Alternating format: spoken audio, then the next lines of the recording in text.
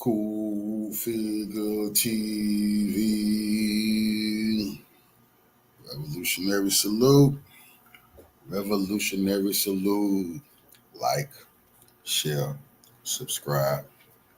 Welcome to the House of Revolution. You know I'm your humble host, the Yao Mean of Revolution. Never write a check your ass can't cash. Before we get into that, be sure to wipe your feet. That means hit the like button. You in the House of Revolution. Like, share, subscribe, support the platform, y'all. Well, happy Father's Day out there to the cult figure community. Revolution is a way of life. That's why we are here now. Salute. Roll up that good dinner, man. I'm twisting it up right now. Just got off work a little while ago. Been lining up the video so we can look at the devastation of the warmongers. Here we go. Israel on the ropes. I think they want to quit, but they just don't know how to say, I'm sorry. So proof is in the pudding. Let's get into that. First, let's get into the aircraft that's been shot down. You only going to see this type of stuff for the people, the little family. You're not going to see the proof nowhere else because they don't want y'all to see this. The proof that one of the most advanced President Masoud Pezeshkian in the world, the F-35 $1 trillion program. Well, with what, 3 of them been hit, and now Iran is showing you, yeah, we hit it. They showing you the pilot parachuting. Come on, they showing you her picture and giving up her name. Now, I knew when they did that, they wasn't playing no games. Pezeshkian said on Saturday that Iran managed to destroy Zionist regime stealth equipment, following reports that 2 F-35 stealth fighter jets had been shot down, along with several drones. So far until June 15th, at least 10 Israeli aircraft have been shot down in various Iranian territories in the past few hours, according to the Fars news agency, citing representatives of the Iranian Air Defense Forces. Iranian websites circulated a video. An Israeli F-35 fighter jet was targeted by air defense. Proof. Now, Israel know it. The U.S. know it. They don't know what Iran is doing. Iran, they show y'all they were hitting the warplane. Now they're showing a parachuting over Tehran, and its pilot managed to eject from his downed plane. Israeli pilot Olivia, who had now all Israel got to do. Israel got the opportunity to embarrass the fuck out of Iran, humiliate them. Show us your fighter pilot, Olivia, and you better believe they got a fighter pilot named Olivia. Iran would not do this and make fools of themselves. Israel, show us Olivia is safe and sound and that she's in Israel continuing her duties and she's not under arrest. Now, Iran do not want to run that footage of her in captivity because they're trying to keep this above reproach. Putin don't do that because there's some etiquette to this stuff. Putin told no, don't parade her on camera. Just let them know her name, show her parachuting. That's good evidence. Experience in destroying Gaza, jumped with a parachute, and she was captured by the Army Rangers Corps. It is official and confirmed now, announced by Iranian Army Press Service. The Iranian Army admits responsibility for destroying 2 enemy F-35 stealth aircraft. No such thing as a visible plane. 2 days earlier, Iranian state television reported that during the U.S. Is this wreckage from an F-35, United States? If it's not, humiliate Iran. Tell the whole world they're running AI footage and they making shit up. Show the world that Iran did not shoot down any F-35s and that they don't have Libya under arrest. During the early hours of Israeli raid on Friday, Iranian air defenses disabled F-35 that entered the country's airspace, and several were eventually downed. The state television showed images of the wreckage of the stealth aircraft in a major event that has caught the world's attention. China probably did it. Oh, we're going to play. The Chinese have entered the fight. I knew they was going to enter the fight. They're getting too much oil from Iran. It's billions of dollars worth of business going on. We got Chinese aircraft entering Iran secretively. They don't got to talk shit like the U.S. They just going there to handle business. And I told y'all what they was going to do. All of Pakistan probably going to go. Russia probably got a couple of fighter jets and fighter pilots.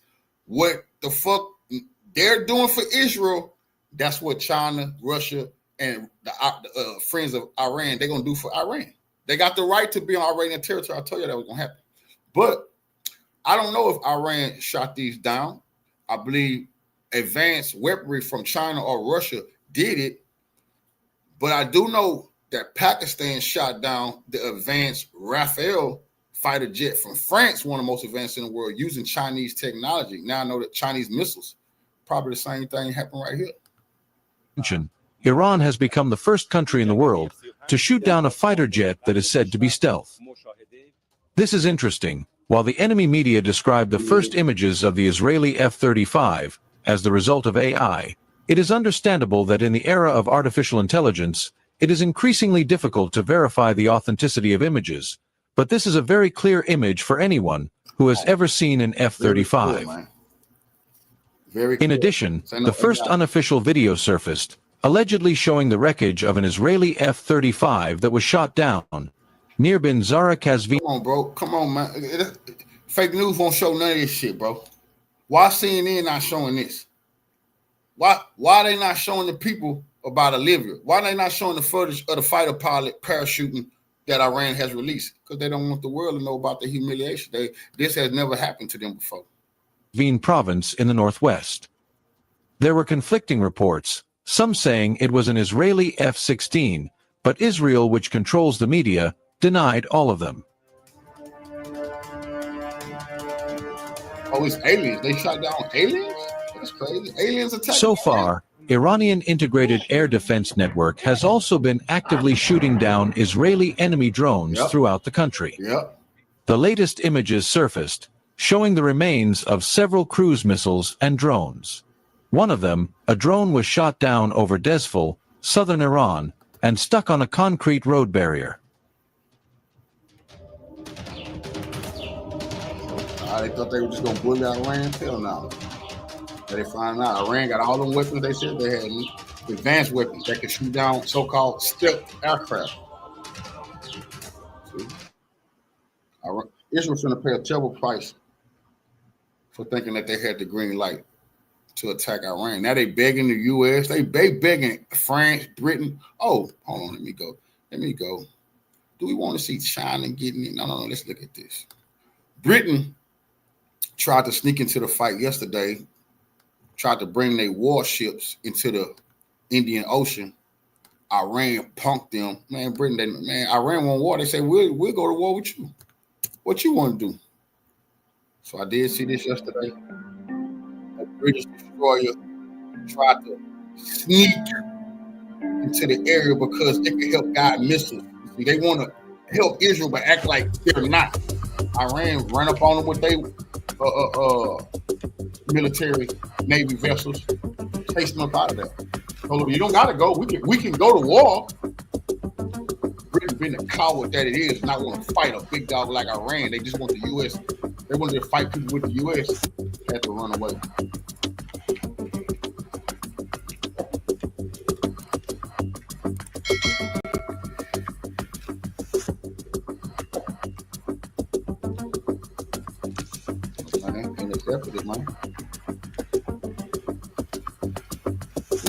Iran claims that the destroyer was guiding Israeli missiles so they could strike Iran. Yeah, because it's an advanced warship and they get near Iran and stay in international waters and they're using their advanced radar systems to help Israel guide their missiles to certain targets. And Iran, like, if you want to fight, just say so. NATO in big trouble because they don't fuck with the wrong one. You want the Iranians to think that it's the end of the world? Cool. If they don't have nothing to lose, that was a mistake. You gonna kill the supreme leader? All right, you paying for it because they still hitting Israel right now in broad daylight. Israel getting hit, not just at night.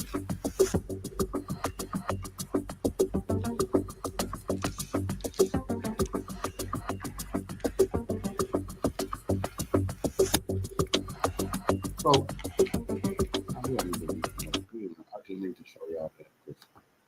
I just need to show y'all that Iran is accepting all challenges.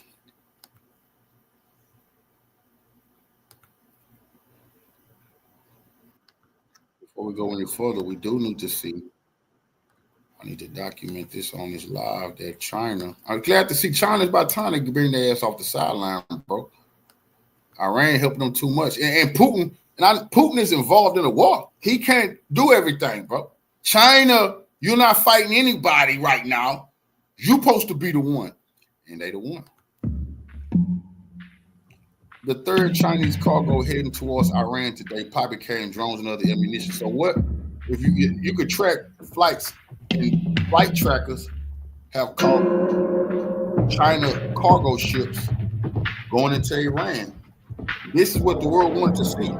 Because the U.S. was just going to try to wait on Iran to run out of missiles, to run out of air defense. Ain't no running out if China finna be resupplying them. No. That means this can go on forever.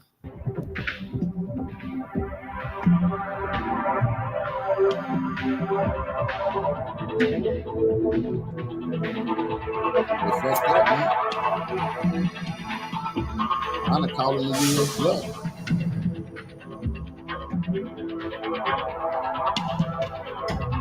That's gonna get real bad for them.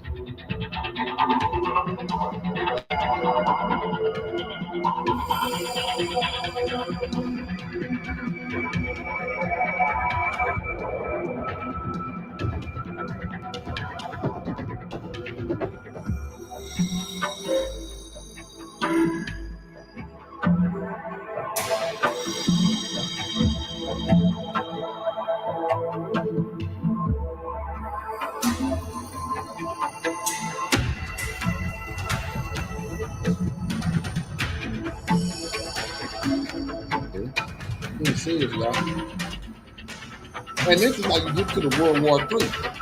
This how you get there. Start off with two nations that's tied to everybody, and then everybody got to pick a side.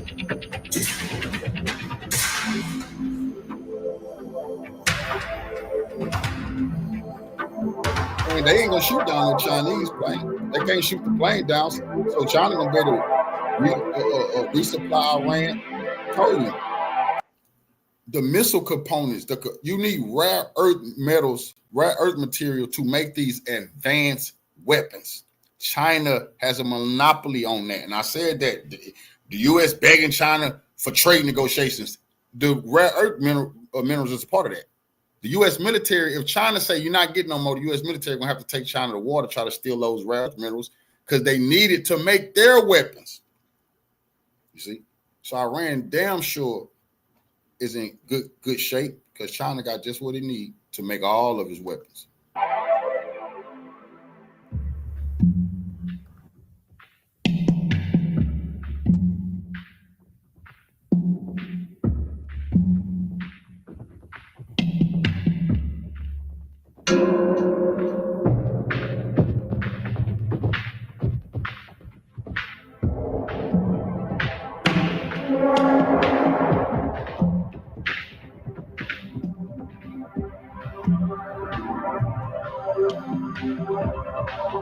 They thought the big dog was going to let Iran fight these terrorists.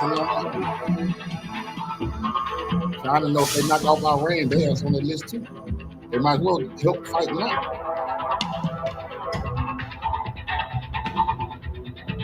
That's why they stood with Russia and all that money to Russia. They knew if the NATO knock out Russia, China definitely was going to be. So they might as well make Iran the battleground to defeat NATO.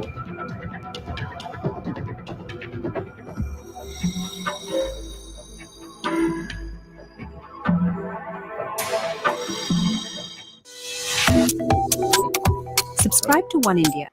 Also, oh man, the home of Benjamin Netanyahu, that was blown up too. Did y'all know that? You see, I knew they was going to target his home when they went on TV talking about revolution is the way of life should do. So they went on TV yesterday talking about Khomeini wasn't off limits. I told y'all, these people just think they're somebody so bad. They so arrogant. That man is the leader of the Shiite sect. He got hundreds of million people see him as their leader. None of these people got no 100 million people see them as shit. Not even the U.S. president. About 100 million people see him as they lead. The supreme leader do. And they was on TV talking about, and that's a report saying Trump told Netanyahu, don't kill Khomeini. Because he knew that just was going to be way too much. U.S. bases was going to go up in flames. But they said it, and then they killed his one of his advisors that's close to him, that he sent on TV a lot. They killed that man. I used to see that man all the time. And what happened today? Well, Benjamin Netanyahu, a little villa he got. And I see Hezbollah try to target this villa too. They definitely have put it on the video. Well, that villa was targeted. And it went up in smoke. That's just a little warning to Benjamin Netanyahu that anything that they do, they're going to do it to them. So if you're saying the Iranian leaders, they're not safe, then no Israeli going to be safe. They're not approved. If you kill our civilians, we're going to kill your civilians. They're the first ones to boldly do that to Israel. They're killing. As we say, hey, you knock over a civilian apartment building, we're going to hit your apartment building. Man. You aiming at some leaders that's in them buildings, we aiming at your leaders in their motherfucking beds while they sleep with their children. That's it.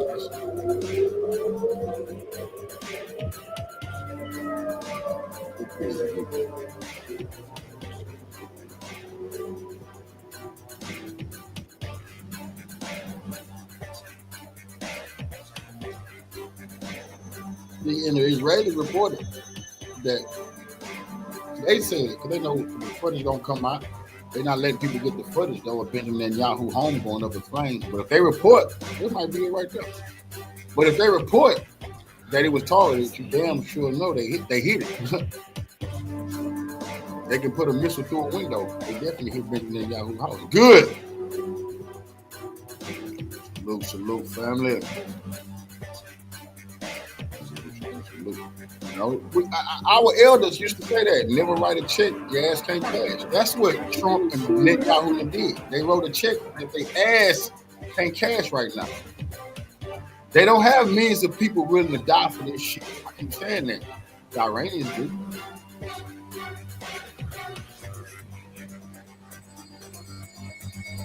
So Benjamin Netanyahu, he got to get a new villa to, sunbathe in and, find some quiet time alone where that house is on fire, brother. You got to find somewhere else to stay. Look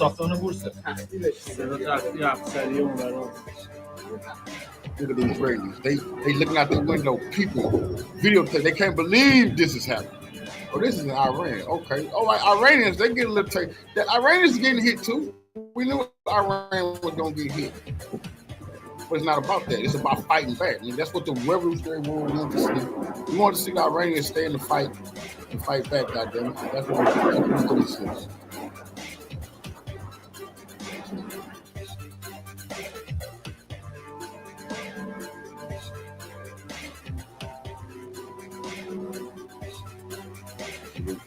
We got so much, y'all. Y'all just roll up that good dinner. Y'all relax.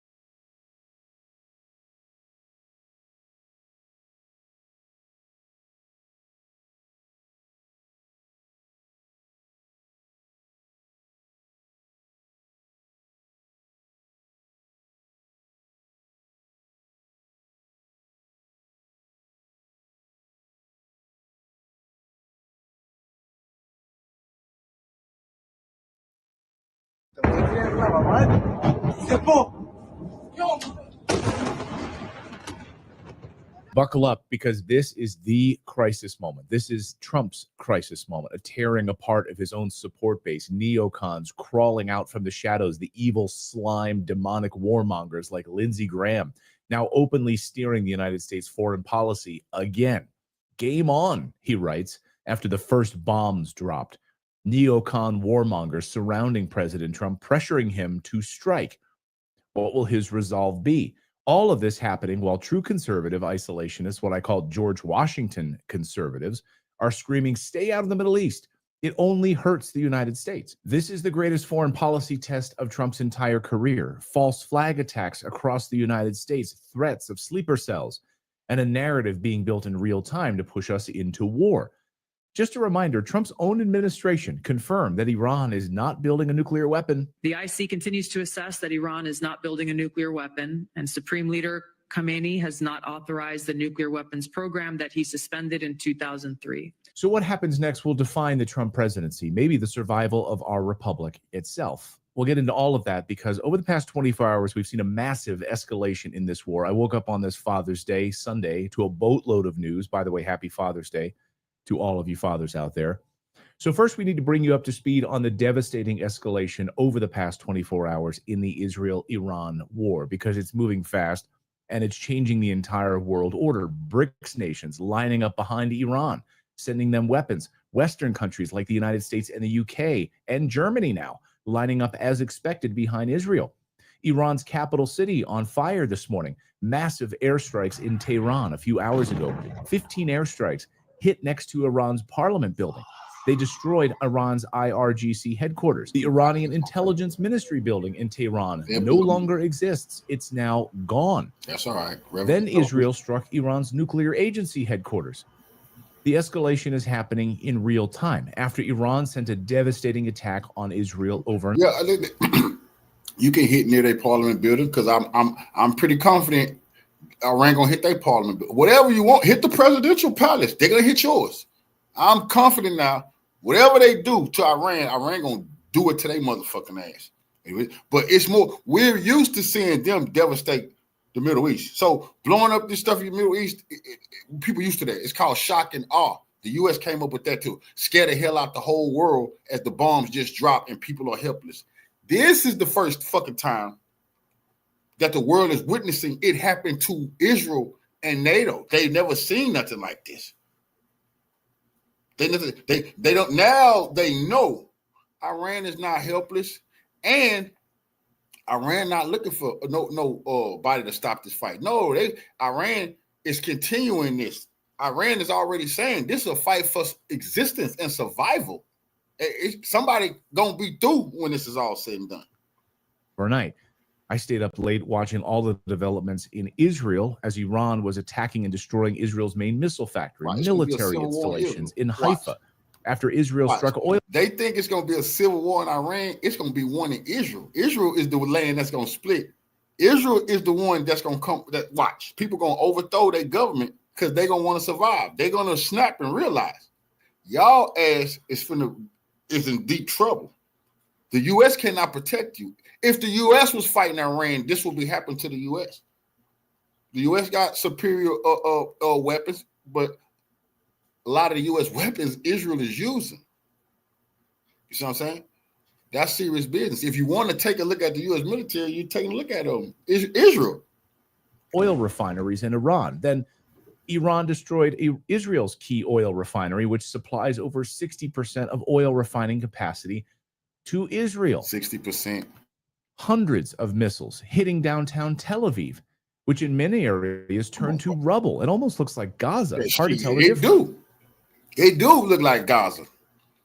If you would think that was Gaza if you didn't see these helmets, you'd be like, oh no, you would think that was Palestine. Those cars destroyed and debris everywhere. Now I am the collateral damage. I look horrified at what happens in Gaza, but now it's like in my back door. Israel says targeting and assassinating Iran's leader Khamenei is now on the table. I'm sure Iran feels that same way about Netanyahu. Meanwhile, Iran says no peace talks. Iran says that's canceled, done. I know that's shocking, right? You mean you don't want to have talks with the people that just killed your top military commanders, assassinated your nuclear scientist? Iran needs to let the world let them know that they're not just gonna hit Benjamin Netanyahu, they're gonna hit all of the decision makers in Israel, because I'm pretty sure it's some people in the West, it's some people in NATO, they would trade Netanyahu for Khamenei. They don't like Netanyahu. He been bullying them, extorting them. I know damn well to them, they're like, cool. To get to kill Khamenei for the Zionists and for the Christian crusaders That's a big thing to kill the head of the Shiite. See, I mean, all hell gonna break loose, but they don't care. These people are psychopaths, and to say they kill one of the top Muslim leaders historically, and that's who Khomeini is, they would love that. But Benjamin Netanyahu is definitely gonna die. But Iran should let them know we're not gonna stop with him if you kill our leader. All of them gotta go. Scientists? Shocking. Why wouldn't you want to sit down and have dinner with those people? Israel, for its part, has now declared full air superiority over Iranian skies, which raised a lot of eyebrows with that statement. Weird, because as UN Weapons Inspector Scott Ritter just posted, if Israel has established air superiority over Iran, how is it that Iran can launch a daylight missile attack on Israel? Come on now. Good question. There's a lot of propaganda happening right now. Come on, daylight. I told you, Iran, for a couple of days, they struck at night. Then they said, no, I won't. They're going to see the missiles during the day. See, Israel is lying to people. I heard ABC repeat that lie. Israel has full dominance over the Iranian skies. Are you kidding me? Iran is shooting them planes down. What the? Stop lying. They are not dominating the Iranian skies. This is a lie.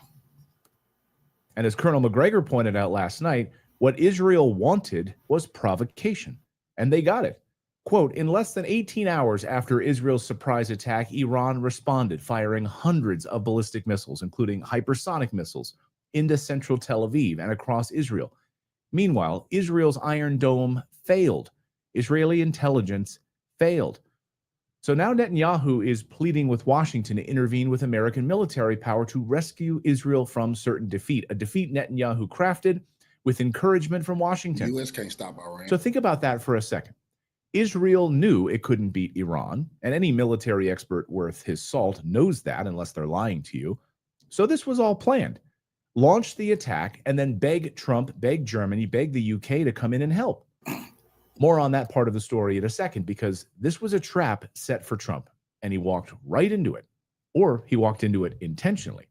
As Daniel Estelin said, this was all done to entrap President Trump, forcing him into this war. Watch. But Israel's strike on Iran, and I'll get to Trump in a second, Trump's helplessness, Trump's confusion, the split in MAGA, where the overwhelming majority is against Israel in general and against Christian Zionism of these neocons. We do, unfortunately, and I really do mean unfortunately, Alex, Trump has fallen into a real trap, and from all sides. He did not get out of the war with Russia and Ukraine. He got involved in the war with Iran on the side of Israel. And guess what? Iran fell for it. Then they were attacked, and Iran didn't take 2 months to respond like the last time. Iran immediately launched a massive retaliatory barrage. Hundreds of... See, the thing now is the whole world sees Iran as being in the right. I've been checking comment sections. The whole world, regular people, tired of Israel shit. And after what they did to Palestine, people telling Iran, don't stop. You don't have to stop. They can't nuke you. They can't nuke you. Just like Russia can't use that nuke on Ukraine. They ain't using it. This is a conventional fight. This is one that Israel started. So Israel got to say, uncle. They got to tap out for the fight to stop. And then it ain't Iran, and Iran don't have to stop. They can do this all day fucking long. The U.S. lied. NATO lied. Israel lied when they say they had knocked out Iran fighting power. The ballistic and cruise missiles targeting key Israeli military sites. This was Friday night. They even hit Israel's version of the Pentagon. Yeah. Trey, I know they don't want you to show it, but how badly was their version of the Pentagon, Israel's version of the Pentagon, hit?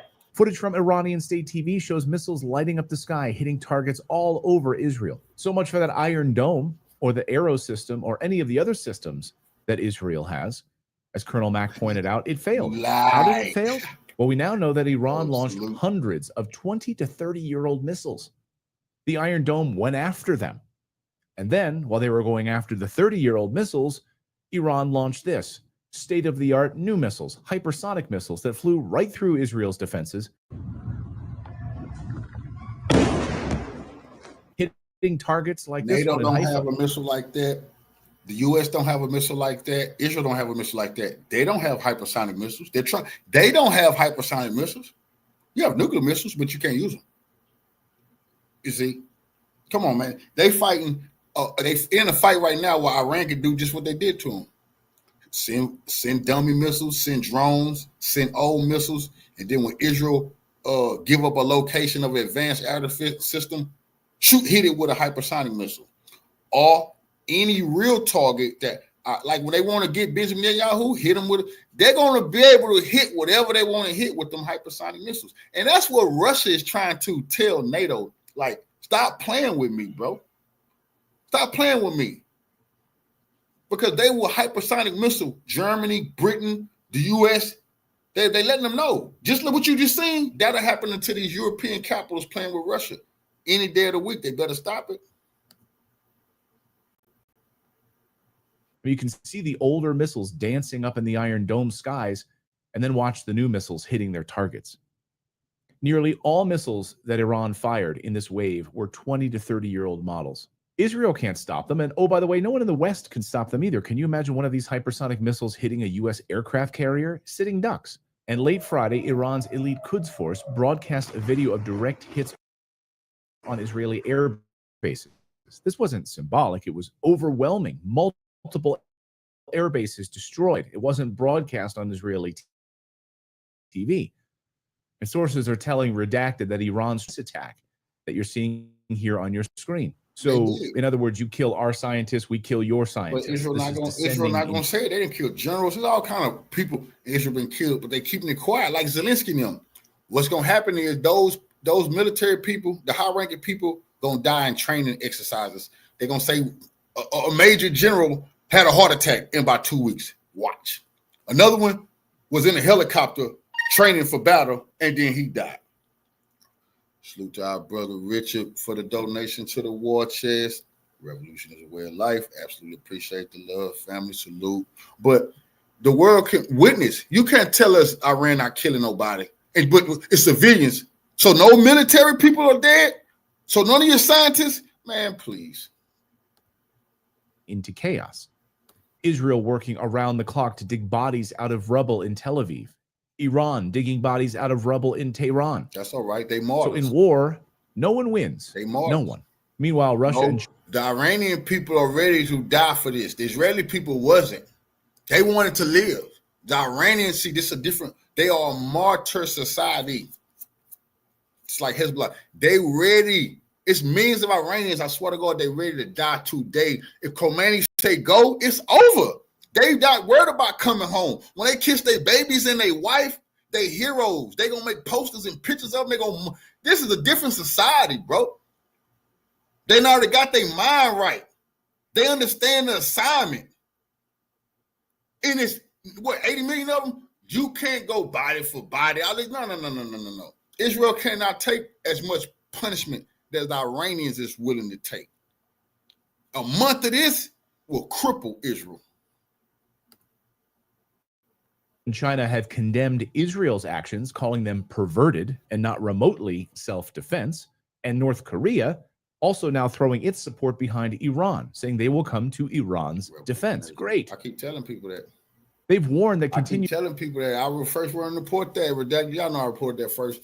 Kim Jong-un came out the next morning and said the U.S. filthy hands is all over this. I'm telling you, Kim want to fight the U.S. so bad because they've been threatening him. And he knows just what they did to Iran is what they plan on doing to him. But he got his nukes, and he promised everybody going to die. But now Kim understand. Kim done got a taste of action fighting with the Russians. He say they have forged their bond in blood. That's what Kim said. He said him and the Russians, they done forged the brotherhood in blood now. Top Iranian general who doing a lot of ass kicking in Ukraine. And this news is everywhere but in the West. He just said when Iran was attacked, Putin need to give them the order. It's time to mobilize. And he's a Muslim. He said it's time to deal with these bastards. He said Putin needs to get a word, man. Continued strikes will be interpreted as illegal aggression. So what will Russia and China do now? Remember, Iran is a big ally. China gets most of its oil from Iran. Will Russia and China just allow their ally, Iran, to collapse into a heap of rubble? Hell no. No. And that brings us to the domestic side of the crisis. Back here in the United States, mainstream media, along with paid shills, have begun ramping up talking points, warning that Iranian sleeper cells are right now inside the United States, waiting to launch a terror attack on all of us. Now if that's I already said this. I'm the first one to say I'm explaining. The Iranian sleeper cells will not be attacking civilians. See, they not into that. They try to make us think that their enemies is gonna kill us. Their enemies, like Putin said, if you make us, we're gonna hit the decision-making centers in America. He won Biden them. Oh no, we're gonna try to spare the U.S. citizens the most we can, because we want them to die. They like Americans. They don't like the leadership. But Iran is the same way. They're not gonna waste soldiers killing people in malls and football games. You know, that's ISIS, Al-Qaeda. That's the CIA and Mossad. They're the ones. If any of that happens, it's them. But what Iran would do is attack these military facilities and hit some oil fields and shit like that. Refineries. And it's we got brothers and sisters and shit working in refineries, but that is a military target. That's what people understand. A refinery, geopolitically, is a military target. So they're not going to fool us. If anybody get killed at basketball games and out at shopping, that's the U.S. and the CIA and Mossad want us to think it's motherfucking Iran. So millions of us will be willing to go die for their war. If that sounds familiar, it should. Former CIA officer Larry Johnson says, quote, it's the same script they've used for Iraq, the exact same one. Plant fear, talk about weapons or sleeper cells, push the president into war. Does anyone remember the anthrax scare? The yellow cake uranium lie? The chemical weapons hoax in Syria? Weapons of mass destruction in Iraq? The babies in incubators in Iraq? While I was there, I saw the Iraqi soldiers come into the hospital with guns. They took the babies out of the incubators, took the incubators, and left the children to die on the cold floor. Yeah, all of these were lies. All of these used as justification for war. One small problem. There never were any incubator baby deaths, not one. The Canadian Broadcasting Corporation's investigative flagship program, The Fifth Estate, reveals the girl to be the Kuwaiti ambassador's daughter, given her lines and coached in acting by the giant American PR firm Hill and Knowlton. Now they're talking about Iranian Hezbollah operatives in Michigan, New York, sleeper cells. It's the neocon playbook, and it's being run again, just with new villains. Turns out this weekend, America's biggest threat is leftist Democrats who carried out assassinations against lawmakers in Minnesota. We don't have any direct links. However, there were some flyers that said no kings. That's the CIA. That's deep cover. The clown who got arrested. That's them. See, this is them right there. That's just a little taste. They let them. They warned them. And I didn't even touch on this. I'm gonna have to do I'll do a video in the morning about this. What happened? Well, that's Mossad and the CIA letting lawmakers know. We just killed some lower state lawmakers, and they did it in a Democratic place. Tim Walsh, you helped set it up, man. Kamala and them. The Democrats is running this play. Well, some regular lawmakers got killed, right? Regular lawmakers. But that's the warning that we would do it to senators and congressmen, big people, big names, you know. You go along with this war. You fund Israel. You say death to Iran, or your ass can get targeted by some lunatic. Come on, bro. This is a direct threat to the U.S. to follow Israel or else. Within the suspect vehicle. And as we know, the planned events throughout the state of Minnesota today is a No Kings event. Opening fire on LAPD, shooting people in the middle of Salt Lake City. Oh my God, that's a gun. That's a gun. Wasn't Iranian sleep? That's them. I didn't cover it. That is them. This is a warning to America to back. And you wonder why all them Congress people and the senators, they be Israel. They love Israel. You're like, it's no fucking way. Some of them is in them Epstein files. Some of them have been threatened, with death. You better go along. This is serious shit, man. They got these people, these leaders scared to death because Israel don't play no games. After they whacked John F. Kennedy, man, these people scared to death of the Mossad. sleeper cells, it was leftist nut jobs and Antifa. Meanwhile, inside Trump's own movement right now, there is a war underway. On the one side, the neocon deep state faction, Lindsey Graham, Mike Pompeo, and now even General Mike Flynn calling for all-out war with Iran. Flynn said yesterday, quote, "Trust me, Iran is in big trouble." Neocon Nikki Haley telling Trump to finish them off. Then on the other side, old school conservatives, constitutionalists, anti-war libertarians, Ron Paul types, people who remember George Washington's farewell address when Washington said, quote, "It's our true policy to steer clear of permanent alliances with any portion of the foreign world against the insidious wiles of foreign influence," end quote. In short, stay out of. You should. I brought this up. I brought that up the other day. You should never listen to these people when they talking about the Constitution. When they say somebody's against the Constitution, never listen to them, because they having a standing army. The U.S. military went against George Washington. Ain't supposed to be no military bases nowhere else. No foreign adventurism. They warned them not to follow the Europeans. They knew that their own people was dirty motherfuckers, and you could never, ever, ever listen to the old families in Europe, because they are focused on fighting Russia and seizing land. They have not stopped their script. But they didn't give a damn about what George Washington said. They built armies to go all over the goddamn world. Come on, bro. So when you say about the Constitution, what about that part when the founding fathers was telling us not to do what they doing right now? Talking about freedom and democracy. They never told you to go liberate the motherfucking world. Out of their wars. Stay out of their traps. But that warning is being ignored. And at the center of it all is Trump. And Trump is trapped right now. Maybe, just maybe, he wants to be trapped. All part of the plan, perhaps. We now know that during the supposed nuclear peace talks with Iran, Trump was secretly coordinating with Israel behind the scenes to prepare for this strike. According to diplomatic insiders, Iran was blindsided. Trump was even sending Hellfire missiles to Israel 2 days before the attack. What the shit? Iran says that Trump betrayed them, and they called off the nuclear talks. And then Trump posted this on Truth Social yesterday, saying he, along with every member of his administration, wants peace with Iran. Really? Okay. I really want to be friends with you, but first let me kill your kids. How's that going to go? Not good. Tucker Carlson wrote on Twitter, if Trump was helping Israel plan this strike while pretending to hold peace talks with Iran, then this is one of the most dishonest acts of his presidency. Remember, Tucker Carlson campaigned for Trump. So it don't matter. We did too. We thought he was going to take care of the business. He didn't. So we've been putting belt to his ass. He's wrong. And you got to straighten yourself out too, Redacted. Tucker doing the right thing by calling him out.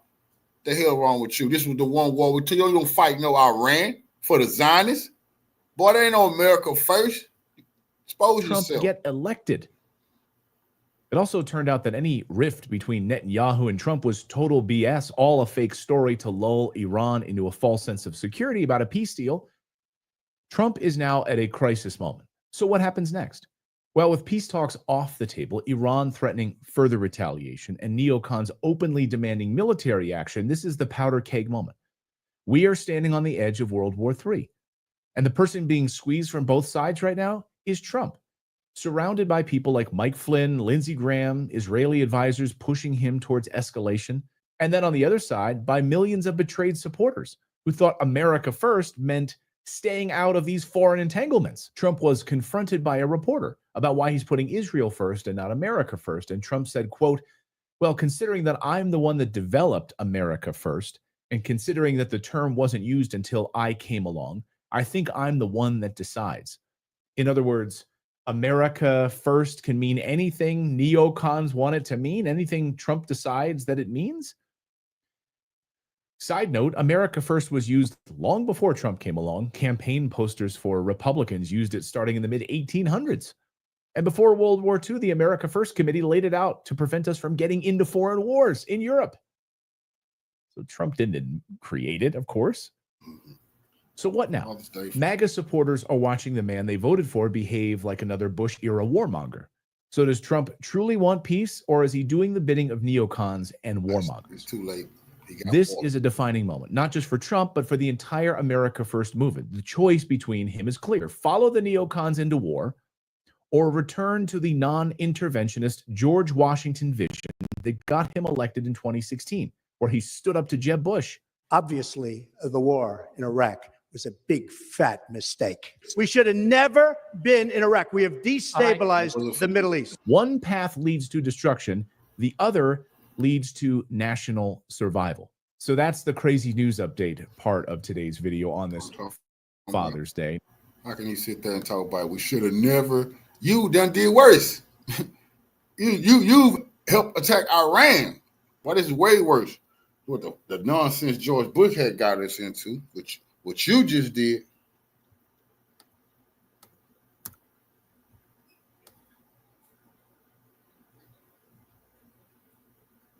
And you couldn't beat the Taliban. Now you want to fight Iran. Okay, make that make sense.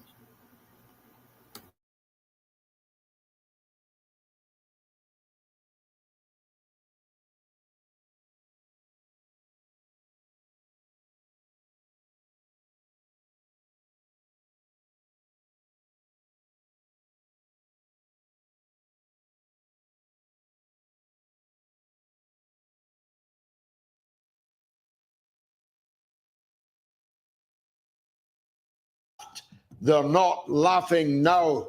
The empire. George Galloway and the mother of all talk shows. Welcome to the Open University of the Airwaves with George Galloway. It was a day of infamy, a sneak attack in the middle of the night, murdering officials and their wives and children, and of course, all of their neighbors. They thought it was a spiffing success. They laughed. Oh, how they laughed. They're not laughing now. The empire has struck back night after night and again this evening with even more dramatic retaliations coming in from Iran. Donald Trump has done an Anna Baerbock, having started out saying this was nothing to do with him. Then when he thought it was a great success, claiming the credit for it, now he has nothing whatsoever to do with it, Gov, and is ready to facilitate peace talks and trade between the Islamic Republic of Iran and the Zionist settler apartheid genocidal state of Israel. You couldn't make it up. We don't have to. This is the Global University of the Airwaves. We'll set you straight over the next 2 hours. It's the mother of all talk shows. Stay tuned. Curious about our curriculum? Have something to say? Then call us now to join the debate on the mother of all talk shows. The only education you can get for free.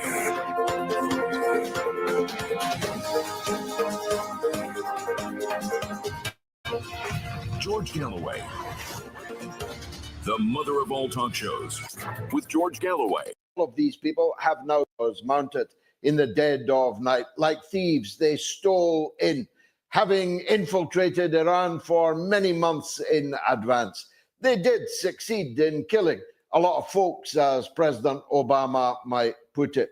But the graveyards are full of irreplaceable people, as Colonel Douglas McGregor has just opined. All of these people have now been replaced, and there doesn't seem, on the face of it, to have been any loss of effectiveness in Iran's ability to retaliate. We have warned on the mother of all talk shows, with Scott Ritter, with Professor Morandi. What you're witnessing is clearly you can kill a revolutionary, but you can't kill a revolution. You can kill revolutionaries in Iran, but you're not going to kill their revolutionary spirit and they will to survive and to fight. They thought they could. Now they paying. Now Israel and NATO, they paying for it. With guest after guest after guest, that Iran has the means to defend itself. It is not the Gaza Strip, and even there, with their bare hands if necessary, the fighters are defending themselves from Israeli invasion. This is not the Taliban. This is not Afghanistan. This is a country of almost 100 million people with a military-industrial complex so highly developed that customers are queuing at the door to buy their wares. And in particular, we have warned over and over again that the so-called Iron Dome was made of paper. We have warned over and over again that the THAAD was bad. We have warned every time that the Patriot will betray you. It is no pleasure to see civilian targets being bombed in Tel Aviv, at least not for me. Though I've got to tell you, having just returned from the area, that the Islamic Republic of Iran often demonized, destabilized, subverted, multiply sanctioned, derided, insulted, has become the hero of the global South, has become the hero of the global East, has become the hero of the Arab and Muslim world, has become the hero of a very substantial minority of the people of the Western imperial countries themselves. A huge, unchallengeable global majority wants Iran to prevail in this conflict. But for me, having been under bombs in Ethiopia, in Beirut, in the south of Lebanon, I take no pleasure whatsoever in the aerial pulverizing of built-up areas. Although it turns out that Israel has placed its command and control centers underneath hospitals. I'm not making that one up. That happens to be the truth. Israel has placed its military assets amidst densely populated civilian populations. I'm not making that one up either. Every accusation is a confession, as people now very frequently point out. But the truth is, Israel had this coming.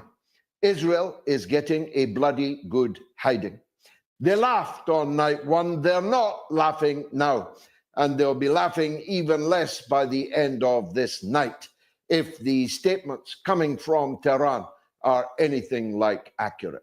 The way I look at it is that Israel is practically, to all intents and purposes, certainly against hypersonic ballistic missiles, completely defenseless. The expensive American defensive shields are not worth the paper that they are made of. And so if Iran has the supply, the demand is certainly there from the global majority. Keep on firing these missiles until you have taught this bloodthirsty regime in Tel Aviv a lesson they will never forget. Indeed, I just heard Scott Ritter say on another program that this actually could be the end of Israel. I very much doubt that that is true. But it will be a different Israel that will emerge from this conflict. And the longer that the conflict goes on, the more the change will be. Donald Trump, as I said, has done an Anna Baerbock. He started out with what he thought was plausible deniability, denying that America was involved in this attack upon Iran. Although that is plainly ridiculous, and not just for the obvious reason that every aircraft, every missile, every bomb, every bullet, every shekel is given to Israel by the taxpayer of the United States, but not just for that reason. It's clearly obvious that American military assets were assisting the Israeli attack. The US Air Force sweeps in Iraq were for a reason. They were, on the first night, an attempt to ensure that the Iranian retaliation would not get off the ground, at least not in that direction. The American puppets in the region, like the dwarf king of Jordan, are, of course, entirely controlled by the United States of America. The truth is that the United States is involved, but there is an open question, still open, as to what extent they want to get further involved. And that, I think, is something that Netanyahu cannot rely upon. It's said, maybe false, there's a lot of false information in the ether, that the United States has warned Netanyahu not to try to assassinate the supreme leader of Iran, Ayatollah Khamenei. This has been denied from Tel Aviv, but it has not been denied from Washington. The United States' latest pronunciamento on Truth Social, because that's how diplomacy is done these days, calls for the United States to be allowed to mediate a peace. Donald Trump spent an hour on the phone with President Putin just earlier today. And in that, he said on Truth Social that both presidents demand that this war should end. Well, if that is the American position, they are in a unique place to bring it to an end.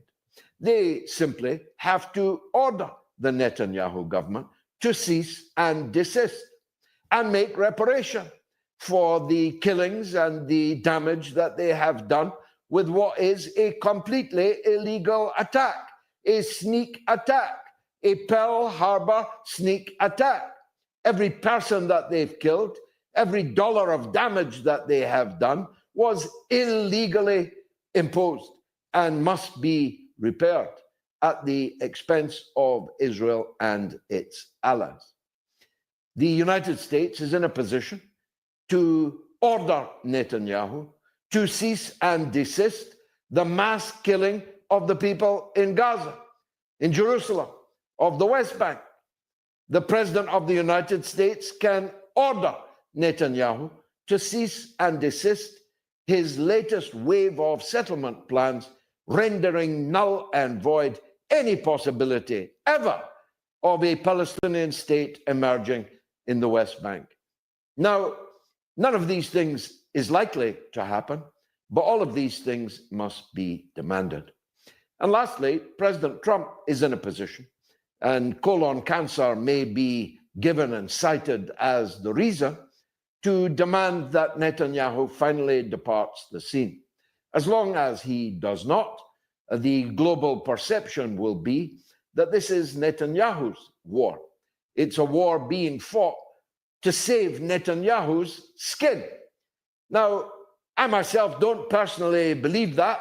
Neither do I believe that the removal of Netanyahu and his replacement by one or other of the ghouls at the top of the Zionist tree from all of the Zionist parties, but the world believes that this is Netanyahu's crime. And Donald Trump, if he wants to center the United States in any peacemaking position, then he's going to have to demand that and all of these things. But these things are unlikely to happen, and the war will continue. It's my belief that Israel has bitten off more than it's able to chew. And I'm not just saying this now, I've been saying it throughout this crisis. And my guests on the show have been saying this throughout this crisis. Anyone who saw the hypersonic missile at lightning speed striking the oil refinery, vital oil refinery in Haifa last night, already knows that these missiles cannot be stopped. And Israel's defense systems will not be able to repel them. The only question will be, how many missiles does Iran have? Now, I'm not privy to that information. I was invited whilst in Tehran to visit some military places, but I declined, not my cup of tea. But I'm certainly willing to guess that Iran has thousands and maybe tens of thousands of these missiles.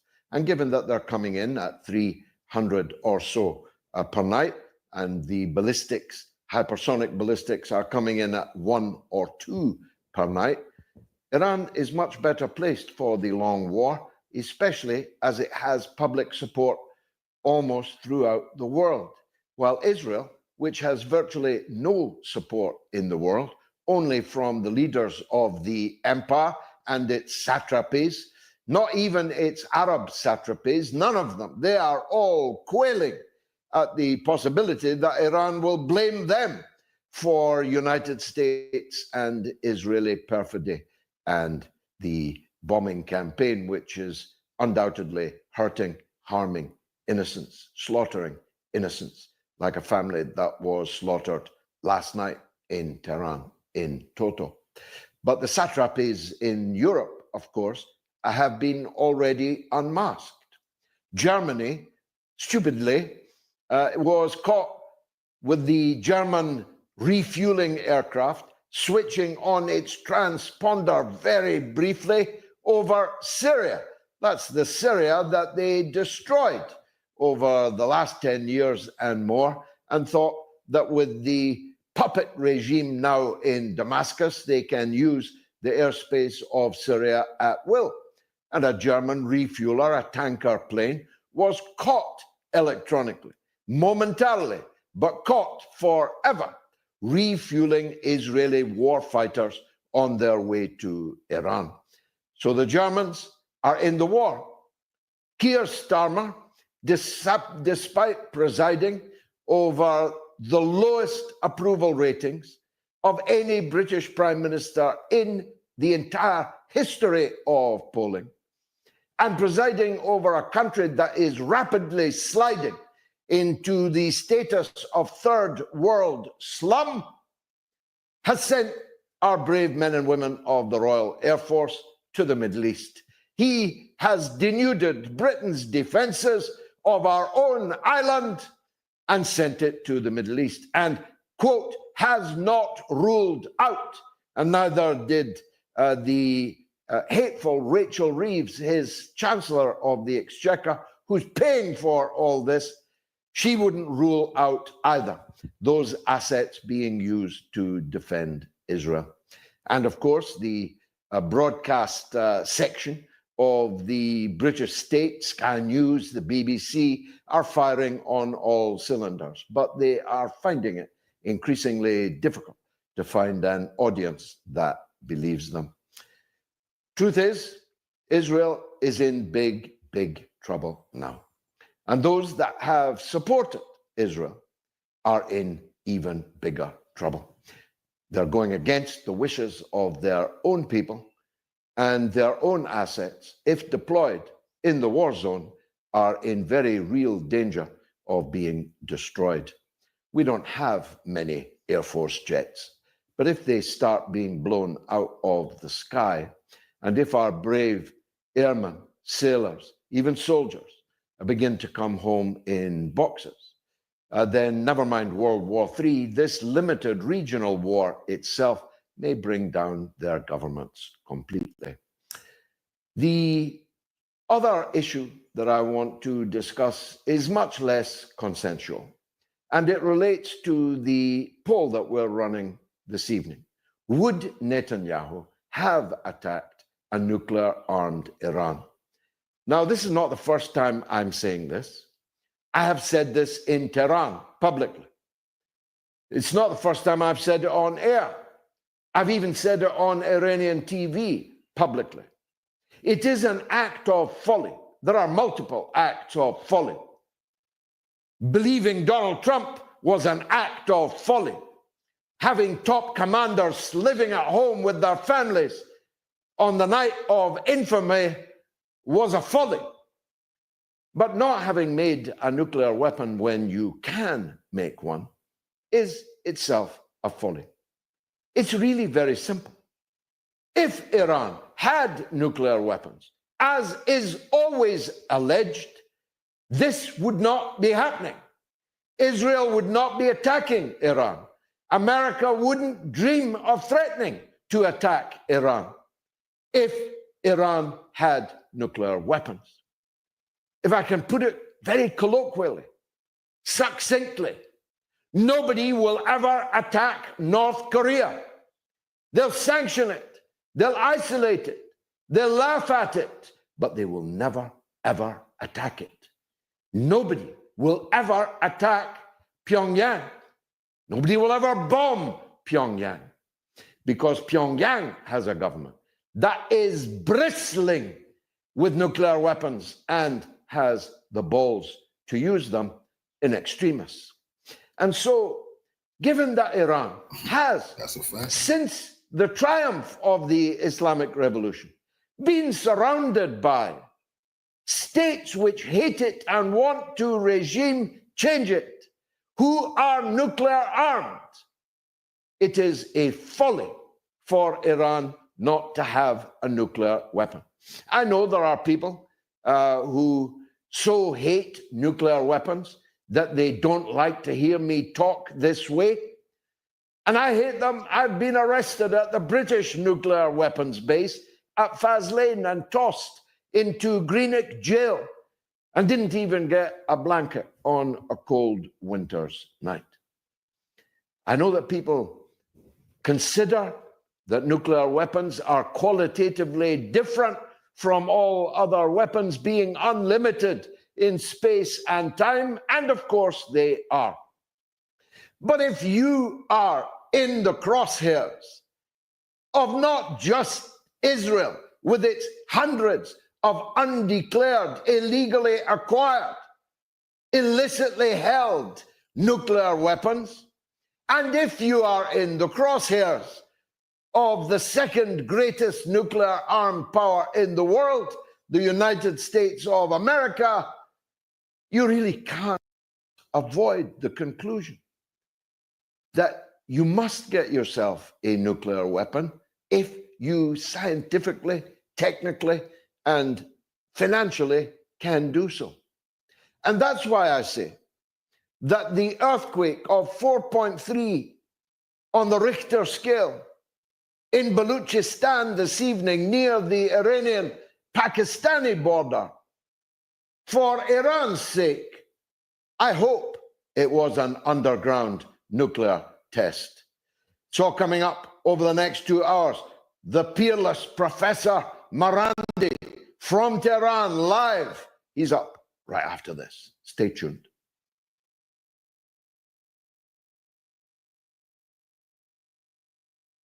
+1 844 944 3344. It's free of charge in Britain and Ireland. 0808 196 5522. And the worldwide number is 0044 203 966 2625. Well, our first guest this evening, it really needs no introduction from me now, though once upon a time he did, and he's never forgotten that fact. We helped to make Professor Said Mohammed Marandi, the professor of English literature and Orientalism from the University of Tehran, a thing in the Western media. Now they can't get enough of them until he leaves them bleeding metaphorically on the floor of their Western mouthpiece television channels. He is the heavyweight champion of the world, Professor Said Marandi. Welcome back, always, to the mother of all talk shows, fresh from your triumphs against Sky and the BBC, which I think cancelled your broadcast, having seen you in the ring against Sky.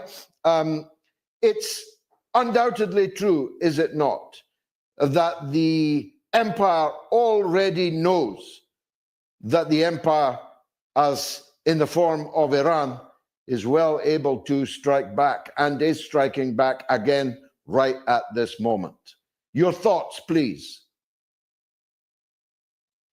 Well, first I have to point out that you are the person who I have looked to throughout all these years, and I still think that you are far better than I and far more eloquent than I will ever be in your defense of the oppressed and the deprived. But I thank you very much for your kind words. Yes, indeed, I think that the tide has turned. The Israeli regime and the American regime, they thought that through deception, they could undermine Iran through terrorism. American AI companies right now are helping the Israeli regime target people in Tehran. To be very blunt, I've been asked to get rid of my cell phone, but I can't because that's how I work with the media. And so I'm facing a dilemma because I can no longer stay with my family or stay at my apartment building because I don't want to risk people in that building, because the Israeli regime, when they target someone, they target the entire building, bring it down. Just a couple of nights ago, they killed 65 people in a single building, something that the West doesn't care about, Western media, Western regimes. And today, 10 children were murdered in another building, and the list goes on. So this is how the United States and the collective West work together to help this genocidal regime carry out death and destruction, whether in Gaza, whether in Beirut, or whether in Tehran. We saw the so-called Minister of Defense or the Minister of Genocide say yesterday that he's going to burn Tehran. Well, he failed. But we also saw him before want to burn Gaza and burn Beirut. What is wrong with these monsters that they want to burn everyone? But in any case, the tide has turned. And while these are bitter days, the Iranians, no doubt, are going to overcome. And the Islamic Republic of Iran will continue to support the Palestinian cause and to continue sacrificing for the Palestinian children who are being starved as we speak. And we should never forget them. Even as the missiles are striking Israel, or as the Israeli regime is assassinating people in Iran, we should not forget that children are starving in Gaza. Families are being massacred on a daily basis in Gaza. But Iran will continue to struggle. It will overcome. There is no option but to defeat the Israeli regime, to make the regime regret that it attacked Iran. And we are seeing, despite the entire West supporting the Israeli regime, trying to block Iranian missiles, despite the fact that bases in Qatar and the Emirates and Bahrain and in Turkey and in Iraq are being used to help the regime, both offensively and defensively. And while the airspace of Iraq and Syria and Jordan are being used by these regimes to help this genocidal monster Netanyahu and his allies, we see that Iran is hammering the regime, Iran is punishing the regime, and this will continue and it will intensify until the regime is forced to kneel. That's right. The terrorist threat that you alluded to there is such primitive levels that there are now exploding car bombs on the streets of Tehran, the method of operation of gangsters. They have agents. I see that a lot of Indian agents have been rounded up, accused of acting for Israel. They have a fifth column in Albania, which they paid for all these decades, which they say has now been sent back into Iran, though many of them have never been in Iran for 40 years. Don't know if they'll know their way around anymore, but they are seeking to destroy the Islamic Republic. The king in exile is on the sofas of American television. This is existential for you now, isn't it? Yes, without a doubt. And they are using ISIS and Al-Qaeda elements in Iran to carry out these assassinations, to help them murder people. So ISIS and Al-Qaeda has been a tool not just in Syria or Iraq or in Libya or in Afghanistan, but also very much so in Iran. And as I said, American AI companies, ISIS and Al-Qaeda, all of these are being used together, and high-tech US companies, to help the Israeli regime carry out murder and slaughter. But again, as I said, I have no option. Either I have to discontinue doing interviews and I have to get rid of my cell phone as they've advised. That's not possible for me because I'd be silenced. Or I have to keep my cell phone and leave the family so that at least they are safe and my neighbors are safe and my neighborhood is safe. So this is the dilemma that many people in Iran, I assume, are facing. And this is all being carried out with the help of American citizens, American armed forces, European armed forces, European companies, all of them are working together against Iran. And you see that regional companies are either with them, no one is with the resistance. You know, let's be very clear, except for Iran and Yemen, no government in this region is pro-resistance. All the others, it's just show. They're doing trade and business. There are groups that are opposed to the regime. There are people that are opposed to Zionism and ethno-supremacism. But the regimes, they're all in bed with the Israelis, and they are either actively helping them or they are allowing the Americans to use their territory to help the Israeli regime. And they did that with Yemen as well, when the Americans carried out that short-lived war against the people of the brave and courageous people of Yemen. There may be no governments in the region, but there are other governments. The Russian government has a close relationship with Iran. China also. The BRICS countries, with one or two exceptions. To what extent is the regime change operation being mounted against Iran a part of the war against the BRICS? I think it is a part of that. But I also think that the Israeli regime is something very special to these supremacists. The United States, the elites, and the European elites are captured by Zionists and neocons.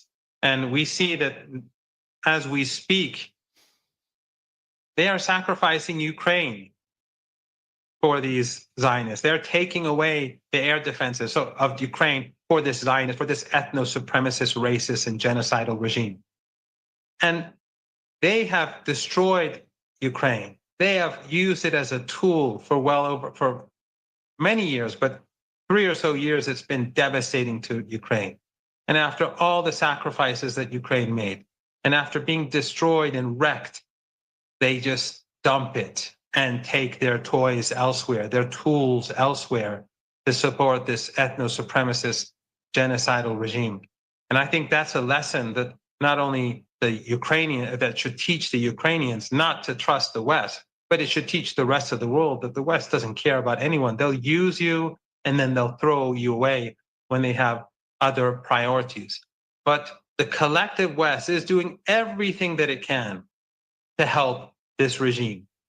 When the regime bombed the Iranian embassy in Damascus, France, Germany, Britain supported the bombing of the embassy. And now that they're bombing Iran, again, these European companies are supporting aggression. They're supporting attacks on nuclear installations, where if there is leakage, many people could die, but they support it nevertheless. Why? Because they don't care about us. We are all Amalek, George. We are all subhuman to these people. In fact, the reason why the Minister of Defense of the Israeli regime can say, I'm going to burn Tehran, I'm going to burn Beirut, or the Dahia Doctrine, or they speak about mowing the lawn in Gaza or burning Gaza. The reason why they can say this, and no one says anything about it in the West, is because it is acceptable for them. It is okay for them to do that because we are inferior beings. That's just the state. That is the reality. So the liberals in the United States and in Europe, they speak about 1,001 genders. But when it comes to genocide and ethnic cleansing and the Holocaust in Gaza, they're fine with it. Men can go, they will defend the right of men to play in women's sports, but they will not defend the children of Tehran who were slaughtered over the past few days. They will not defend the children in Lebanon who were slaughtered simply because Hezbollah was trying to draw forces away from Gaza to protect Gazan children. They will not do anything to support the children of Gaza because we are all Amalek, because we are inferior. When there's a chosen people, that means the rest of us are not worth much. The president of Israel, Herzog, who posed at the beginning of the genocidal attack on Gaza, signing bombs with a grin for the camera, is considerably more sad today as he talks about bombing residential areas. How piquant is it to discover that Israel's command and control center is literally underneath a hospital? How piquant is it that the Iron Dome missiles are actually being fired by Israel from narrow residential streets, using their own people as human shields? Irony of ironies, surely. Yes, but that is, for us, it is outrageous that the Western media will say nothing about it. They'll keep quiet. But when Netanyahu, for nearly 40 years, has been saying that Iran is on the verge of developing a nuclear weapon, Iran is weeks away, months away, a year or two away from developing a nuclear weapon, the Western media will not tell people that he's been lying for 4 decades. Every time he makes a new claim, he'll say, the Israeli regime sees it as I say regime, that the Israel sees it as Iran as an existential threat. They won't tell people that this is just the lie that they've been using all along, Western governments, the Israeli regime, Western think tanks. And they won't tell people that the facilities that they bombed that are linked to the nuclear program, all of these buildings that they bombed or are attempting to bomb, or these underground facilities which they can't have access to, all of them are regularly visited.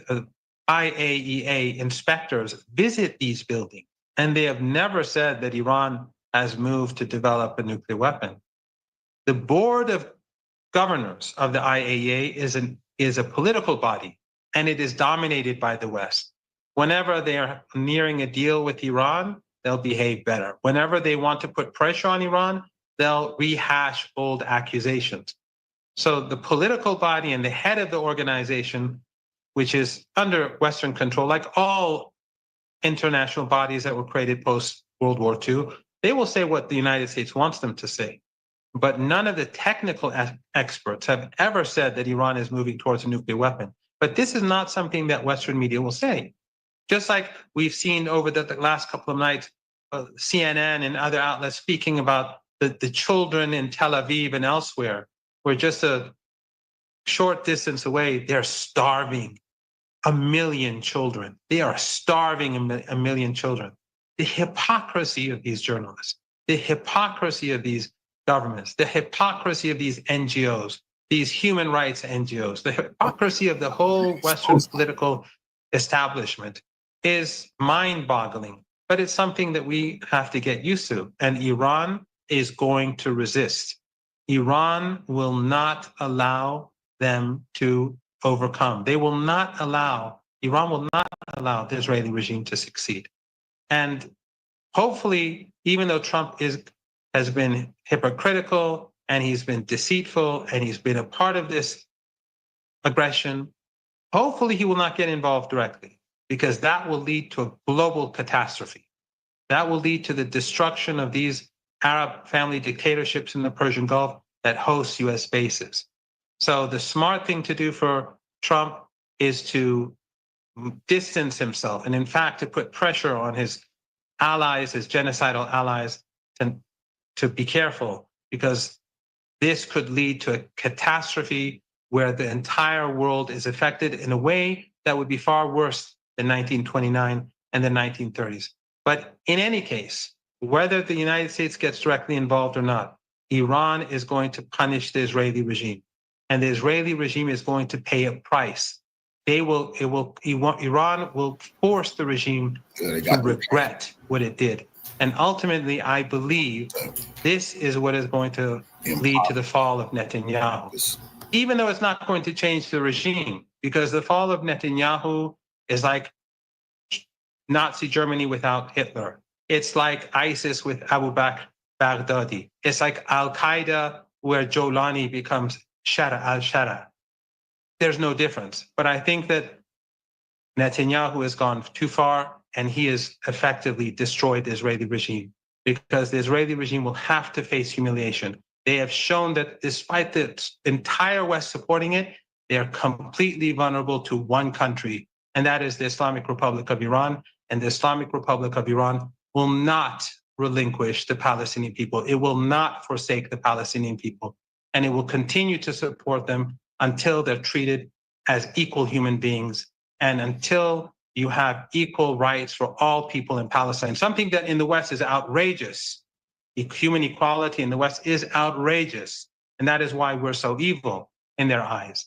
But that is a day that is approaching, God willing. Let's suppose that this punishment that Iran is delivering every evening continues for 5 nights, maybe for 10 nights, maybe for more. If Trump picks up the phone and says, look, I think this has gone far enough. Let's return to the status quo ante. Meet me in Oman a week next Tuesday. What would the Iranian response be, do you think? I don't think it's going to be like before. The situation has changed, and the Iranians will have new demands. The equation has changed, George. You know this because you've lived through it. You know it better than I. The Israeli regime has never been humiliated like this before. Every night they're vulnerable, despite the fact that the entire NATO apparatus is there.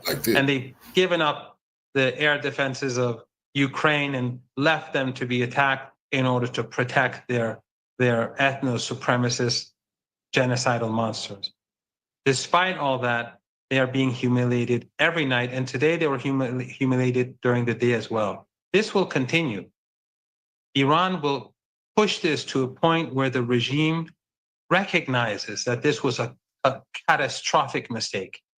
And I think that is already happening. We are already seeing messages coming to Tehran from the French president, the Emir of Qatar, who is in their camp, whose air base is being used by the Americans to help the Israeli regime.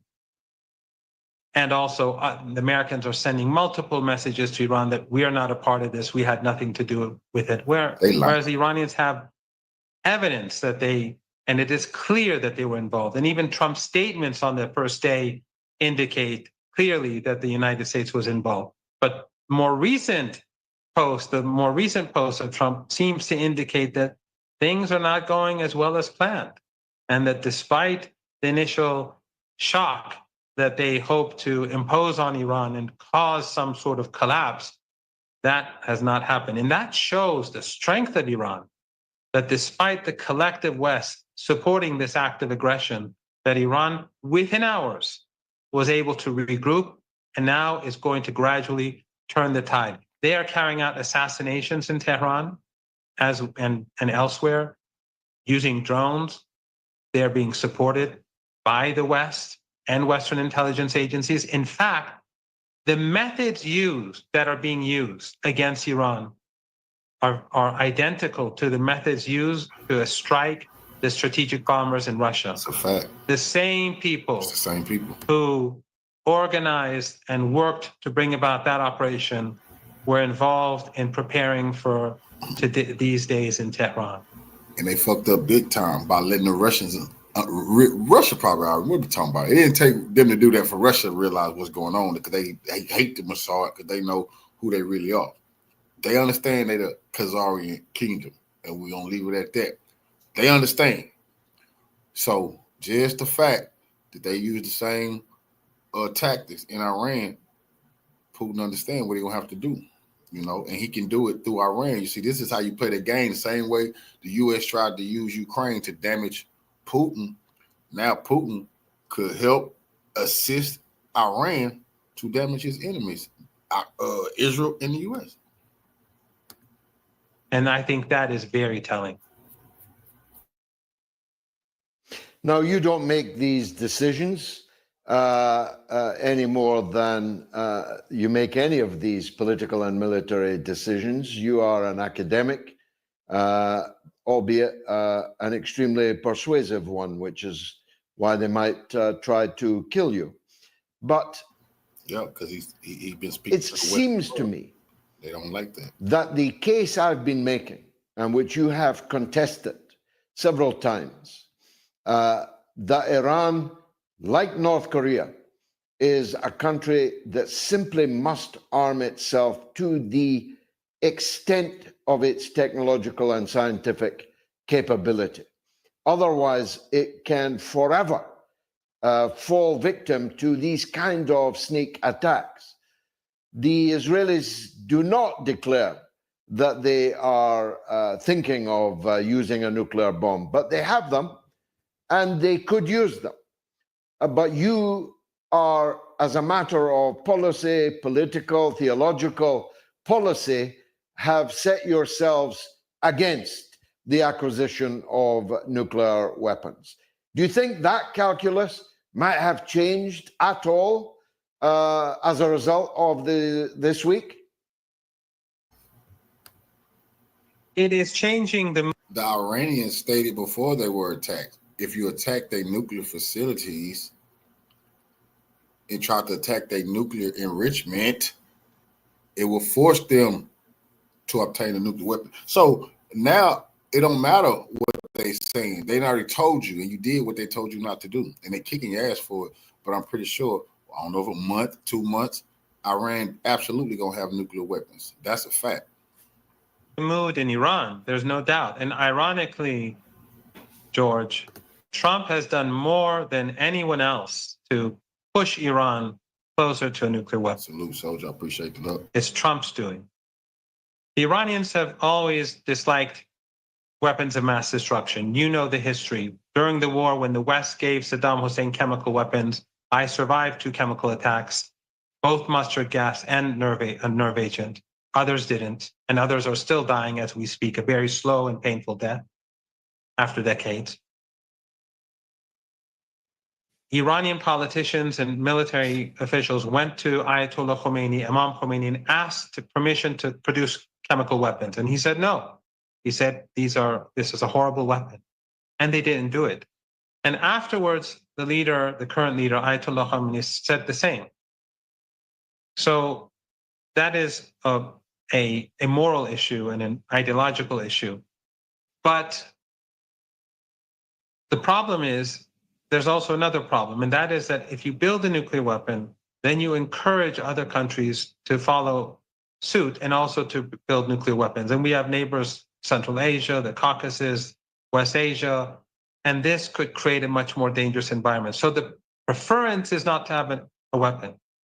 However, when the United States is threatening Iran with destruction, when the Israeli regime is threatening Iran with destruction, when you see a racist, apartheid, genocidal regime that has the full support of the West, that has no red lines, it has no red lines because we're Amalek. We are worthless to them. We are worthless people, and the West is fine with that. That is why they allow them to starve Gaza. They help them starve Gaza. They're doing it together. They're helping to destroy and bomb Gaza.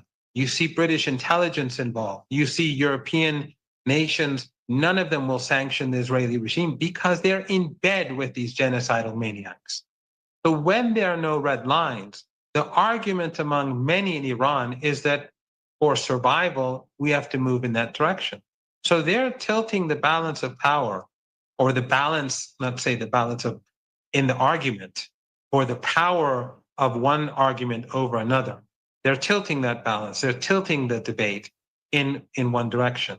So Trump himself, through duplicity, through dishonesty, through brutality, through supporting death and destruction, through murdering Iranian children, and through threatening Iran, and by this, and through the airstrikes by the Israeli regime against Iranian citizens, Iranian civilians, and the Iranian nuclear program, they're pushing Iran in that direction.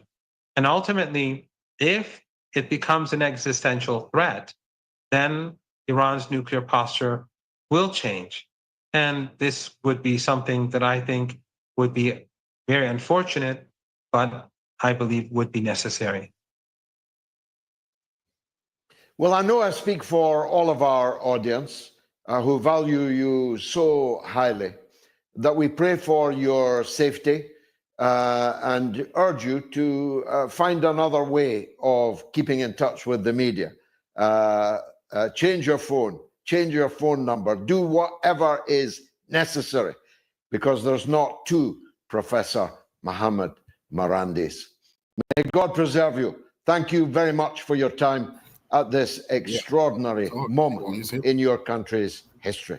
Professor Marandi, God bless you. Professor Said Mohammed Marandi.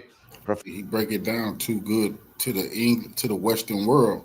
Israel can't have that. You know, he's too rational, you know, and people look to hear what his opinion on what's going on with Israel. That's why they're going to try to get rid of that brother.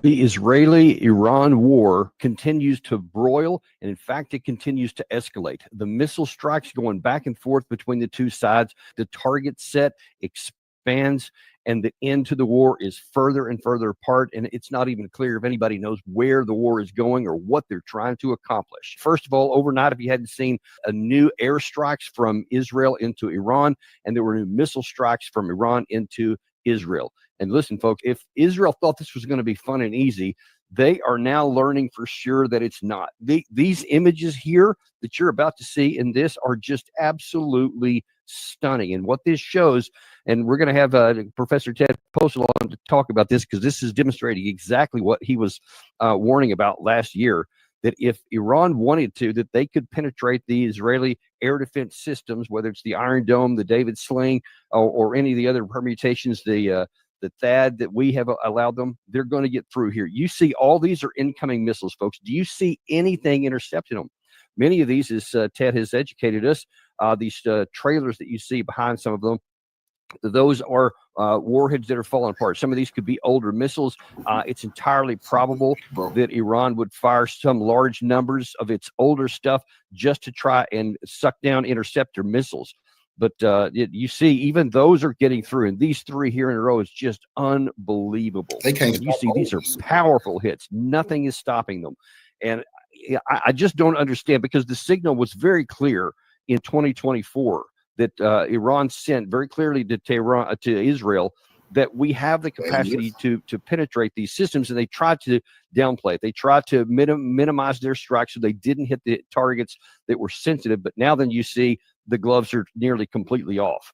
And as we'll see here in a minute, some of these shots that have been coming into Iran. Oh, sorry, hit the wrong button there.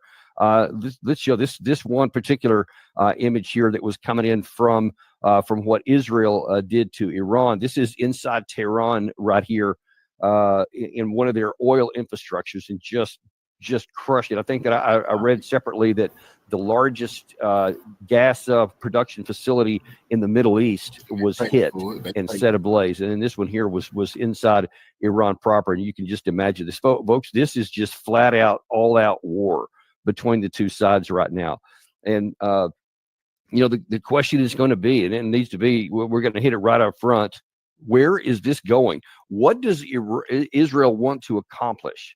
Because it's starting to look like this is maybe not starting to. It's less and less probable this was about nuclear facilities, a nuclear weapons program. That just looked to be the excuse that Israel is using, and we know that they have for many, many, many years wanted to destroy Iran, and they continue to say that they, pose this existential threat, etc. But now then we see, and from the very beginning, when you look at the target set that Israel has been attacking, I'm talking on the first night, it wasn't just the energy infrastructure or the nuclear infrastructure, and we'll get to that in just a second, but it was also senior military leaders, a lot of them. So they were going after the military capacity. There were also some diplomats that were hit. There were other leaders. There were civilian scientists. All kinds of people that were hit. And we don't know if they were actually going after Khomeini, the senior supreme leader. We don't know if they just chose not to.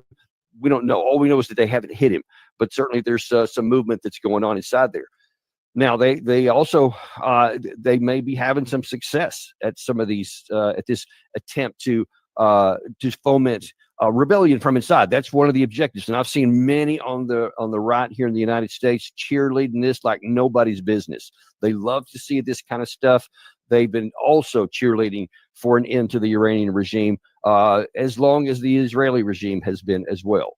So the question is going to be, though, is it going to succeed? And it's not out of the question that it could happen, because of how successful Israel has been at hitting senior leaders and been able to track them, and the intelligence, it's really been off the charts. You just taking the morality out of it and the right and wrongness, but just in the trade craft, it's been off the charts good. And they've been doing tremendous success in finding targets, hitting them, etc. They have virtually stripped out the air defense inside of Iran, in Iran proper. So you see hardly any defense at all. Yep. So the Israeli Air Force can continue to fly with virtual impunity.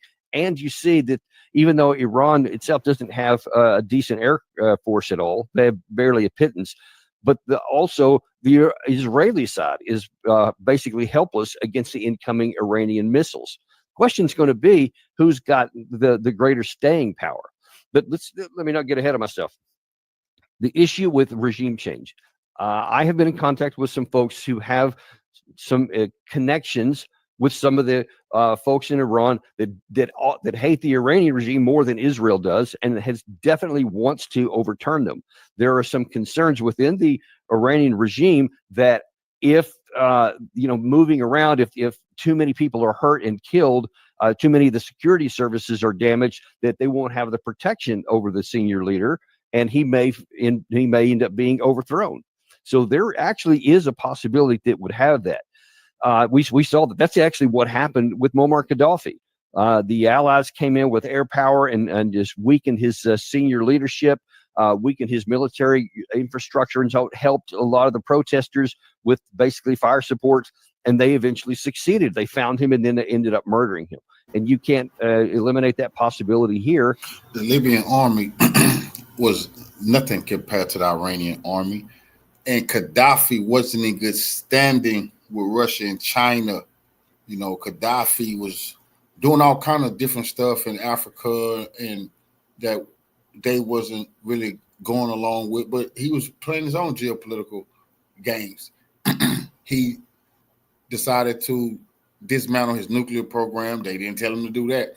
So the attack on Gaddafi is nothing like the attack on Iran. And Gaddafi was not the leader of hundreds of millions of Muslims.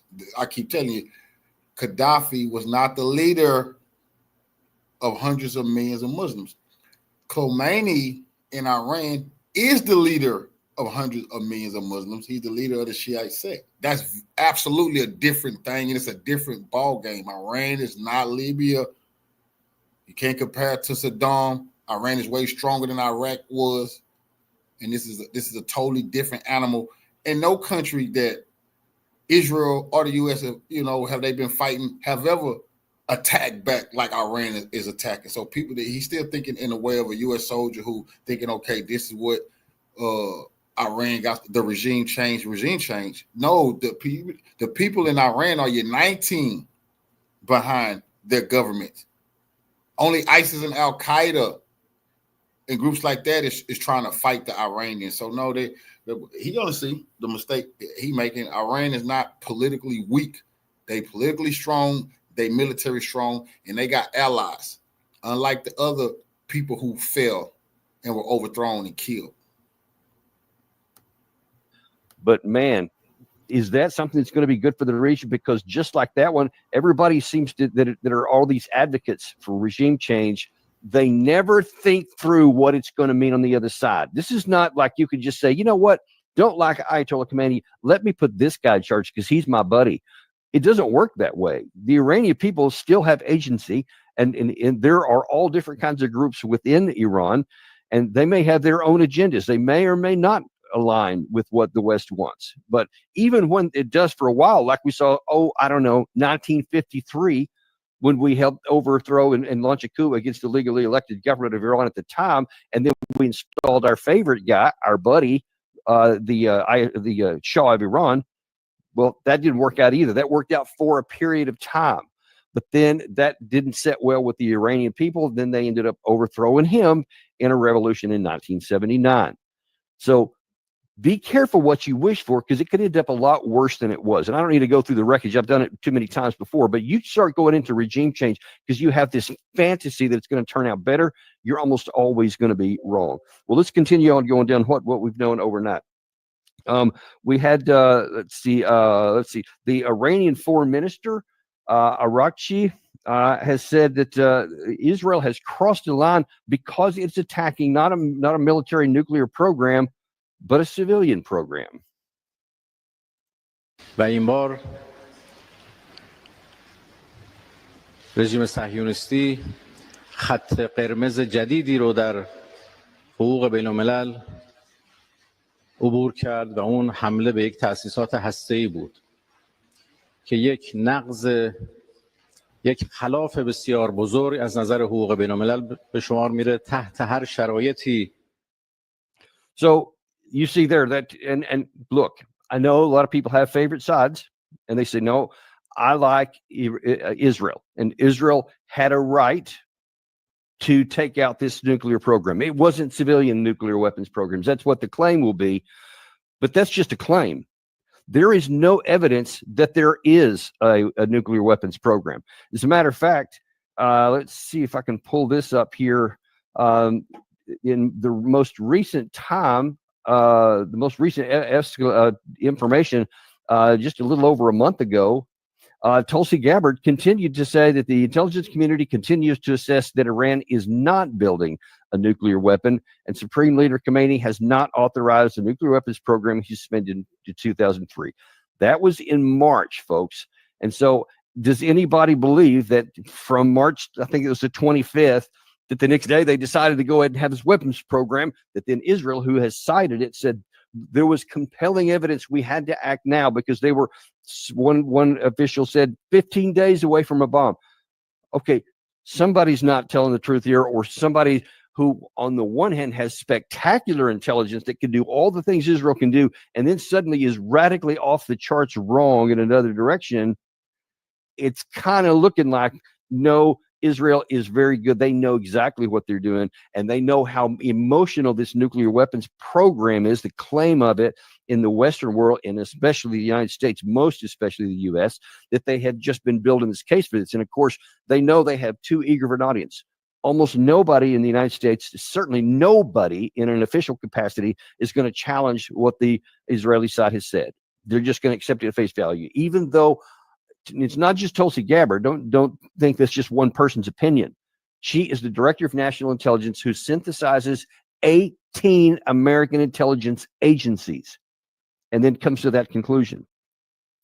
So it is across the board. Our actual intel community says there is no program. So then now let's get back to Arakshi's comments there and his threats, because he had some threats that come in after that. He claims that he has evidence of direct American involvement. More on that in a minute. But he's saying you attack civilian energy nuclear facilities. Well, look, without question, it is possible that, and surely, truly, Iran has been escalating and elevating their capacity, and they could go to a nuclear weapons program, could. But that's what I've been trying to tell everybody since 2018 when Trump first got out of the JCPOA.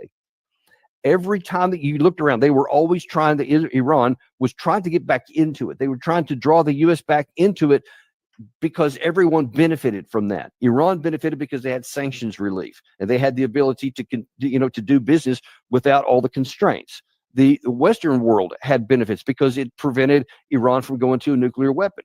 And don't get so bent out of shape on these claims that, well, it wasn't a perfect deal. There were some places where they could go, where the inspectors couldn't go, and maybe they were doing something nefarious there.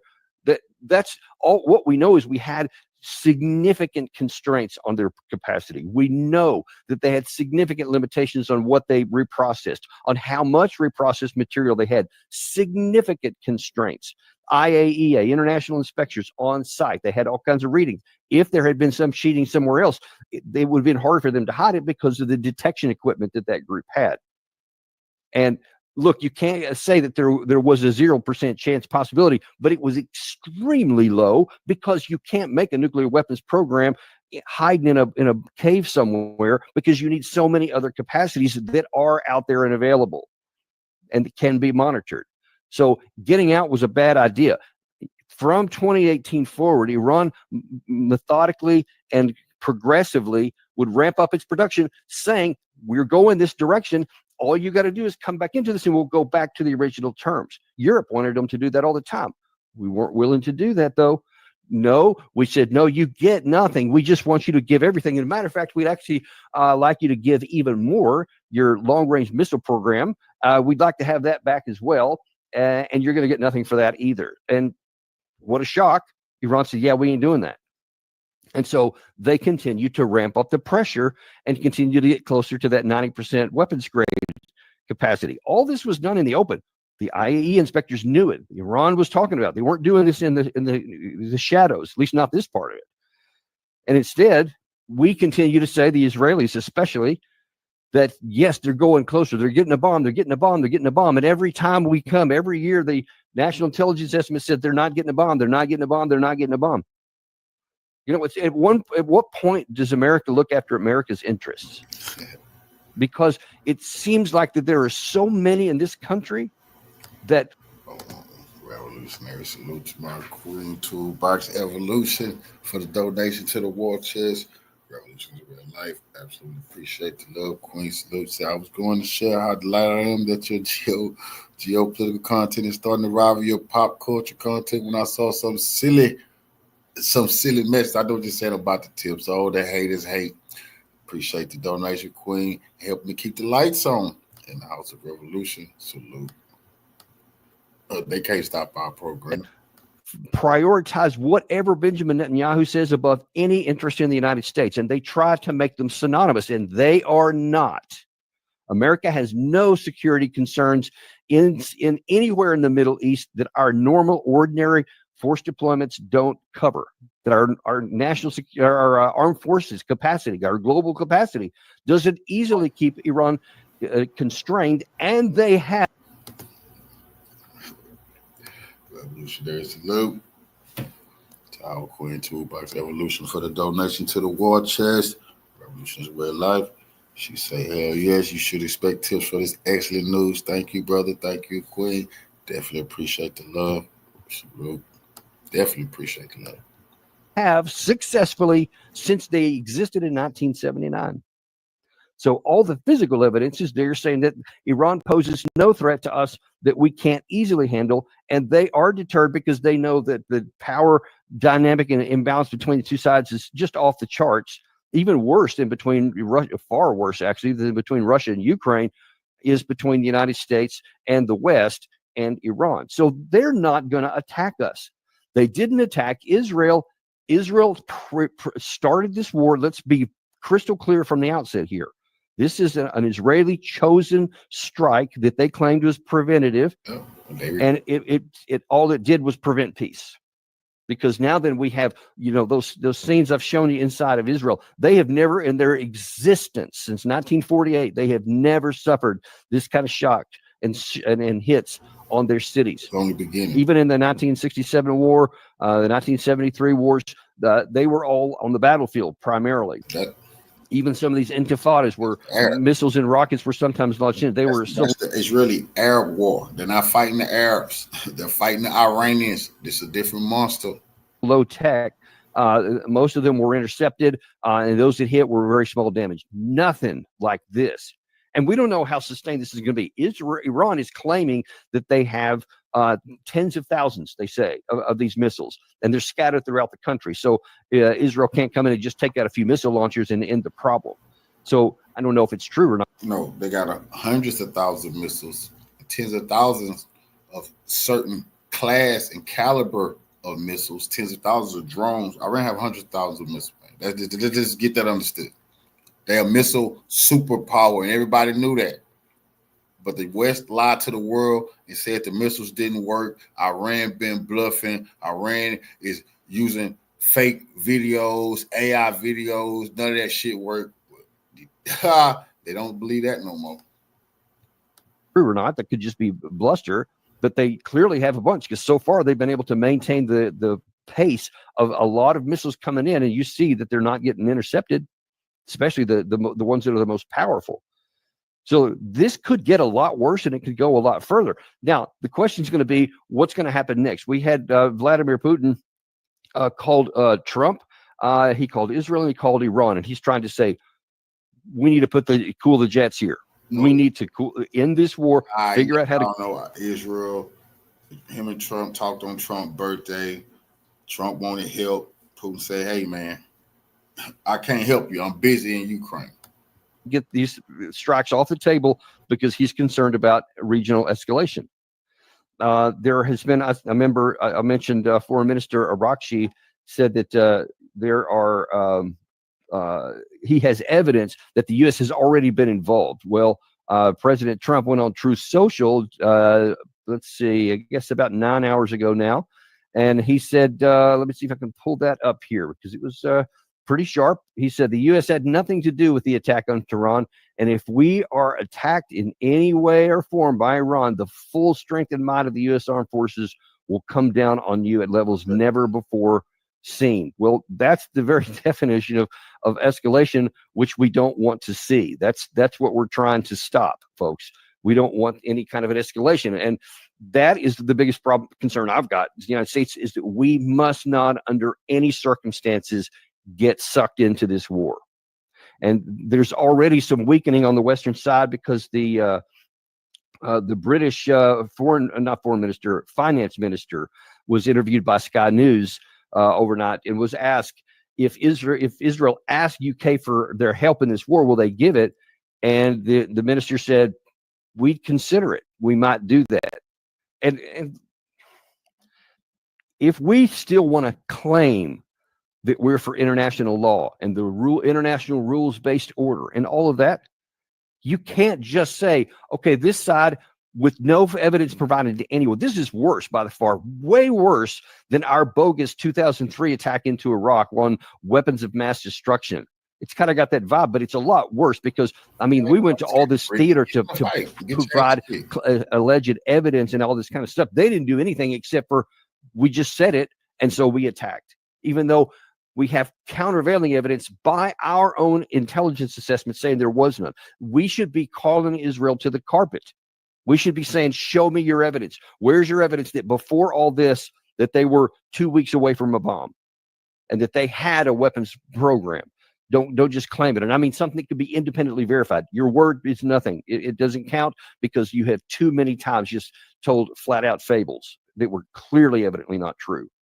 But what we should not do above all is get into a war because of a desire of another country to blow up another one and then try to draw us in to use our armed forces. Sounds like Britain's actually considering it.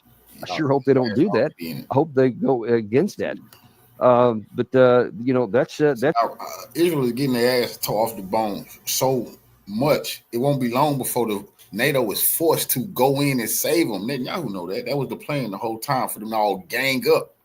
That's when the World War III gonna happen. China, Russia, North Korea. They're not gonna allow that. They're not gonna allow that to happen. That's where we are right now, folks. And Israel has been warned, to push for an end to this. Apparently, Trump is trying to say, "Hey, let's get to an end," but nobody has any idea where it's going or how to get it off. It is so easy, folks, to start a war. It is damn hard to end one. And once these things start, I've been telling you this ever since we've had this channel. Wars take on a life of their own. you think that you have a good idea what you're going to do. See, I think a lot of people were seduced into thinking, okay, well, we hit Bashar al-Assad in Syria, going back to, I think the Obama did some, Biden did some, Trump has done some, and they think that you can come in and just one-off, hit a few missiles, and the other side's just going to roll over. Or Israel may have gotten a little overeager when they saw that they were able to kill Hassan Nasrallah, the leader of Hezbollah, last year, and basically that sent all of Hezbollah to the ground. They didn't go away, by the way, and that was only a temporary success, because I assure you, Hezbollah has replaced their leadership and they are plotting their revenge right now. Don't be under any illusion that that's over. It's just put in suspended state right now. But Israel Iran is not Hezbollah. They helps them. Iran is not Bashar al-Assad in Syria. No, he helped them. Iran is not the Palestinians. No, they helped them. Iran is the revolutionary big dog in that area, and Israel is not finding it out. You see, Israel's not finding it out. You know, you're not going to just be killing everybody in Iran anymore and getting away with it and going on TV. No, Israel is living. They underground right now. It's Groundhog's Day every day in Israel. Had a tactical success and at least a temporary success, because it did result in Hezbollah, that conflict that was going on the war or on the ground has been suspended. So maybe they thought, well, we'll do the same thing here. We'll assassinate a bunch of people, have this big air raid, and then they'll go to ground. Well, the problem is Iran wasn't Hezbollah. Hezbollah was a proxy. They weren't the main entity. Iran, and we knew this. We've had many guests on that kind of have shown you what the Israeli side, what the Iranian side has in ballistic weapons. It is now being validated before your eyes. This is exactly what we had. We're showing one more time. This is what Ted Postal warned about. Israel don't got a hypersonic missile. The U.S., nobody in NATO have the weapon that Iran just used on them, and they still on TV talking shit. What? You can't even defend yourself. But you on TV talking about killing people. Come on, man. This is what. If you hit us, we will. You wolfing. Go ahead. Go fight the Iranians, bro. You can't defend yourself. Iran told the truth. They could be your bases blown up. Good thing the Americans didn't have to die. But why is Trump still talking shit about what they'll do to the Iranians? That is over with, bro. Israel is getting tore off the bone. You still online wolfing? Because you could send some of our troops to what? Go face those hypersonic missiles? Please. What we've been talking about with some of our other guests, Mike Domino, who's currently Undersecretary of Defense, warned about this on our show before he assumed office. You see that surely he's given this same advice inside. Just imagine, what if the Taliban had those? NATO lost to the Taliban. What if the Taliban had hypersonic missiles? What kind of ass whooping you would have got? Fucking ridiculous, bro. It's the nerve of these people. But these people talking shit to Russia. They can't even defend themselves with Iran. They say they want to fight China. That's why the American people have got to rise up, because this shit is suicidal. This don't make sense. It's only a matter of time, I told you, for China and Russia and North Korea and all these nations, like, we just have to get rid of the U.S. while we can, because they don't plan on winning no wars, just endless wars and killing and destroying shit. They just want to destroy civilizations, and they plan on hiding underground while they're doing it. The question is it going to be listened to? Because listen, look at this carefully. Be very clear on this. You see all these incoming missiles here that Israel, with its bonded, all this air defense systems that it has, is not even shooting them down. They're all impacting. I just guarantee, as we watch the video of incoming Iranian missiles, I tell you, you look at the video, they're all hitting the ground. On the news, they're saying Israel shot most of them down. Where? When? We see them hitting the ground. You didn't shoot none of those down. Maybe in another location you did. We watched 15 for 15 hit the ground. Then they say 7 people died. Stop lying. No military officers. They haven't named one. They talking about the civilians. Oh yeah, that's just, it's the mirror thing of what's going on in Ukraine.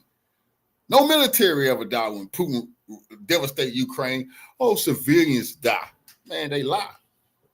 You folks, if we get into a war, if Trump makes good on his comment there, and if Iran does anything to us, he says we'll bring the whole fury down, we can, and there's no doubt we have a great deal of firepower to add on top of what Israel's doing. But now then all of a sudden those missiles are going to go off Israel. onto us. And we have a lot of very vulnerable and very rich targets for Israel or Iran to attack should they decide to do so. My view is that they won't do so anytime soon. In fact, they won't preemptively attack the United States because they don't want to invite that fury. They've shown very clearly regime survival is their top priority. So they're not going to add a new fighter this just because they're mad. But if we attack Iran, if we join in with this attack with Iran, then it is almost certain that Iran will turn those missiles against our bases, and we have no defense against it. In most of these smaller bases, we don't even have a token of it. We don't even have an Iron Dome top for like drones and that kind of thing. Some of them don't for those bigger drones. We don't even have that. But you see that even the best stuff, and this is including American THAAD system, this is including Patriot system that you see in Israel right now. Do you see any of those things being intercepted?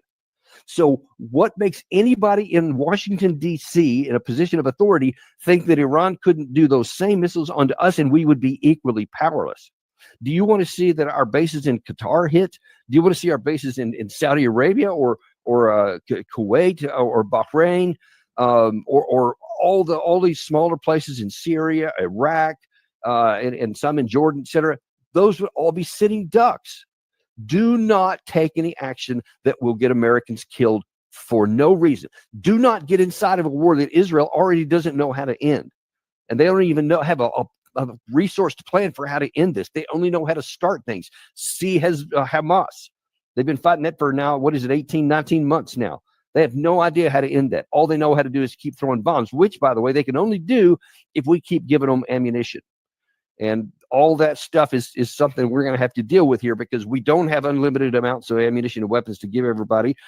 Russia-Ukraine war to support Zelensky, the Israel to support against Iran, us if we happen to get into the fight as well. Don't prove that is right too. Don't get us into a situation where we simply can't support everything and then other sides may be able to.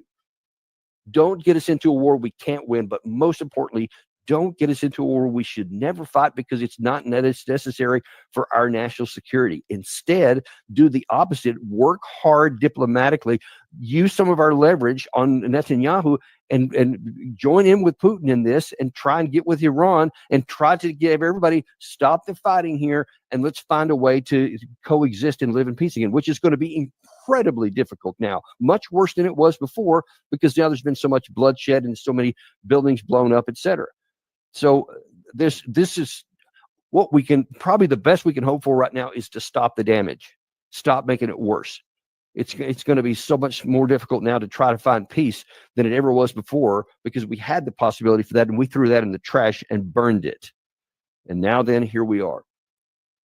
Let's don't make it worse. And I'm very concerned about that, but that's just what we have to deal with. That's where we're at right now. We're going to continue to update you on these things as they happen.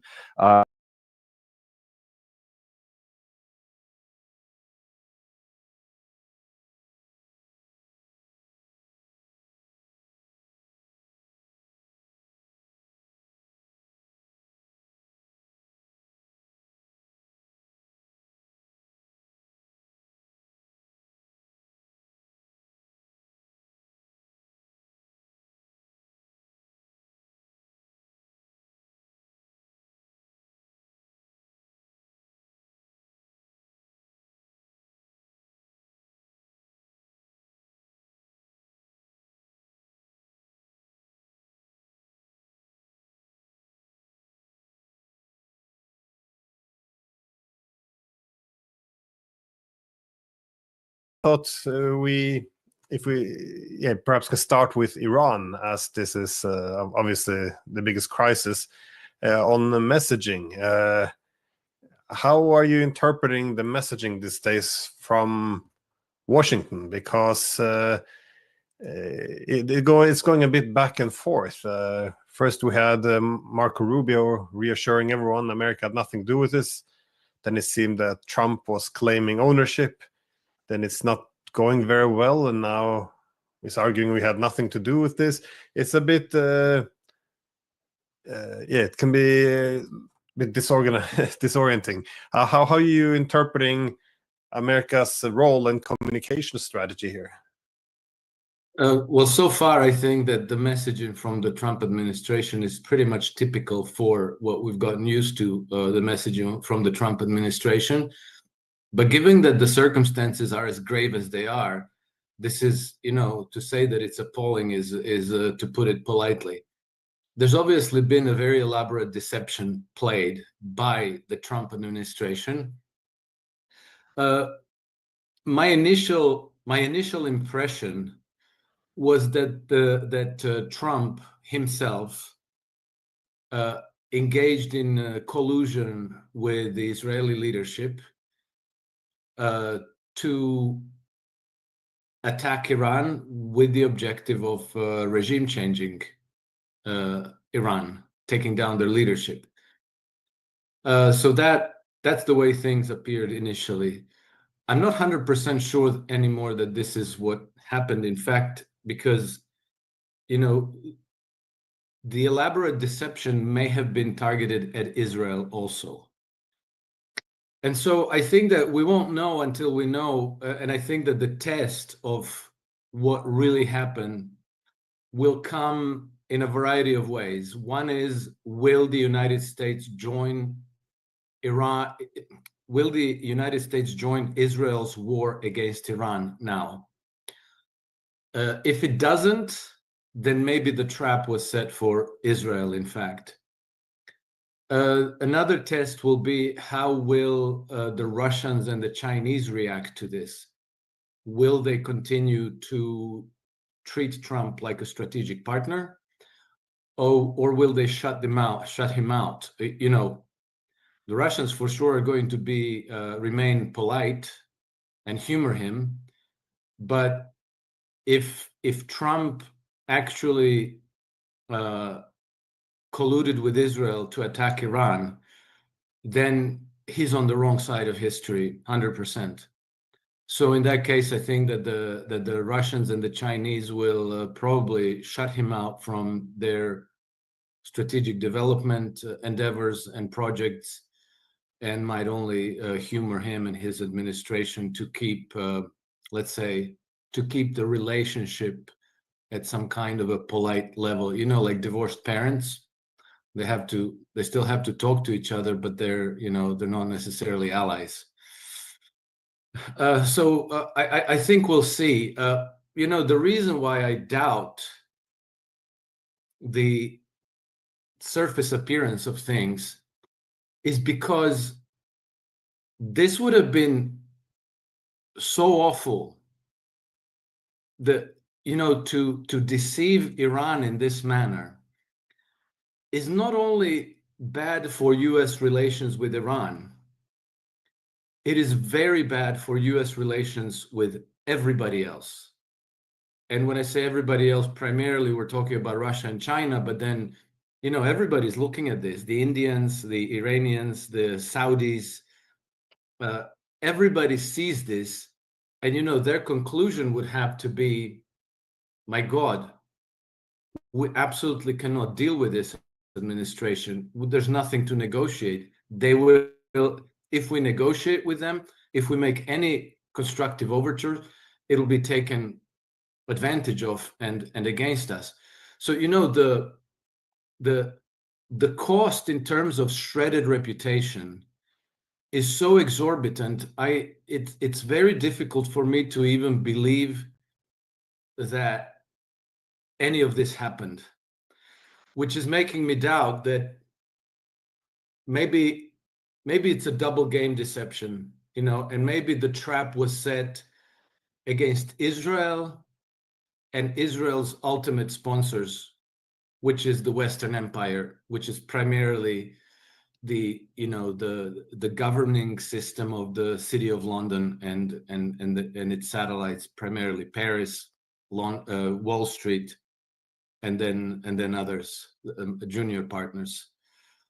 So I think that we will only know with time. But the response the Israelis got from Iran was so effective, so overwhelming, and so devastating that the only way that Israel can now hope to even turn this around is by going nuclear. But if they go nuclear, that's the end of Israel. There's no going back from there. Yeah, I was gonna say, in terms of escalation, because it seems, less like. Of course, it's possible that the Americans will contact the Iranians saying, "Listen, let's just stop this, the destruction, and essentially go into a ceasefire. Nothing is solved, but both sides walk away with a bloody nose." This is a possibility, but it seems more likely now that we're heading towards escalation. Now, there's many pathways, of course. It can be escalation that Iran would target, military bases of countries which are colluding with Israel, then primarily the Americans.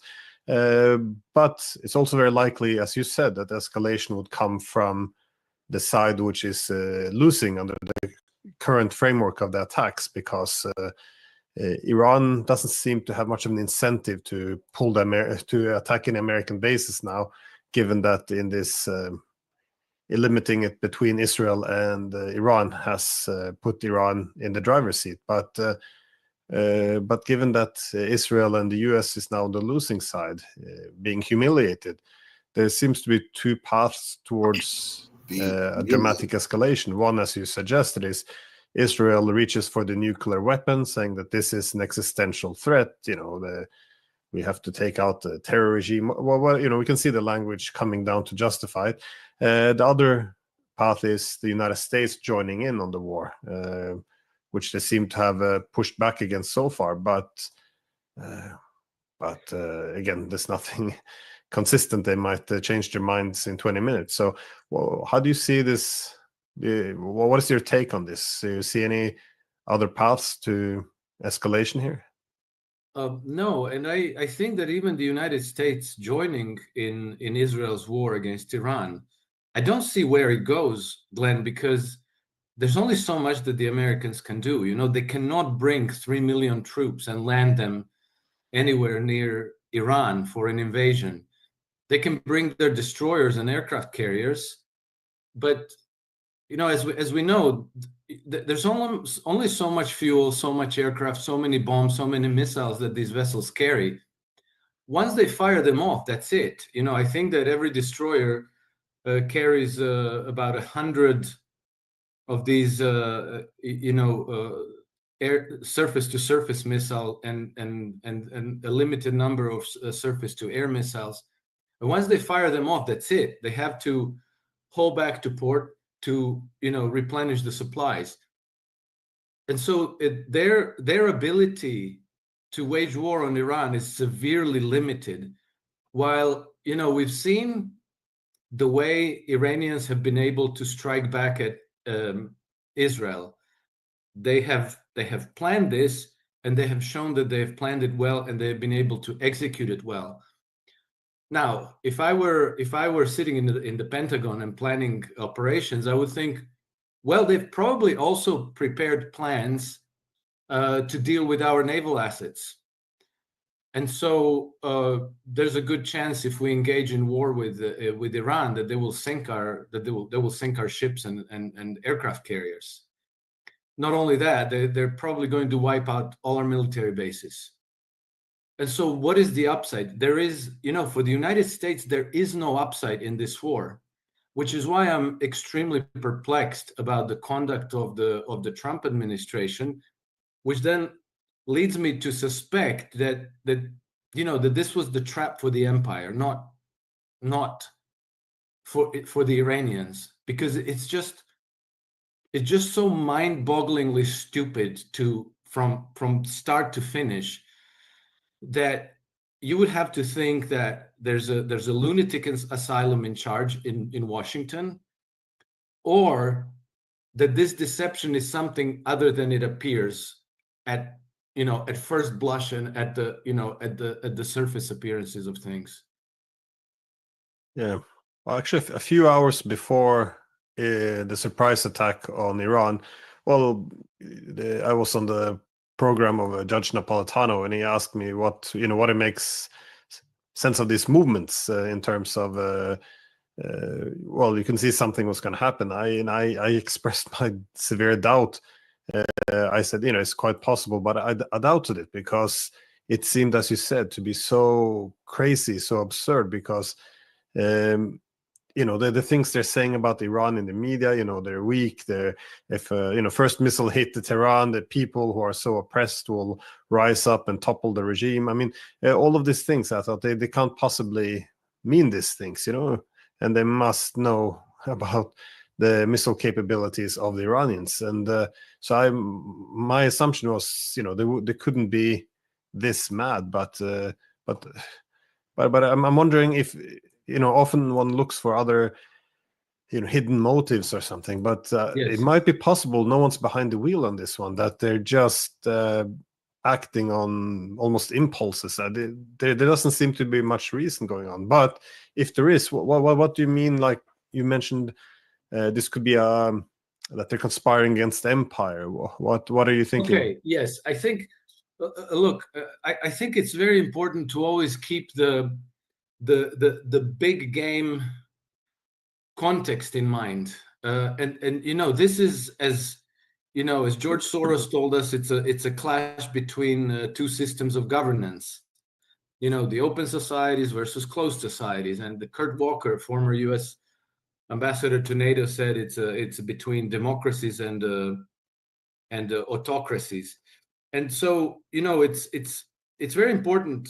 This is very important as concept because it is actually true. It's a conflict between the Western oligarchic system of governance, which for centuries now has given rise to colonialism and imperialism and foreign conquest and permanent wars for centuries now. And then the rest of humanity, who maybe want permanent peace and prosperity and good relations between nations. And so, this imperialistic approach to revolutionary salute to our brother Vincent Brown Scott for the donation to the war chest. Revolution is a way of life. Absolutely appreciate the love, family. Salute. Governing the world has been directed most recently from the city of London. Although, it's the same. If you go back in time, the French Empire, the Spanish Empire, the Dutch Empire, the Roman Empire, they all pretty much use the same model of governance. And that is, you have to impose your hegemony, and you have to make sure that all the regimes that control resources that you wish to control, that they are your vassals. And so, if you approach the conflict from this logic, then you realize, first of all, the conflict in Ukraine and the conflict in Iran is the same conflict, basically two different war theaters, but the same conflict. And then you realize that all the talk about nuclear weapons, Iran being sponsor of terror regime, whatever, the need for peace in the region, that all of those are false rationales for the war. And that in order for the Western Empire to be able to control that region, they need a regime change in Iran. So it's not enough for the Iranians to say, okay, we'll stop our nuclear program altogether. We will commit not to have a nuclear bomb, because they've already offered that. And then the Iranians have also said, why don't we make the whole region nuclear free zone? So, if peace was the objective, everybody in the West, including the United States and Israel, should have said, well, that's fantastic. Let's work on that. Let's everybody get rid of nuclear weapons, and let's commit to not attacking one another. That's easy enough to accomplish. And then you have peace in the region. But if that were the objective, this would have been taken care of a very long time ago. But it's not. The objective is regime change in Iran, because only then do you control the whole region, you have the hegemony, and then you control the region's resources as well. And so that's the objective of the game. And so the United States is being used as the military muscle of enforcement for the empire. at its own cost. So we see that the United States economy has been depleted, its military has been severely weakened, it's been shredding its reputation and credibility around the world in order to do this.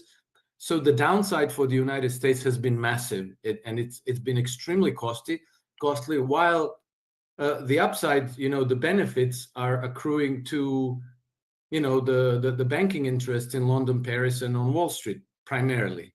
We had an example, just to make this concrete. When so December 2024, Syria is taken down. There's a regime change in Syria. The next month, February 2025, the new Syrian government gives like a $250 million contract to manage ports of Syria to a French conglomerate, CMA CGM, right? And the CME CGM immediately commits to investing $30 million into modernization of Syria's ports. So there you see already the colonialist interest coming in. But they didn't hire an American company. They hired a French company, which tells you that the ultimate financial interests are, the Americans are going around like a dumb giant, winning the wars, as they say, but losing the peace. And then they have this frustration about nation building because they say we always go in there, we take the regimes down, we destroy nations, but then there's no political follow through. We don't build on anything. We just end up withdrawing and leaving a mess behind. Well, that's almost by design, because it's always these European, British, French, and other interests that are now, if you pay attention, you'll see that they are really very actively trying to reclaim their colonial interest to the full extent as it was during the 19th century. And so I would be very surprised if people in government in the United States were not aware of this. And if they are aware of this, you can only be on one side of this issue. You cannot, you cannot be a little bit pregnant. Either you're with them or you're not with them. And so if you're not with them, then there is absolutely no logic to support Israel, because Israel is nothing but a colonial settler project aimed at controlling and defending the hegemony of Western interests in the Middle East. And now, if this wasn't clear until now it should be very obvious.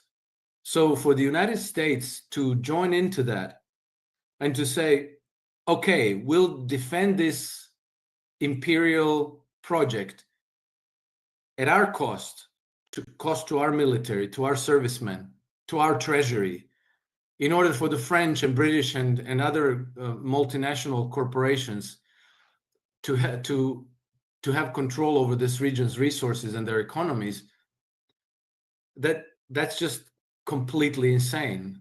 And again, either somebody has to be staggeringly dumb, blind, and stupid to be pursuing this, or it's some kind of an elaborate deception aimed against the imperial interests. But we won't know that until we see how things play out. Again, if the United States joins in Israel's war against Iran, then I'm afraid that it's the stupid side that won over.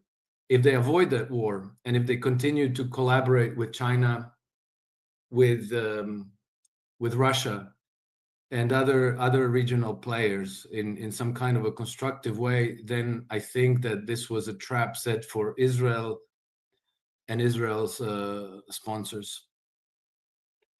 Well, I guess Israel has been, not shied away from making it clear they wanted or needed United States participation if they're going to attack Iran. And now that they attacked and things are going wrong, they're very openly pushing for the United States to join in, which is why it's interesting that, so far the United States has not, given that it would result in a disaster. But again, it could change. But it is interesting how wars have to be solved, because the idea that they're to support and help Israel, Well, in his younger days, several years ago, Joe Biden, he made his speech in the Senate where he made the point that, if there was no Israel, we would have to create one, because this is the America's power projection in the region. Now, one can argue that since then they become more of a burden, but I've seen some European powers still make this argument. I think the Germans were saying it, that in this attack on Iran, Israel has a right to defend itself, which is a very strange comment to make when you're backing a war of aggression that is a surprise attack in the middle of negotiations. So it is you're kind of reaching very far there. But I think you're right on the regime change as well, because Trump was also asked, what is are you going to call for reducing the tensions? And he said, well, Iran cannot have a nuclear weapon. But this is, as you said, a very absurd argument, because Iran has already said they don't want to need a nuclear weapon. And if there was a negotiation, a deal to have intrusive inspections to ensure that they do not acquire nuclear weapons, this could be done. But the problem we often see comes at the other end, that is from the Americans. They always link this to other things. They say, yeah, we want a nuclear deal, but we also need to have then limits on Iranian ballistic missiles. Iran has to sever themselves from Hamas, Hezbollah, the Houthis, whoever are part of the resistance. And of course, the new extreme demand is Iran is not allowed to have a civilian nuclear power program. So Israel can have nuclear weapons, but Iran cannot even have civilian nuclear power. And to pack all of this under Iran can't have a nuclear weapon, it seems very deceptive. But this is still what's being sold to people, though.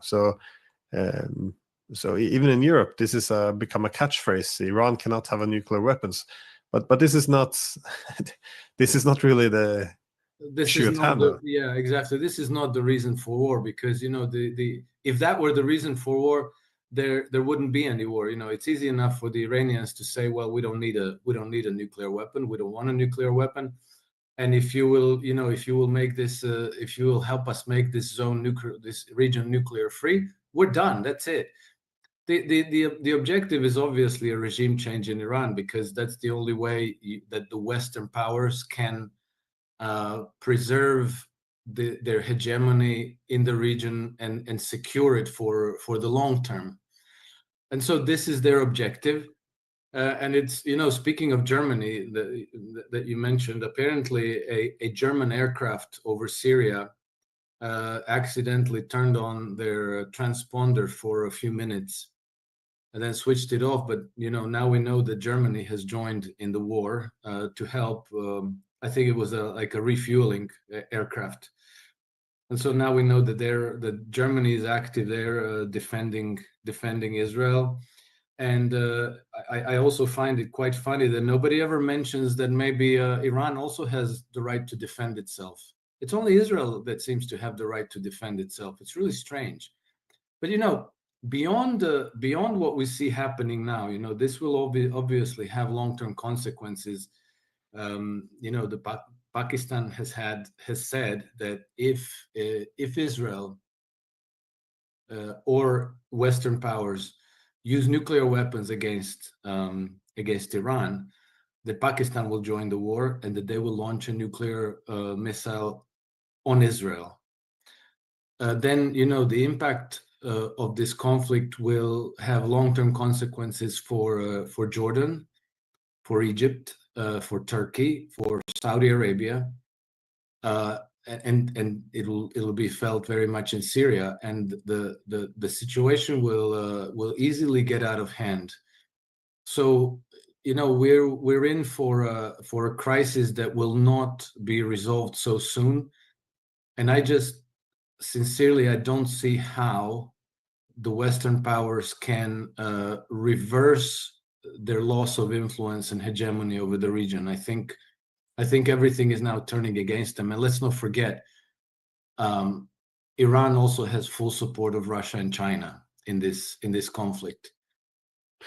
Yeah, I thought I saw Chinese military flight restocking something in Iran. Well, they turned off the transponders when they were getting closer to Iran, but there is something happening there, I think. So, but that makes me also think about the wider implications of targeting Iran. That Iran has a very key role in this new Eurasian model being or a configuration taking place. That is, it's a very central node between this east and west on Eurasia, but also it's also the central node in the north-south, especially then the north-south international transportation corridor, the Russia, Iran, going down to India. But also in general, in Eurasia, it's become usually we focus on Russia and China, but Iran has been leaning more and more into this new Eurasian constellation. So I do think that this is almost, well, to some extent seen as also an attack on this multipolar Eurasian model, which is appearing, and by taking out a key middle part. But to what extent do you think, besides sending weapons, do you think the Russians and Chinese will get involved in any more direct way? I very much doubt that the Russians and the Iranians will send troops, for example, but they will provide probably extensive technical support, air defense systems, probably not surface-to-surface systems, because then that would make them belligerent. If you found fragments of Russian or Chinese missiles on the grounds where U.S. military bases used to be, they'll be very bad. And I don't think probably that the Iranians need that kind of help either. But probably, intelligence sharing, surveillance, air cover, air defenses. In that sense, I think that that the Russians already have teams on the ground helping man radars and air defense systems. And from the Chinese, I'm not sure, but the Chinese, we've seen that they've sold some weapon systems, including aircraft, to Egypt. So that might be part of the package. They might be supplying them aircraft to counter Israeli aircraft coming over to Iranian airspaces. But beyond that, I'm not exactly sure what the support will be. It is important to know that China, as well as Russia, have now pretty much designated Iran as the anchor of the new security architecture for this region and for the Eurasian continent in general. So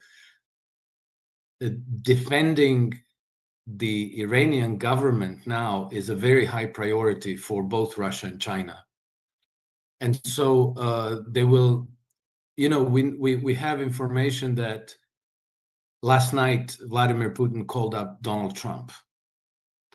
And according to Donald Trump, the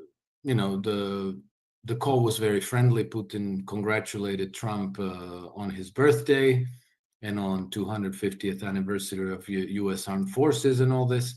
It's all very nice. But I think that probably there was also a warning in that call, not to get involved, and that, Russia will probably provide substantial support to Iranians, so not to dream that they can go and try to take down Iran militarily. Probably, a call to dissuade Trump from joining the war on the side of Israel. Or alternatively, I have to say this, a call to exchange notes and coordinate action, because I still think that there's a possibility that Trump is playing the Israelis. I think that's plausible.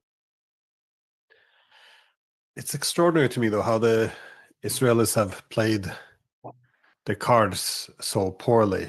Also with the Russians, the Russians and the Israelis, they used to have something of a special bond, not just because the Soviets liberating Auschwitz, and of course so many people from the Soviet Union migrating to Israel, but there's always been this, even when they're on opposite side of a conflict, there's always this still mutual respect and taking into account each other's interest. And I remember a few years ago I was at a conference with former Prime Minister of Israel, Ehud Olmert, and he was also just going on, oh yeah, we all learned some Russian phrases as kids, and how special, like how Russia was always a key part for the Israelis. But after how the Israelis contributed to the proxy war in Ukraine, this relationship is pretty much dead in the water almost now. Russia's really, it doesn't feel any more need to constrain itself in partnering with Iran. It doesn't want to alienate the Saudis and the Gulf states. That's still a constraint, but the Israelis, they don't seem to care very much anymore. Like I think they've had enough of how Israel began to ignore their interests. So it is extraordinary. If someone would have told me 10 years ago that the Russians would be leaning this heavily into Iran against Israel, it would have been difficult to believe. Yeah, exactly. I agree, Glenn. It seems almost it would have seemed unthinkable a few years ago. But I have to mention another thing here, because I do have a few friends in Israel who are not part of this, but it does appear that Israel has now been pretty much since the days of the COVID pandemic in a state of mass formation psychosis that has been fueled deliberately. I think there's this kind of madness that has gripped the country, and so they are. It's hard to explain, but about a year ago, I discussed this with a friend of mine who is a devout Muslim and who studies Jewish, Muslim, and Christian eschatology, and he explained to me something that I was very much surprised about. This seemed almost surreal, but then over time, it seems that it's very much real. That for part of the Israeli society, particularly the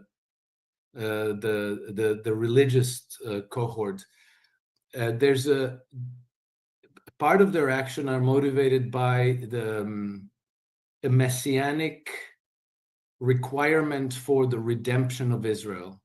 Okay, so to explain, the Jews during the Babylonian captivity, they were promised that there would be a Messiah who would return to Israel, to the Jews, right? And sorry, not to return, to come. They would come. A Messiah would come to the Jews, but before the Messiah can come, Israel has to be, the collective Jewry have to be redeemed for their sins and their evil. And in order for them to be redeemed for their sins, they need to be punished. Okay? And in order, basically, the punishment is supposed to come in the form of the whole world turning against Israel and the Jews. And in order for that to happen, they have to basically engage in such blatant evil doing that it's absolutely obvious to everybody in this world, so that the whole world would turn against Israel. And then the punishment would come, and it would be very obvious. It kind of, the picture looks like what is happening now, like in places like Tel Aviv and Haifa. And I thought, well, I'm sure that there's some fanatics who actually think this, but I mean, come on. But then it turns out that actually, there's a very influential rabbi. His name is something Schneerson, who's very close to Benjamin Netanyahu. And apparently Benjamin Netanyahu from time to time briefs Rabbi Schneerson as where are we at? Are we making progress towards this redemption of Israel?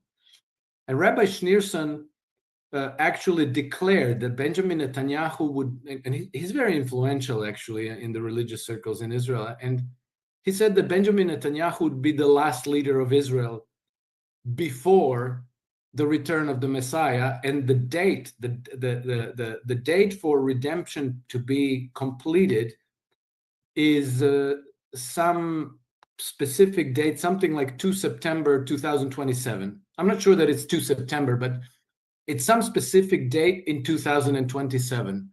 So by then, the redemption of Israel has to be completed, which means that they have to receive a very severe punishment from the whole rest of the world. And there really is apparently a very influential segment of religious Jews in Israel who actually believe that, and who are actually kind of lobbying and pushing the government and the IDF to make sure that these things happen. And so to a part of them, this is real, which means that all of the rational thought that, you or I or the Russians or the Trump administration or the military people have, you think about upside and downside. What do we want to achieve? What is the potential benefit? What's the potential downside? And then you decide, well, okay, this course of action is not reasonable. It's too risky. It's too destructive. Well, to this cohort, all the better, because the worse the prospects from something, the more they want to do it.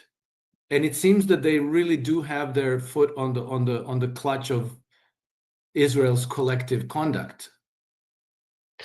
I spoke not that long ago to an Israeli journalist, Gideon Levy. So he's quite prominent there in Israel, but also quite critical of the Netanyahu government, and also, by the way, their military actions in Gaza.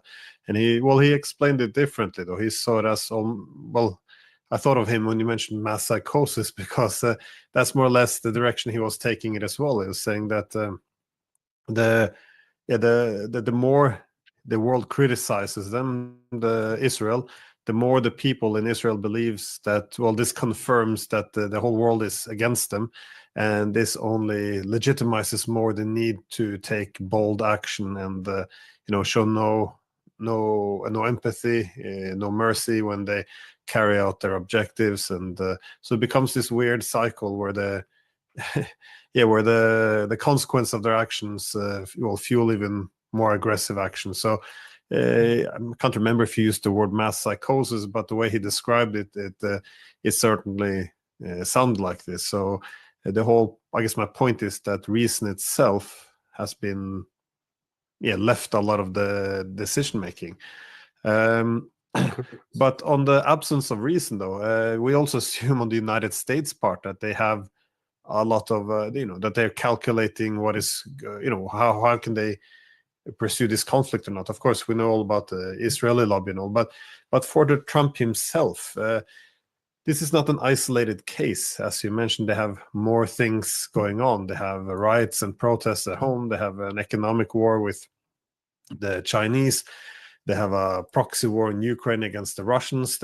He doesn't have that much room to maneuver necessarily if he does the wrong thing. The political class, the public, a lot of people can come against him. And I think, I'm not sure how you see Trump's role in this. If we assume that he wants to help Israel destroy Iran, how much room of maneuver does he actually have? I think that he has very little room for maneuver, because the American society, I think that even though the opposition to Israel is now growing, and I think that it's quite widespread and robust by now, I still think that the people in the bowels of the administration,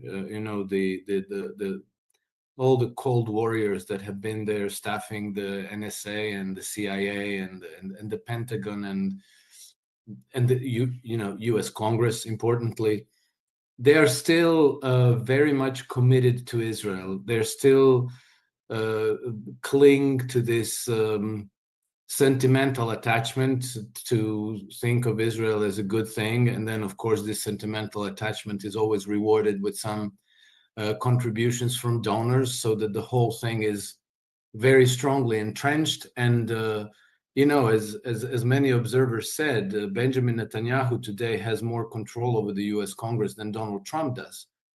So what do you do? I think that you either have to engage in some kind of a very clever deception to run to let's say dissent from this in actual fact and avoid getting enmeshed in this war.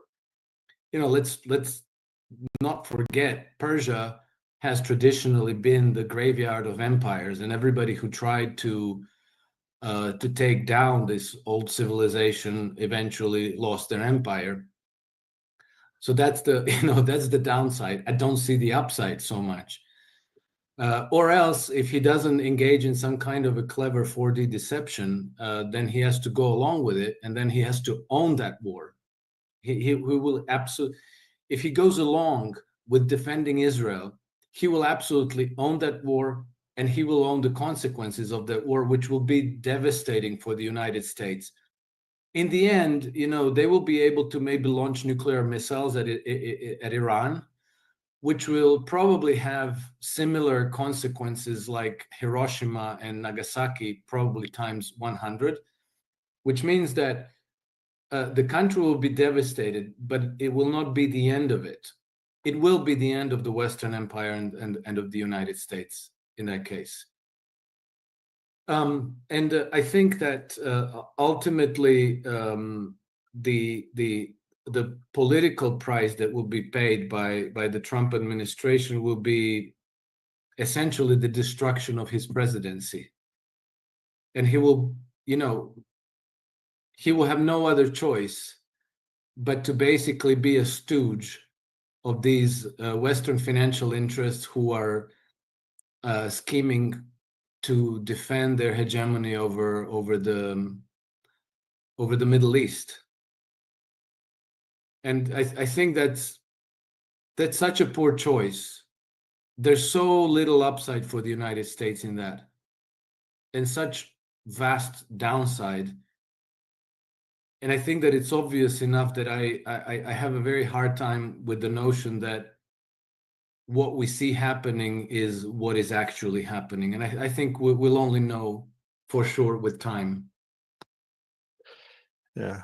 Well, I guess that's my point, that the countries in decline or facing something existential, they will take great risks and act often irrationally. But we then look towards Israel, but the United States as a backer, it's also in a historically, it's a very difficult spot as well. It's not easy to manage for Trump. He's the president of an empire in decline. Managing America's decline is not an ideal job to have. And of course, I think he came off at a very high after this election.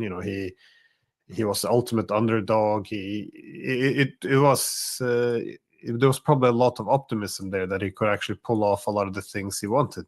That is, renegotiate or reorganize the world economy to America's favor, win over the Russians, put them against the Chinese, end all this forever wars. It looked like he had a plan, but again, it must be hard to manage this decline of empire. And so I thought he attempted to reinvent empire, that is, get high return on investments, make sure that allies pay.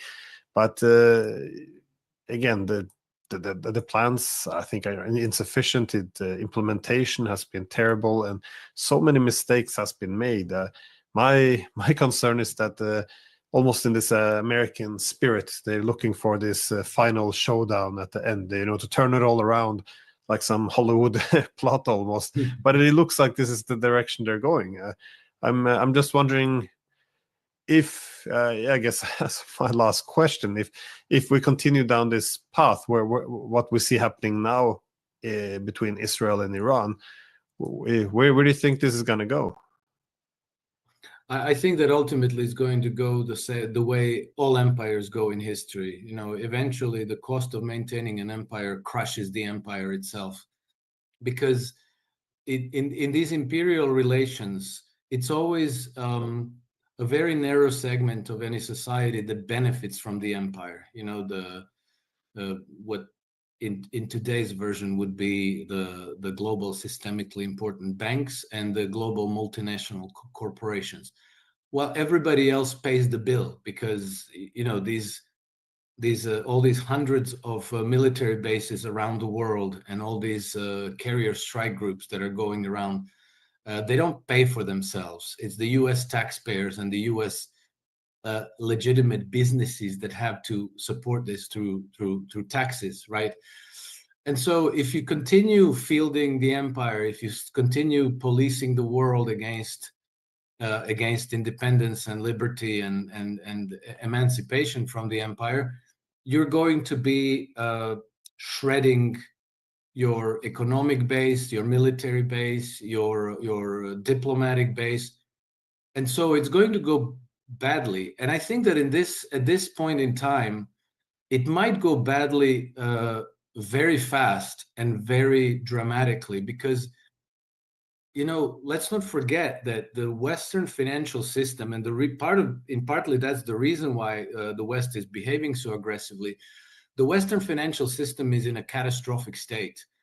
It was already, if you rewind the clock about a year ago in 2024, Jamie Dimon wrote a letter to JP Morgan's shareholders in which he warned them that the imbalances that are present in the system are absolutely unprecedented, and that the crisis, once the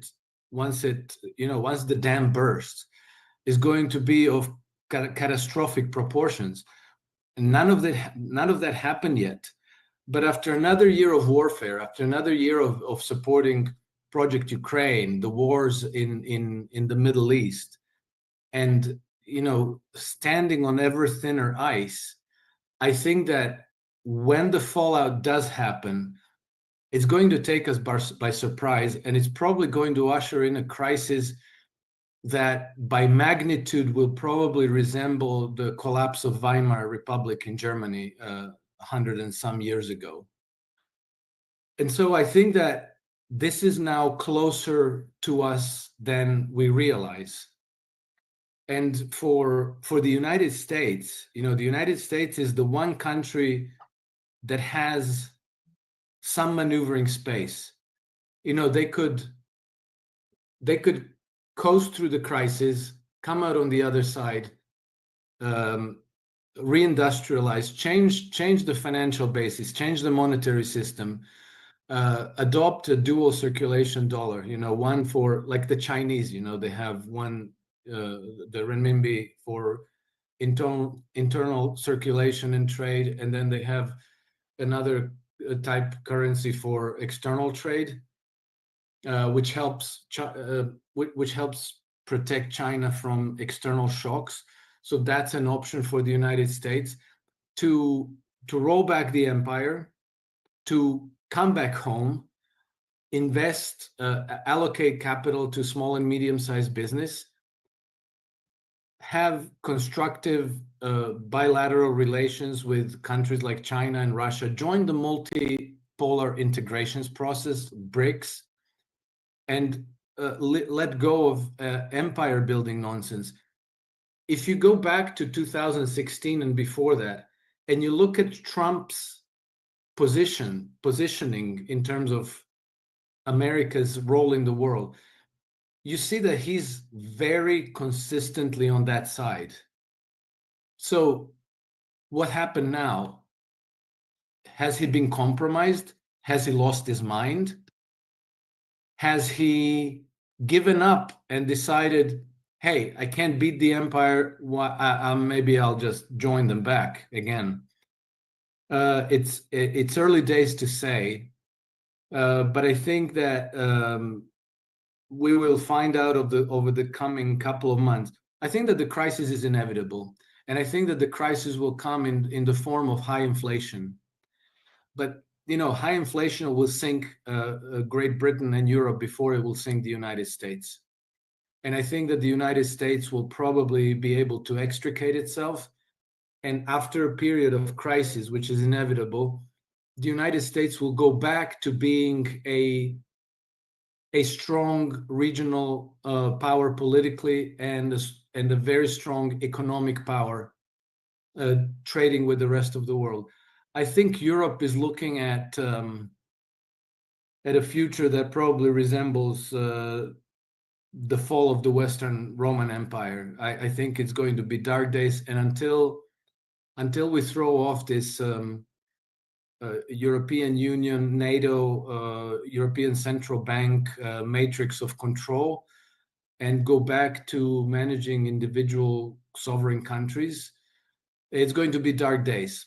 But again, as soon as we do get rid of NATO, ECB, European Union, there's an alternative.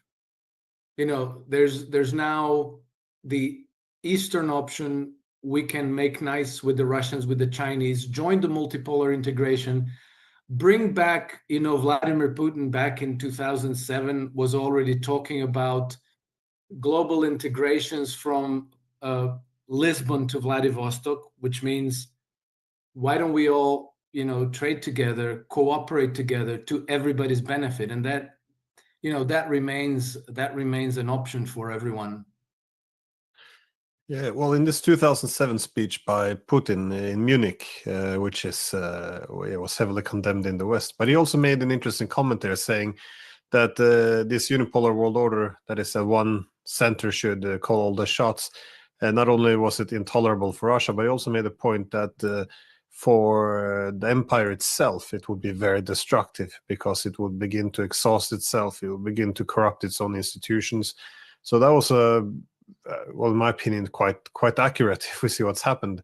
But also the predictions by other academics since the 1990s that if the US will pursue this global empire as the format of New World Order, they would exhaust the resources, the rest of the world would balance them. So it does seem as if the remedy to this, how to fix it, would be to, again, take that, as you said, take that step back. Don't sacrifice the republic to save the empire, and by pulling back, they would be able to, I guess, recover some of their economic strength, and at the same time, the rest of the great powers wouldn't collectively balance the US. If the US goes into a severe economic crisis now, it's gonna have a very difficult external environment. They pretty much declared the intention on trying to destroy the Chinese economy. They're fighting a proxy war against Russia, now against Iran. I mean, this could become a perfect storm for them. It's strange for me to see that other choices aren't being made. And I have to be honest, I was quite optimistic when Trump took over, because by his language, he suggested more or less that this is what had to be done because the current path wasn't sustainable.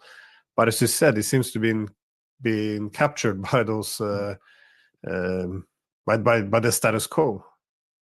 I think that either he is or he's not. It's very hard to say, but the silver lining in your system collapsing at home as it is that you're going to be able to flush out a lot of these vested interests that now are defending the status quo. And it's not like there's a choice between that. You can either have a collapse sooner and try to manage it, or you're going to get a collapse later. You're going to get a collapse anyway, because the seeds of destruction of this system are baked in from the very get-go. The way the monetary system works, the crises are almost always present, either acutely or chronically. Western financial systems, they are, they usually go through a business cycle of expansion where everybody feels like things are good and the economy is doing well and everybody's feeling a little bit prosperous. But probably more than half the time they are in crises. And then, every time you do away with one crisis, the tails, the 2008 global financial crisis never resolved itself. They kind of shoved things under the carpet and carried on with further credit expansion. But, credit expansion is something that buys you some temporary prosperity, But at some point, the credit on the other side is debt. You have to pay back the debts, right, with interest, which means that a huge amount of liquidity is going to come out of the system, causing the system to seize up and grind down. And then the only way that the powers that be, you know, the central banks and the people who control central banks can push away the crisis is by flooding the system with liquidity. Well, you can do this almost indefinitely, except that eventually you're going to have high levels of inflation and you're going to destroy the currency itself. So the destruction of the US dollar is pretty much baked in. It's inevitable. And I think that that is one thing that I'm sure about. Trump and the people around him are very keenly aware of this. They know that the dollar is going down. Either it's going to be happening more gradually farther away in time, or it's going to be happening sooner. And then maybe if you orchestrate an economic collapse sooner, you might want to do that if you have a plan for a succession, for what comes next. You know, Trump has been talking about changing the monetary base, the currency system. He's been talking about introducing a sovereign wealth fund for the United States. I think that a lot of these initiatives are actually what has prompted the other side, you know, George Soros and these types of oligarchs acting behind the scenes to even orchestrate this No King's Day, you know, that the whole obsession with no kings is another thing that a book could be written about. But they're clearly trying to clip Trump's wings, to disable him, to effect a lot of these reforms that he has planned and that he has talked about, and some of them he hasn't talked about, but you know, they were kind of insinuated in various statements by Bessent, by Trump, by others in his administration. So we'll see the outcome of the game, but it's you know, we are going into a severe crisis. And then, you know, I think that Trump's ability to prevail and to survive politically will in large part depend also on his ability to obtain support from Russia and from China. And right now, I think that he won politically some points because this whole thing with Israel, you know, I listened to Benjamin Netanyahu's statement where he's, you know, in order to encourage the United States to come to his aid, he has been profusely expressing profuse gratitude to Trump for his support. Well, you know, now this gives Trump some, you know, credit with these pro-Israel people, where they can't say that Trump hasn't been supportive of Israel, you know, because here's Benjamin Netanyahu himself saying how very supportive I have been. It's going to be very interesting, but I think that we really have to keep in mind the large context, that this is a conflict between two systems of governance. And in that, it's potentially a break with 500 years of history of Western primacy, because this system that gave the West primacy has been the defining feature of Western civilization.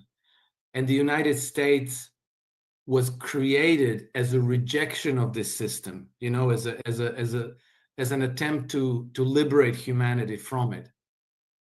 In all his statements, Trump has been inclined to get the United States back to its Republican roots. I think that this is much, much bigger than war in Ukraine, than support for Israel, war against Iran. And so I think that the outcome is far from clear.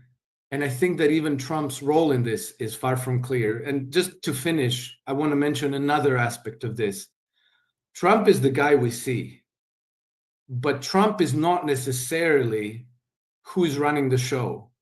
Because, you know, the deeper you look into, you know, the events within the United States, within the bowels of power, and the way American foreign policy is being decided and managed, you realize that the opposition to the empire in the United States is far more broad-based than just Trump.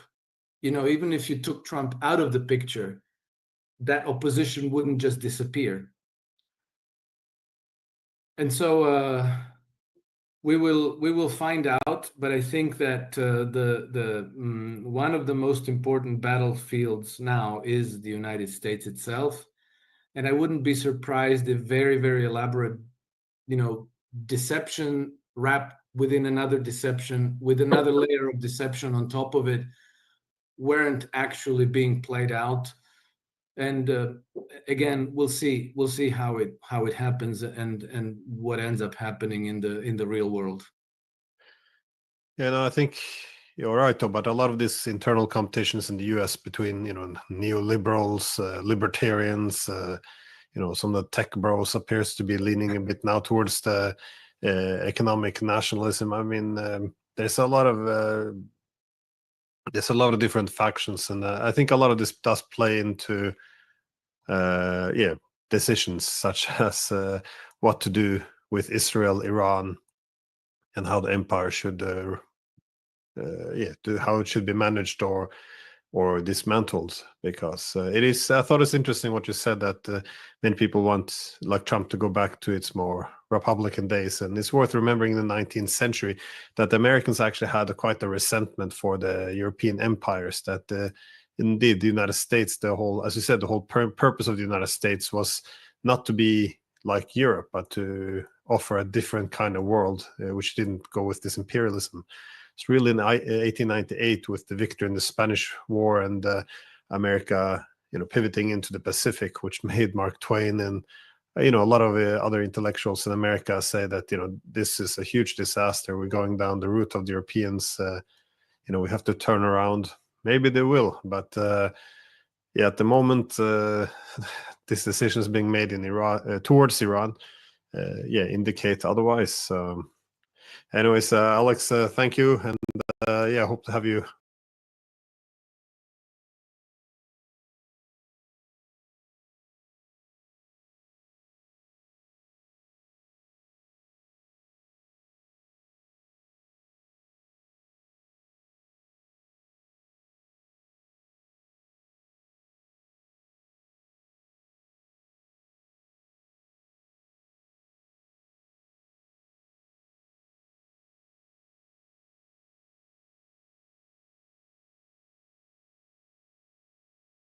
A massive missile barrage, drone barrage at Israel. We've seen images of buildings destroyed, Israeli officials, Israelis themselves talking about never experiencing this kind of damage before. And the United States has been asked and begged, really, to jump in. Brian, how about we begin with the scale of this? What happened during this phase of Operation True Promise 3? What have you been seeing, and how significant is this?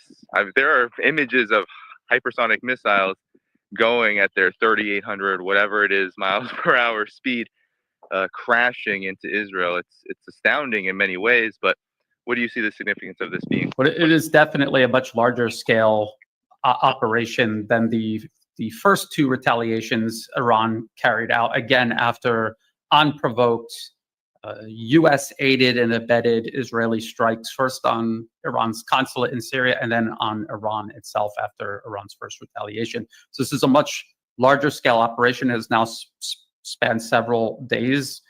Israel continues to carry out operations against Iran. And again, as we talked about previously, Iran is using ballistic missiles fired from Iran. Israel needs to mobilize large coordinated sorties with warplanes, electronic warfare. They need to contend with air defenses. They're flying over the airspace of other nations, long missions to carry out these strikes against Iranian targets. Even the Western media is doubting the accuracy and the efficacy of these strikes, although I do not doubt that they are doing serious damage to Iran as well. Now, the question that we asked before and that we need to continue asking and waiting for the answer is, who's going to sustain this type of military operation longer? And what are the goals of each party to this conflict? Now, you just talked about Israel asking the United States to join the conflict. This is a U.S. war being waged through Israel. The United States is already involved.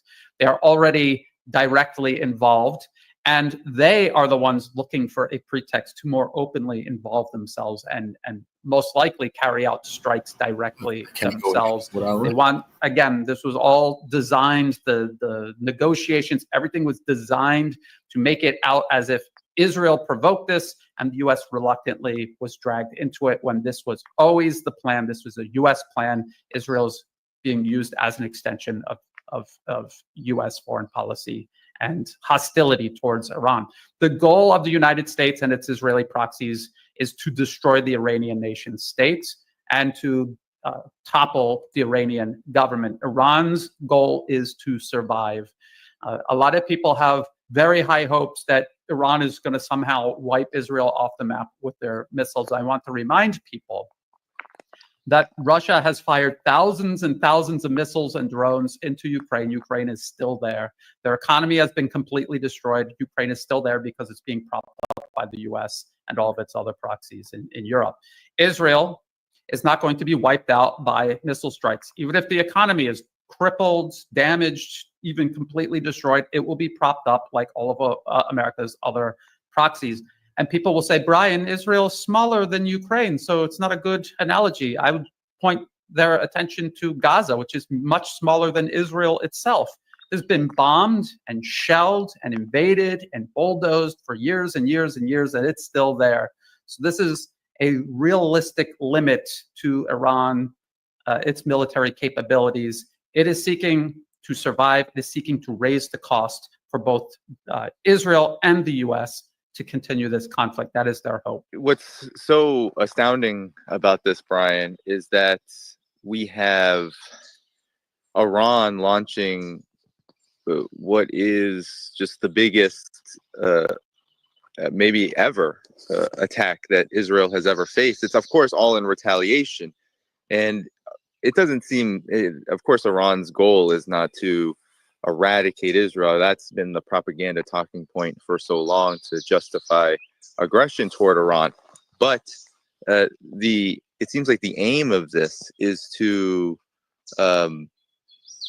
get Israel to stop doing what it's doing, which is targeting civilians, and of course trying to bring the United States into the war in a bigger way. Yes, I agree with you. The United States is involved. We know that before this.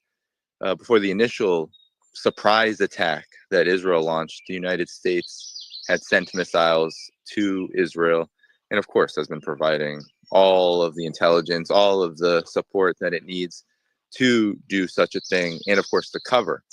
But now I wanted to ask you, Brian, what did you notice about this latest phase of Operation True Promise 3 with regard to the damage that it's done to Israel? Because I've been hearing things like in Bat Yam that there are, of course, Israel undercounts so many things always with regard to any data relating to its participation in acts of aggression and what it sustains because of them, the backlash, the fight back, the response because of them.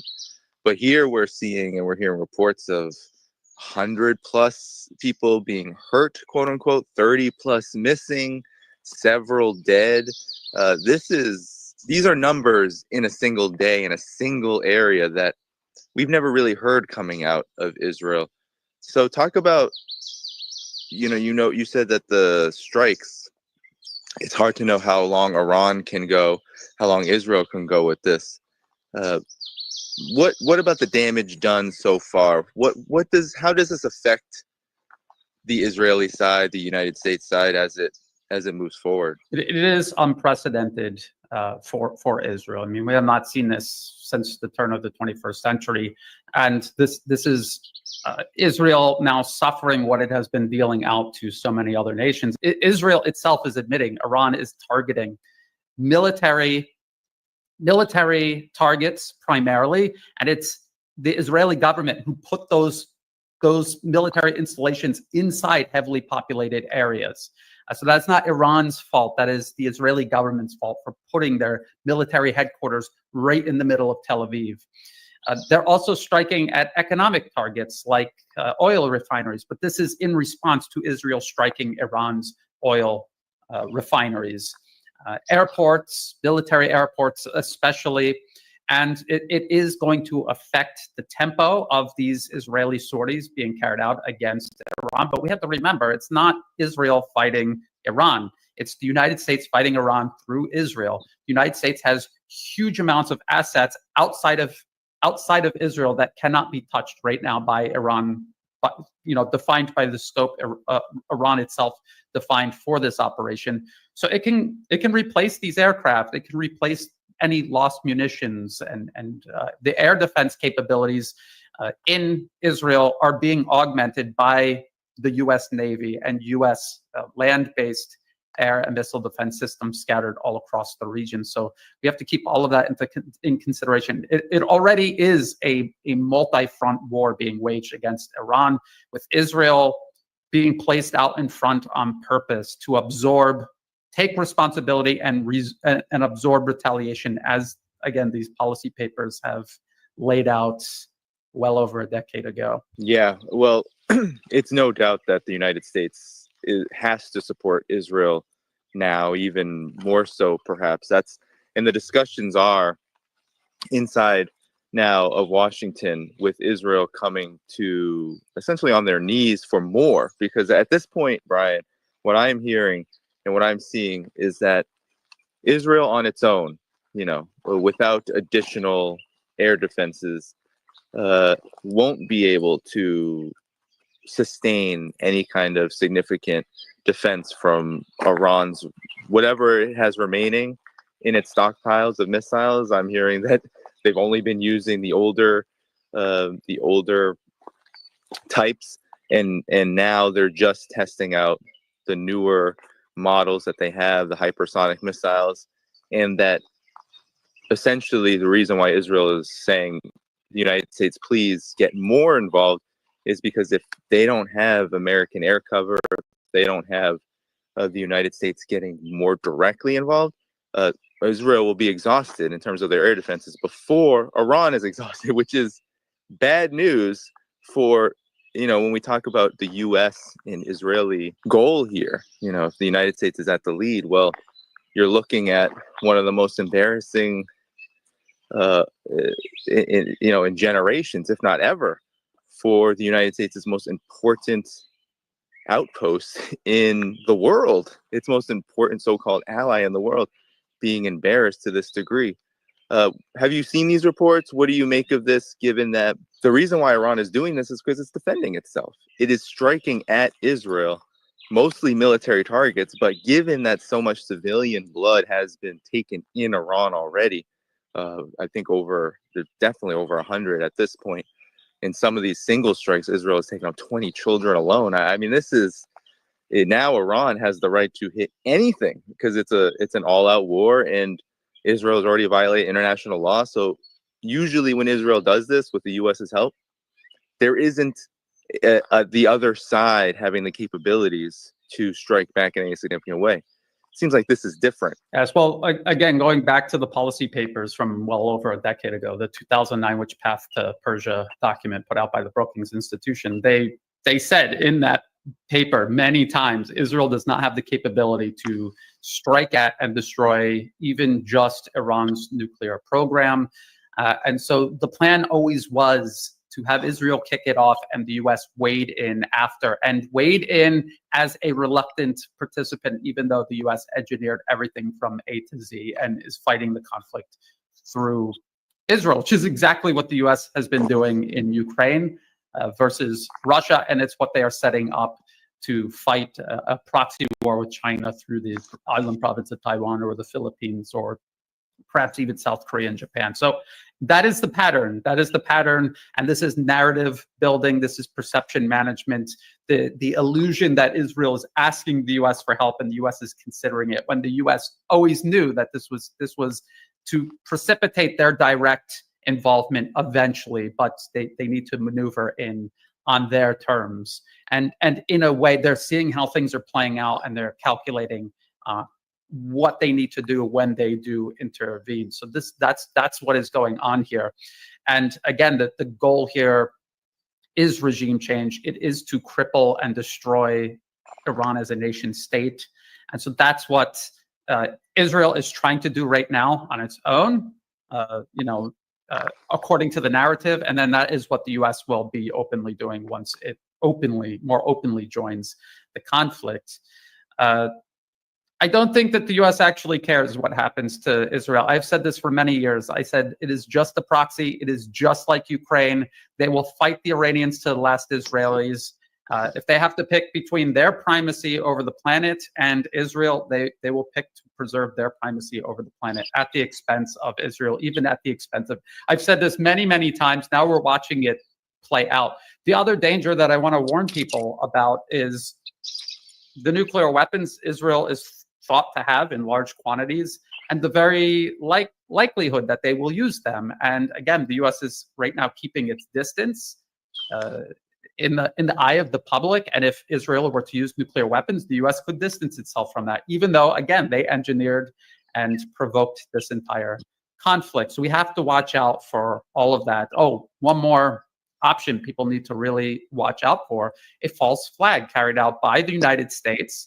They could even if they could even claim that it was Israel carrying it out, to even put another degree of separation between them and all of this, and cite that as a pretext to wade into the conflict. So there's all of these things, all of these tricks we've seen the U.S. use before that are, you can see them shaping the narrative, managing public perception, getting ready to escalate this even further. The timing of this is very interesting because already how I see it is that if this were to stop tomorrow for some reason, if Israel, Iran, whoever, the United States, I'm like, this is just not the timing.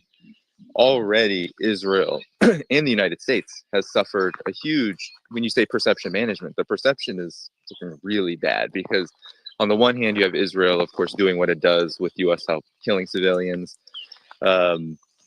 thumping its chest, doing always what it does, very inhumane, barbaric stuff. But then you have Iran hitting mostly military targets, and now the imagery is out there of Haifa, of Tel Aviv, of the hypersonic missile going, at this astounding rate and smashing into Israel. People all over the region celebrating the missiles going over their heads in Lebanon and other areas. We have Yemen. We've heard reports, especially in media in Iran and media in Lebanon, saying that Yemen is involved in assisting and in aiding Iran, which is no surprise since Yemen has been engaged with Israel for I don't know how many, over a year and a half, nearly the entire 20 months of the horrific massacres and genocide in Gaza. So the perception seems to already be terrible, which makes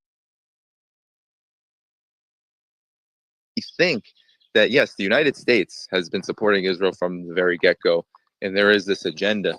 The timing of this seems really bad for the United States, given that, as you said, there is a real nuclear question here. And now if Israel uses its nuclear weapons, given what we've seen now with Iran seems to have really good intelligence about where everything is in Israel. That's why they're targeting what they're targeting. That's why Central Israel is in such, is getting the brunt of these attacks, because they know this is where a lot of Israel's, a lot of Israel's military arsenal is. But now, if Israel is forced, with the U.S.'s help, to pursue the nuclear option, well, Iran isn't exhausted right now. They obviously have capabilities left as we speak now. That's a risk. And if the United States gets more involved, if they start flying their bombers overhead and bombing Iran, what happens for the United States when, and I've been talking to people about this around me and my family, I've been saying, what happens when we already have F-35 jets likely shot down? Some are saying 3, some are saying 2. Regardless of the official number, if any get shot down, if any F-18 or any bomber from the United States is shot down in a conflict with Iran, it would be historic and unprecedented. I don't think Israel can't handle any hit against it. We've seen this with October 7th. It went completely berserk. When it feels that it is being so-called attacked, it goes unhinged, and we've seen that over 20 months. With the United States, this is I think the big concern is that the United States gets involved with Iran, takes any damage from Iran. Well, then what happens then? What happens then? Because the United States is a different animal. It is the empire. It is the hegemon. And its nuclear capabilities are far, far outweigh Israel's. It's a really dangerous situation. So, Brian, your comment, because I think Iran is trying to avoid this, of course. Iran doesn't want to see this. Iran is defending itself. But the United States here, by flirting with the idea of a direct intervention with Iran, is also flirting with nuclear war, because their conventional means are likely going to see some damage. I don't know how much. I don't know how much Iran would be able to do to the U.S., but if they're going to fly overhead in Iranian airspace, I can't imagine that Iran won't be targeting them and maybe getting a hit. We're in uncharted territory right now, and so it's very hard to say what will happen. We've talked very, very often over the last couple of years about how the time is the window of opportunity is closing for the United States to reassert hegemony over the planet. And it is rushing, and it is making very bad, rushed decisions. I think this attack on Iran was a rushed decision. They see their proxy war against Russia and Ukraine going badly. They see China rising at an exponential rate. They have openly said they need to pause the conflict in Ukraine and pivot to China because they can't fight both at the same time. They said this in public. U.S. Secretary of Defense Pete Hegseth laid this out many times. Almost every time he gets in front of a podium, he lays this out. And we knew that they were going to stop at Iran along the way during this pivot from Ukraine to confront China in the Asia-Pacific region. So we're in uncharted territory. We always have said that when the U.S. becomes more desperate, they become more dangerous. They have a proxy Israel with nuclear weapons that they might explore the possibility of using. And I just don't know what happens after that. Every nation on earth is going to have to ask themselves and reconsider the strategy they're using right now to manage the decline of U.S. hegemony worldwide. They're going to have to really reconsider it, because this is out of control, and it becomes a danger to absolutely every human being on earth. Now, the other problem is the mask has slipped off. As we warned, President Trump was never going to change anything. Before he stepped foot in office, he surrounded himself with neocons who have dreamed of war with Iran their entire political career. And so, surprise, now he's leading this war against Iran, fought through Israel, and we anticipate the U.S. will be involved directly.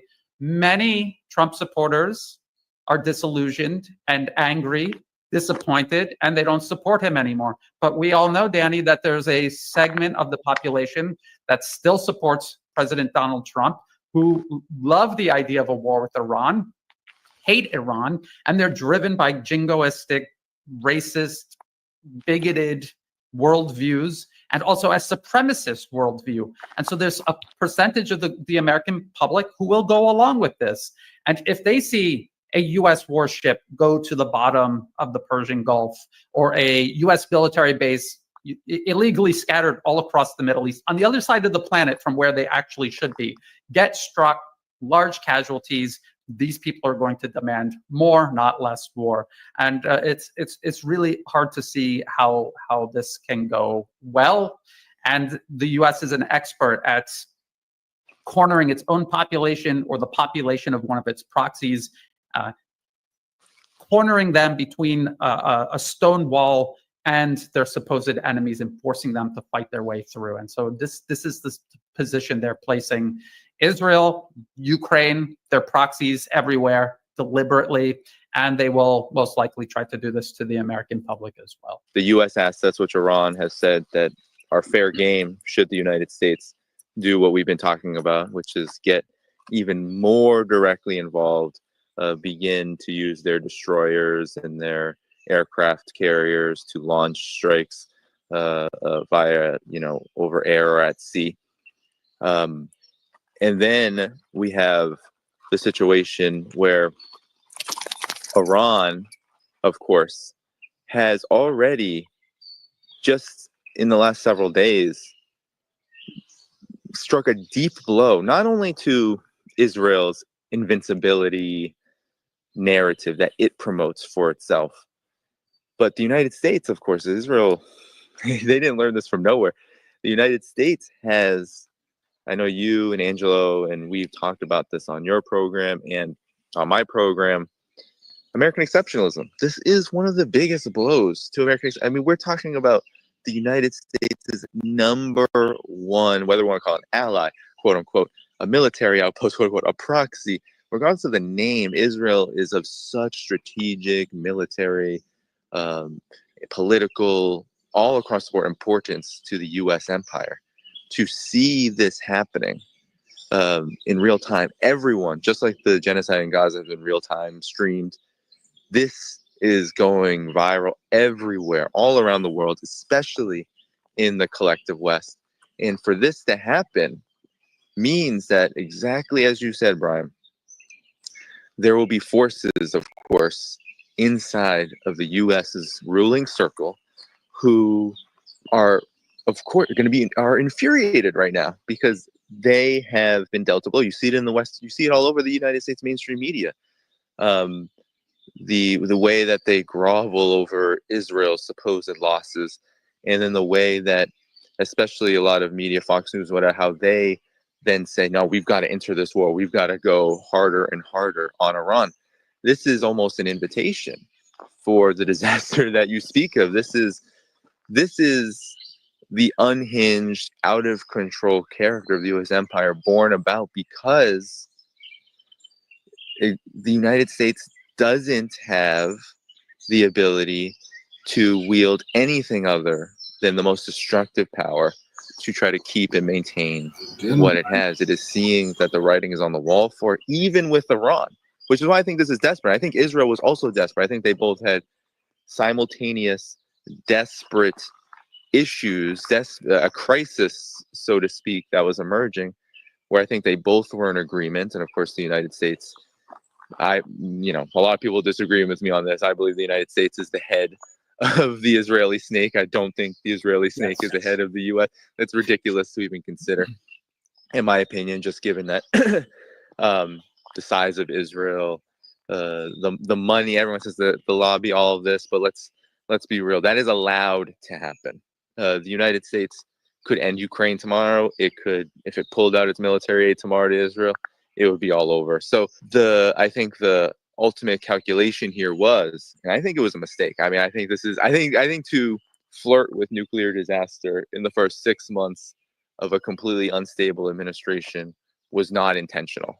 I do think the agenda, as you said, Brian, I agree. The agenda, that's a long-standing one that is not dependent on U.S. administrations, that is not dependent on who's in the White House.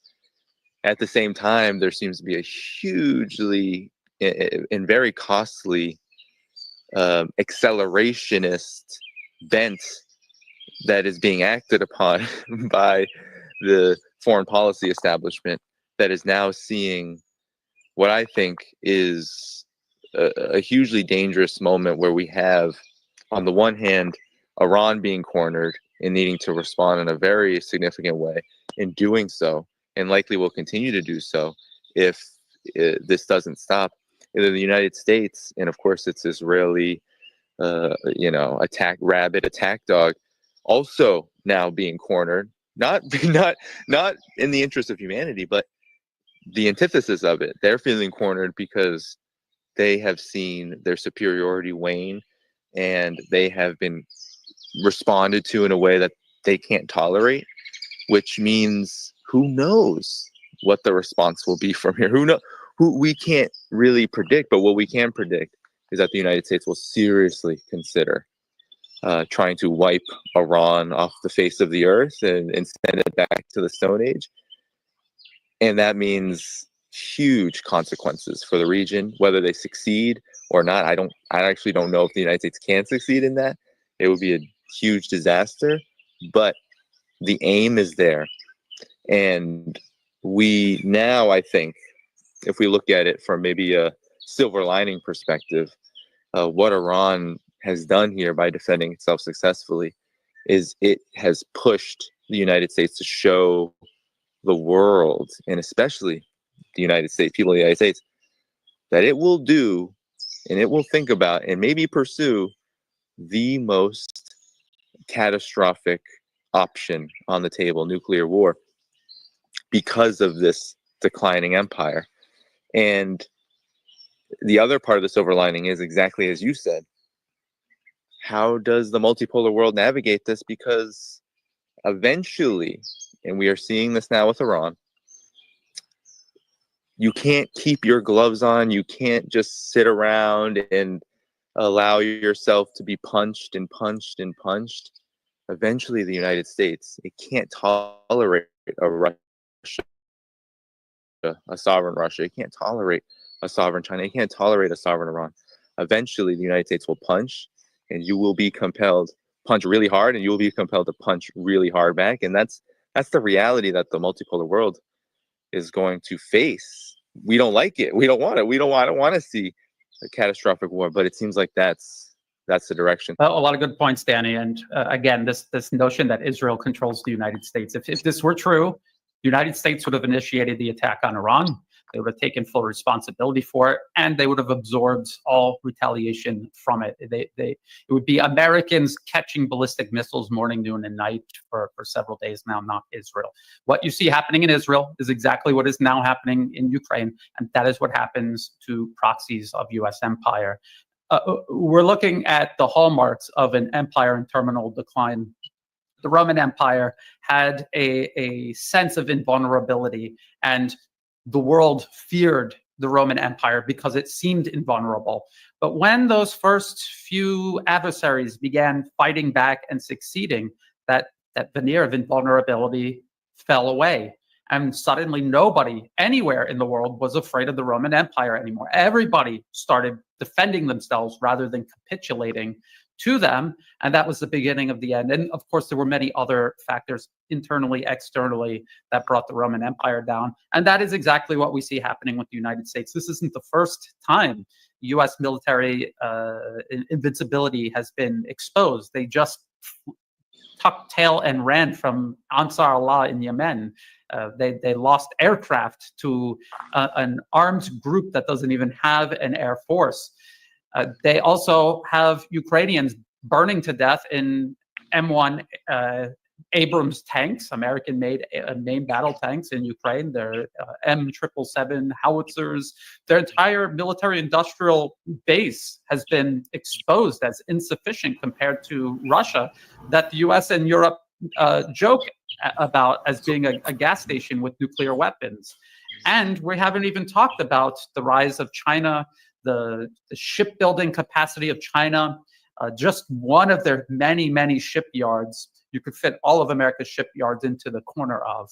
And the sense of invincibility is falling apart. And this was one of its most effective tools in managing the world. It is a bully who rules through fear. And once that fear is gone, you have a very difficult time ruling. Then you're forced to use military power. But what if your military power actually isn't as powerful as you have tried to convince people? So this is the the situation they have put themselves in because, like you say, Danny, they can't see a way to interact with the world otherwise. And what they will do is increasingly horrific things to try to reassert fear. And we have to ask ourselves, with what tools? And you see the list of tools narrowing. And one of the things at the top of the list will be their extensive nuclear arsenal. And again, because Israel has nuclear weapons and is a proxy of the U.S., and the U.S. would love to shift responsibility onto Israel. This is a way they could terrify the world back into line. So we have to be very careful. And one of the last things I'll say and end on is we have to be very careful about allowing our biases to enable overestimating what we think Iran or Russia or China can do, and underestimating what Israel, Ukraine, and of course the US, which is using both as proxies, can do. We have to be very careful about that, not allow our biases to cloud our ability to see what is actually happening, and also exercise a degree of patience. This is an armed, ongoing conflict. Things are very fluid. It's not going to be clear. There's deliberate misinformation, people simply making mistakes. So we have to be very, very careful as we wade through all of this.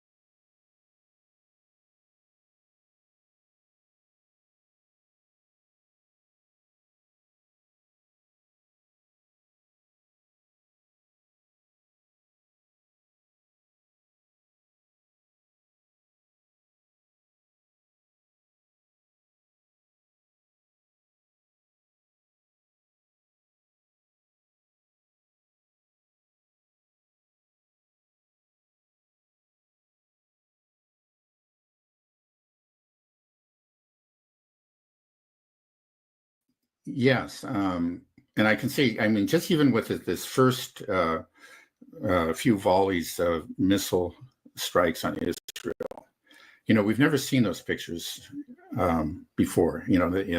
Israel, this is what Israel does to other countries, right? And this is the first time that I've seen leveled blocks, entire destroyed buildings. Maybe not leveled blocks. Well, actually, one of them, was a city's, I don't know where it was exactly, but outside of Tel Aviv, it looked like a leveled block. Many, many houses, structures had been destroyed and just were rubble. And then within Tel Aviv, you saw entirely destroyed buildings, and not just one, but several. This is something you never saw, and I think it's got to be a shock to the Israelis. Now their government, the IDF, I think is working hard to really cover up the extent of the damage, and they made a lot of ridiculous kind of Baghdad Bob-like claims about how successful their air defense was, and but you can't hide the rubble. People in Tel Aviv know it. They know what happened. They saw the explosions. We saw the video of the impacts, and some of those impacts those explosions were enormous. So this is something. This is new. This has never happened in Israel before, and I think it's got to change the perception that Israelis and other people have about Israel and its security. They've always had this sense of invincibility, right? They're the ones that do this to other countries. They've never actually dealt with a country before that can hit them back, and that's going to affect that's got to lower their faith in the future. The Israelis, many have left already. Some have come back, but after this, I think many more are probably going to consider emigration. And then again, it's just like if you're a business thinking about investing in Israel, you already had your doubts after October 7th, but this has got to increase your doubts that this maybe the long-term security, stability of this country is very doubtful. We're not even talking about the polarization of domestic politics, but now, you have you could say not exactly enemies within, but just a very fragile, a very fraught domestic political situation. And then you're dealing with actually a very formidable foe from without.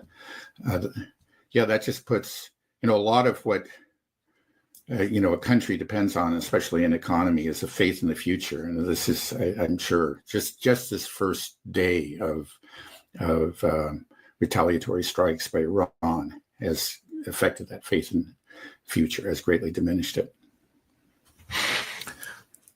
How do you assess Israel's ability to inflict damage on Iran versus Iran's ability to inflict damage on Israel? Because we see that the system that Israel has adopted is via these aircraft, these fighter jets to fire missiles, whereas in Iran they fire these drones and ballistic missiles.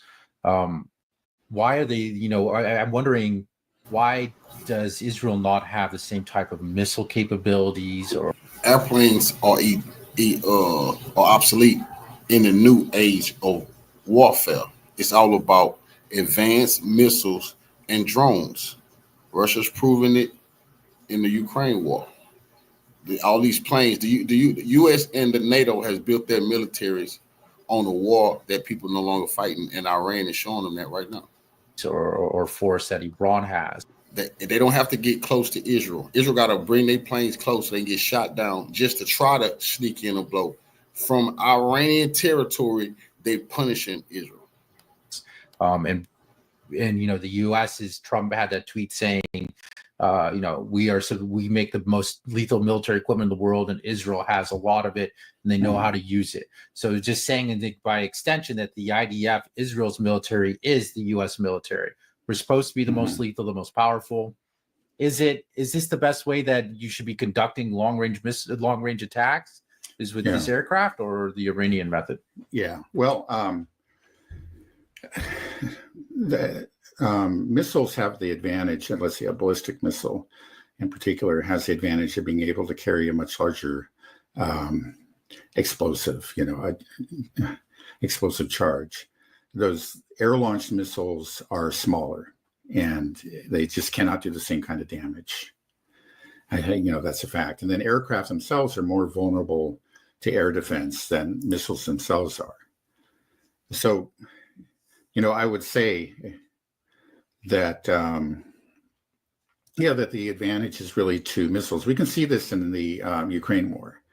It's just that the Russians, they do use their aircraft, but they don't use them, they don't bomb, fly over, or into Ukrainian airspace, so maybe just on the margins they do. But in general, they don't, because they know that these aircraft, even against a very degraded air defense system, they're vulnerable. So they use them as kind of in a supporting role. They're obviously they're just one of many launch platforms. They use submarines, ships, these aircraft, but then many just ground launched missiles.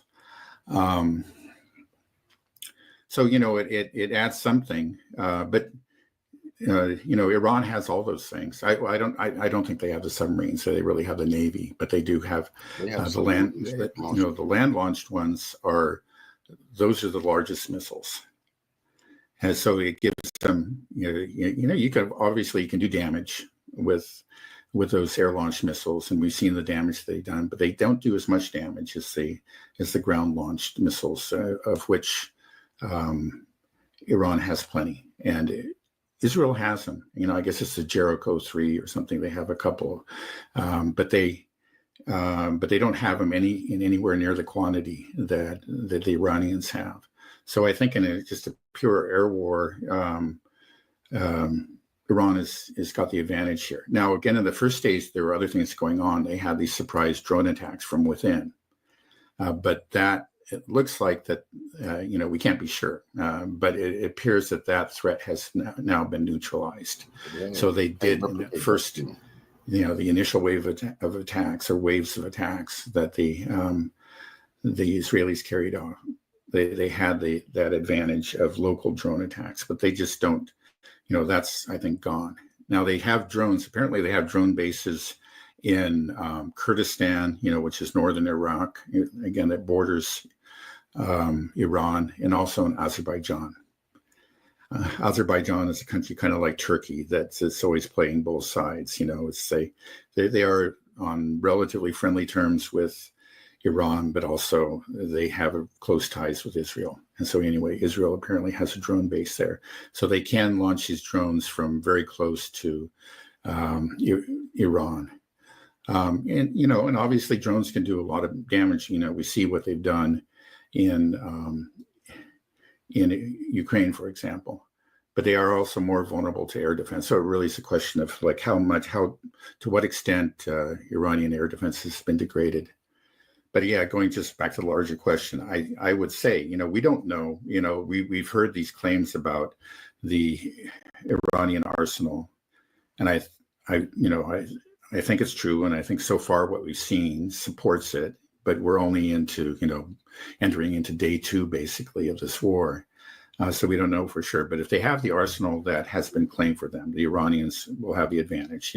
They have the larger missiles that can wreak really much more destruction. Right. It does seem like the Iranian system is far inferior. The Israeli system is far inferior of having to fly your jets over the space. We supposedly 2 or 3 have already been shot down. You talk about the maintenance costs, but they can't just fly over Iranian airspace. It kind of surprises me that Israel's in this situation wanting war with Iran constantly, and it doesn't seem like they are equipped for it at all. And it doesn't feel like the United States is either, that we are using outdated tech that is not really, it's not going to play well in a war with Iran. And in the modern age where you have advanced air defense systems that can shoot down planes, where you do have live in a world with hypersonic missiles that can penetrate your air defenses. It just seems like everything is stacked up against Israel. And I just think even if the U.S. comes in into its defense, it's like, what are we going to do? Okay, we have all these bases throughout the Middle East, but you're just saying maybe we don't use any of them because the Gulf states don't want us to use them because they'll know they'll be open targets.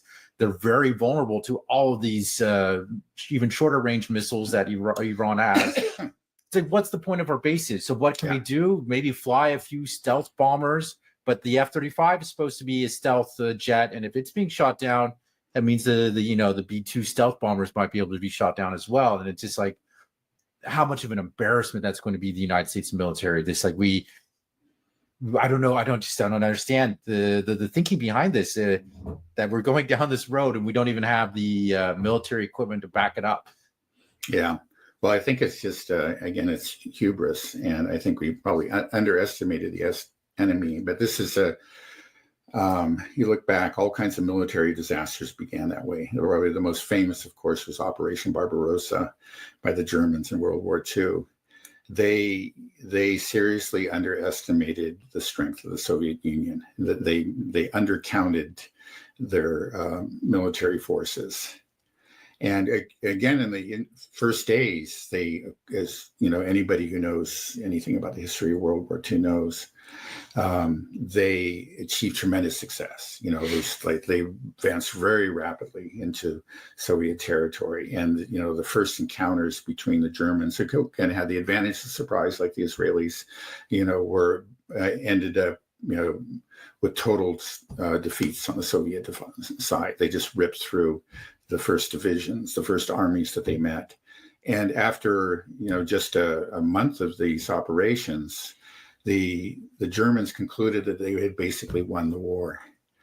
And that was, and so anyway, this was this huge miscalculation. And then they began to see armies appearing where they didn't really expect them. So we didn't know they had an army there. And then they began to suffer some real losses. And even then, it took them a while to actually come to terms with the fact that they had really made a mistake. There was just this hubris, this certainty that, basically the Soviets are finished. And so they had a chance, I think they were destined to lose the war, but they could have done things, like made adjustments. Again, big surge, the military historians, and I think it makes a very interesting argument about that. If they had recognized their mistake early on and made adjustments, they could have it's at least theoretically possible that they could have won the war. They could have gone to the Caucasus, redirected the forces there, seized the oil fields, and that could have really changed everything. But there was this hubris. There was this gross underestimation of the strength of the enemy, and with catastrophic consequences. And I think, this is something that you could see that recently Israel has been experiencing a string of victories, notably in Lebanon and in Syria. Now, of course, the Lebanese on the ground, it really wasn't a victory, but we all know about the decapitation strikes and then the fall of the Assad government. And, these were surprises. They were entirely unexpected, and they were regarded as great victories for Israel. And so anyway, kind of similar to, let's say, the Germans in World War II after the Blitzkrieg in the West and these great victories, they had a sense of invincibility. And I think that, the Israelis with their American backers, they have that same sense. It's just like, see how Assad fell. You see what we did to Hezbollah. It's a turn of the Iranians. And in the first day, it started to look like the same thing, but it's sort of, now we're seeing, that, wait a second, the Iranians have some depth. You took out many of their commanders. You did. Sun Tzu, all the war, appear weak when you're really strong. Appear strong when you're really weak. They thought the Iranians were weak, and they really were strong. Did destroy a number of their launchers, but in a very short period of time, they reorganized themselves. They replaced all those people that were assassinated, and they fired back, and they did significant damage. This is not going to be a cakewalk. But,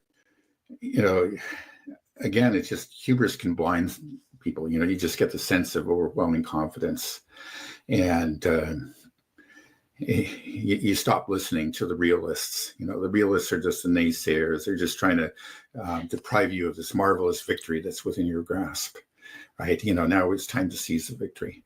We'll see. I think that clearly the Israelis are going for it, and I think it's going to end very badly for them.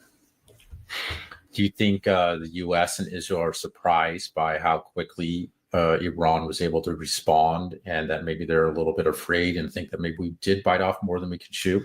There's a possibility, that there is, because I know Israeli military officials were claiming that Israel had done so much damage that there wouldn't be a quick response from Iran. It would take Iran days or maybe even weeks to hit back. And there were other analysts like actually Scott Ritter and Big Surge, who I just mentioned, who were saying the same thing. And Big Surge, to his credit, quickly said, "Whoa, boy, did I get that wrong?" They were ready. They didn't, clearly they have the forces and counterattack very effectively. But yeah, you did get those statements from a lot of people, including, especially from the Israelis. So that it must be, I think they really did believe that maybe they had the Iranians on the ropes, that they had already kind of got ripped through the core of the Iranian military, and it rendered it, it had fatally wounded it. And I think it's become clear to everybody that that's just not the case. What has the global response been so far from leaders like Russia, China? Yeah, well, Russia and China have unequivocally condemned the Israeli attack. They said there's just, as just a clearly unwarranted, clear violation of international law, just unprovoked aggression. Now the Western European powers, I don't know what the different countries, but I know in particular what Macron said, are framing this, and I think the Germans too. Yeah, I know that Merz also. So Merz and Macron have both said that, well, Israel has a right to defend itself, which is just such an absurd statement. If this is defense, well, then white is black and black is white. It just says this is just a textbook case of aggression. Okay. Yeah, I think one thing that's been interesting to see is just how many people around the world, though, are behind Iran in this, and how big of an impact you think that's going to have on the outcome of this war. Well, I don't know if it really is going to have much of an impact on the, during the war itself. I mean, the countries that can really make a difference, of course, are the countries that border Iran, how much they cooperate with them. Pakistan has announced that, it has condemned the attacks and declared its support for Iran. And of course, Pakistan borders Iran, so that's important. It could be a conduit for weapons, for supplies into Iran. And then the Russians and the Chinese. And you say that you've heard that the Chinese have declared a willingness, to supply at least the components for the missiles. And I think that the Russians, again, let's not forget they very recently signed this comprehensive agreement with Iran. I think both China and Russia understand that Iran, if Iran falls, it will weaken both of them. Iran is part of, you could say, this three-part, not exactly an alliance, but close to it. They're the three of them is the weaker party, but it is still a very important part to this Eurasian. We'll call it an alliance. And so I think they understand the importance of supporting Iran, and they will support Iran. Again with technology, with weapons, and with intelligence. I know that the Russians have already done that, and it will continue to do it, and I'm sure the Chinese will. So again, if this turns into a war of attrition, which it seems like it very likely will, that is another advantage that the Iranians will have. Again, it's just we've seen that there's just much more productive capacity there on the Russian and Chinese side, especially the Chinese. The Russians have their hands full, of course, with Ukraine, but they've actually been able to produce a lot more than even what's needed for the front there. And I'm sure they'll be able to spare some weapons for the Iranians.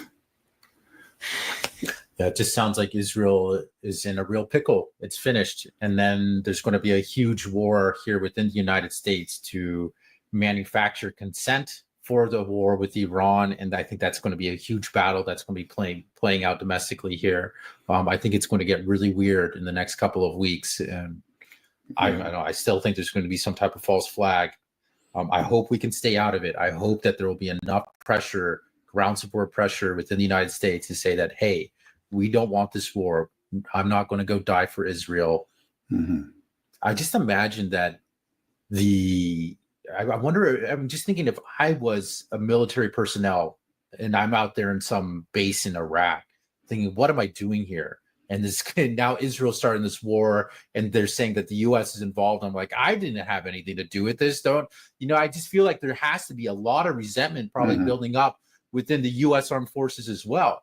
I'm sure, they have YouTube. They probably, people in the U.S. Navy, they probably learning about the USS Liberty secretly. And they're like, I don't want to do this. Don't send me into the Red Sea. I don't want to go here. Don't send me into the Persian Gulf. So I just think it's going to get hairy. But the game, like Lindsey Graham said, for him, it's a game on. This is what they want. I don't think they're going to get it. They're not going to be able to manufacture the support, but then there's going to be all types of crazy stuff with Palantir, false flags, the end of the empire, Samson option. I just think this thing is just starting to cook. It's going to boil over. Right. Well, I mean, even before this war broke out, there was somebody, I think actually there was an Israeli pundit that described what was going on in the U.S. as kind of a civil war. He was using that term, let's say figuratively, and applying it just to politics, actually Republican Party politics, a civil war between really the Zionists and the MAGA core. And we had people like Tucker Carlson arguing that we got to keep out of this. And by the way, now Tucker Carlson is very strongly condemned this attack by Israel. But on the other side, we had people like Mark Levine, going to visiting Trump and just pressuring him again to become involved in the war. Well, that civil war, so-called, is going to continue. That's the thing, is that's they're both part of what elected Trump, you know, the extreme Zionists, but then also the America Firsters. And there's an obvious contradiction. Now, there's some people, a lot of people kind of in the middle with that just don't think things through very clearly, and they think they're both. But the ones, you know, who the ones that have seen through it and do have, you know, a clear ideological orientation are clearly at loggerheads now. So again, we have, you know, the Tucker Carlson people and Marjorie Taylor Greene and so on one side, and then we have, you know, all the Zionists like Mark Levine on the other. Mm-hmm. Yeah, all just storm clouds up ahead. Well, we'll see. Okay, well, is there anything else that you?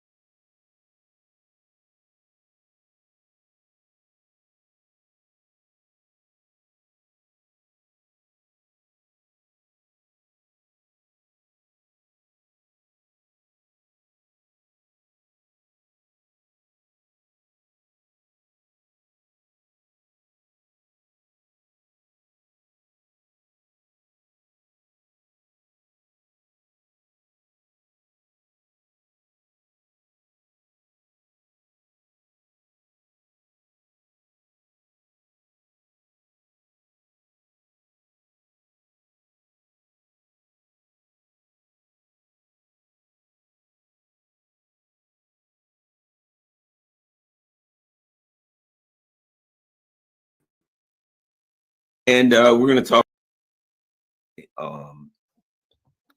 videos that I made just before the war started, and I asked the question: will Donald Trump, you know, attack Israel, Iran, and basically wipe out, destroy his presidency? Now, as anything else, I would have to say that we have to define destroy his presidency, which I think I did pretty well in that video if you get a chance to go back and look at it. But what has happened is this, and old Mr. H has spoke the truth here. Trump is a neocon, right? He is, but he isn't. You know, Mr. H is right, but Mr. H isn't right. Here's what I mean. Trump is something different in that he is a neocon at times. He is whatever he needs to be. As Mark Sleboda likes to say it, he's a chaos bomb. He's unpredictable. He doesn't know what to do from one day to the next, and he's very braggadocious. But as soon as he gets smoked up a little bit, as soon as he gets a foot in his behind, he gets jumpy. So let's talk about this. Let's start with something that I think is very important. And that we got to get to. All right, let's start. And this is what Reuters is reporting. I think people need to think about this and talk about this. So the war is in its second day. Day one, Israel punches. Before I get into this, Trump says war in Israel should end in day two. We're going to talk about that in a second, but let me say this. Day one, you know, I understand people are very, very emotional. But day one, Israel does its thing, right? It, boom, sucker punches Iran, gets his sucker punch in. And pretty much we hear from many people, you know, that's it. Iran's done. They're toast. Israel has knocked them out. Are they reaching for the white flags? Can they possibly recover from this? Oh, my gosh. And again, I talk about this a lot because I try to avoid it. Emotions, the emotional road, they're down. Oh, Iran's done, they're finished, it's over, they're screwed, it's completely, they're obliterated, they've been decapitated, right? That emotional roller coaster, the online emotional roller coaster, you're familiar with it. Then what happens next? Iran comes back, they smack Israel, smack the hell out of Israel. Let's just say, as Andrei Martyanov, go over there when you get a chance to smooth the X12 and watch his video where he called it a miscalculation. And he talks about, this is what Andre says all the time. These people don't understand real war. They don't understand strategy. This was a tactic. We'll punch Israel. We'll punch Iran and then this will happen, right? I'm going to hit you and then I'm going to predict the outcome in war, which shows they have no idea what they're doing. But they come out and they do their thing. Okay, we've misled them. We lied to him. We hoodwinked and bamboozled them, right? They hoodwinked and bamboozled them. They got Iran looking the other way. Boom, they got in a punch. And of course, online, in the chat, everywhere, there's weeping and gnashing of teeth, and there's a complete emotional collapse. Oh, it's over for Iran. How could they have not seen this? They're done. They're finished. They're over, right? But they wanted a war. That would have been like, you know, predicting how the war would go on day one in any war. Yeah, you never know. And day two, by the end of day one, things were not looking so well. Iran got their feet. You know, the big thing was this on day one. This is the big thing. Israel got a blindside punch in. And we always talk about it, in a fight that can happen. You're not always going to be prepared. Somebody can steal you, sucker punch you, whatever you want to call it. You can be walking down and somebody can, you're not looking and somebody gets a punch and bop, and you get dazed and disoriented, right? Well, the bottom line is, in that kind of a fight, if you feel that you have to defend yourself by striking first, when you daze and disorient somebody, you got to take them out. Flurry and don't stop until it. Well, Israel dazed and disoriented. They dazed them, not necessarily disoriented them. They dazed them. They took some people out. Iran, and many people said that Iran has been preparing for this for decades. So even though they got a punch to the head and they got dazed a little bit, they've been planning for this. They were ready for decapitation strike. I would argue that Iran was likely ready for a full decapitation strike, that even if everybody died, they had a secondary plan. In fact, Alistair Crook talked about that. I've talked about it in other videos, right? Bottom line is, they got Iran dazed on day one early. It seemed to me that lasted, maybe it took, and this again, you got to give Iran credit, right? You got to give Iran credit. They got attacked. They got blindsided. They got hoodwinked by fake negotiations. Okay, fair enough. You know what? I'll give you credit, U.S. and Iran. You were treacherous. You were unscrupulous. You were lied. Most of the world wouldn't think that you would be that unscrupulous, but now everybody knows, so that's a good thing. Everybody knows what they're dealing with now. And that allowed them to get a sucker punch in on Iran. Within 8 to 10 hours, Iran had reconstituted its military leadership. They had renamed who was going to be in charge. And they'll name in one or two, but it appears to me the other thing that Iran, wisely so, is not saying everybody who's going to be in charge now, because that gives Israel more of an opportunity to attack them. I'm sure they're in bunkers. I'm sure they're in remote locations doing their command centers, et cetera, doing their work.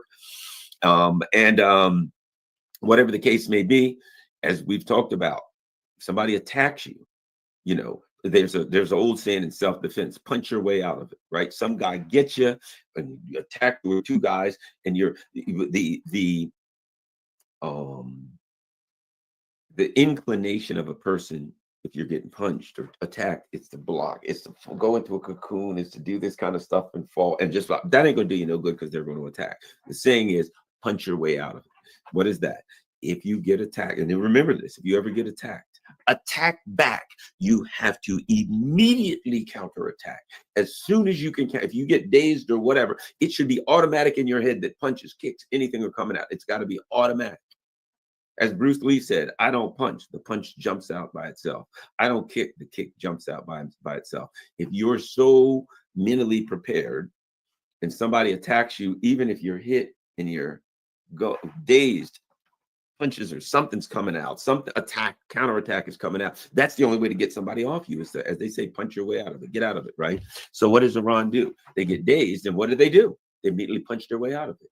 That's what they did. They immediately said, okay, you got me, got some air. What are we going to do? Get our air defense system up. What are you going to do? We get the next guy in charge. What are you going to do? Get straight. All right, everybody ready? Yeah, we got our feet. Yeah, we got those punches back. So what do? They start throwing drones. If you remember, one of the things that happened, and this is a telltale sign of what Iran was doing, and the fact that they were exercising that punch your way out of it philosophy. What did we hear? Immediately, you know, the strength is in their missiles and all that kind of stuff, right? But what happened very, very, very soon? What's the first thing Iran did? We got reports all over the place. We got pictures from Iraq that there was a bunch of Shahed drones, and that's their small, slow-flying drones, right? But there was like 100 of them fired, right? And people were like, 100 drones? That's the best you can do? That's all you got? You know, come on, Iran. And then people start saying Iran has been devastated. All they got is, all they was able to fire is 100 Shahed drones. It shows me they're smart. Because what did they say? We're getting hit, we're getting bombed. What do? We got to punch our way out of it.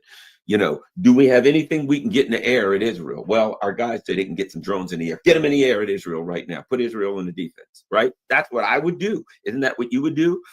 You're kind of, Israel is attacking you with impunity. What do? You have to make them get on their back feet. They got to see something coming at them, even if they sit down. They got to start saying, "Uh-oh, the drones are coming. I guess that means there's missiles behind it. Uh-oh, get on your." You got to put them on the defense. So what did Iran do quickly? 100 Shahed drones, and you can say that ain't much, but it was something. It was a punch.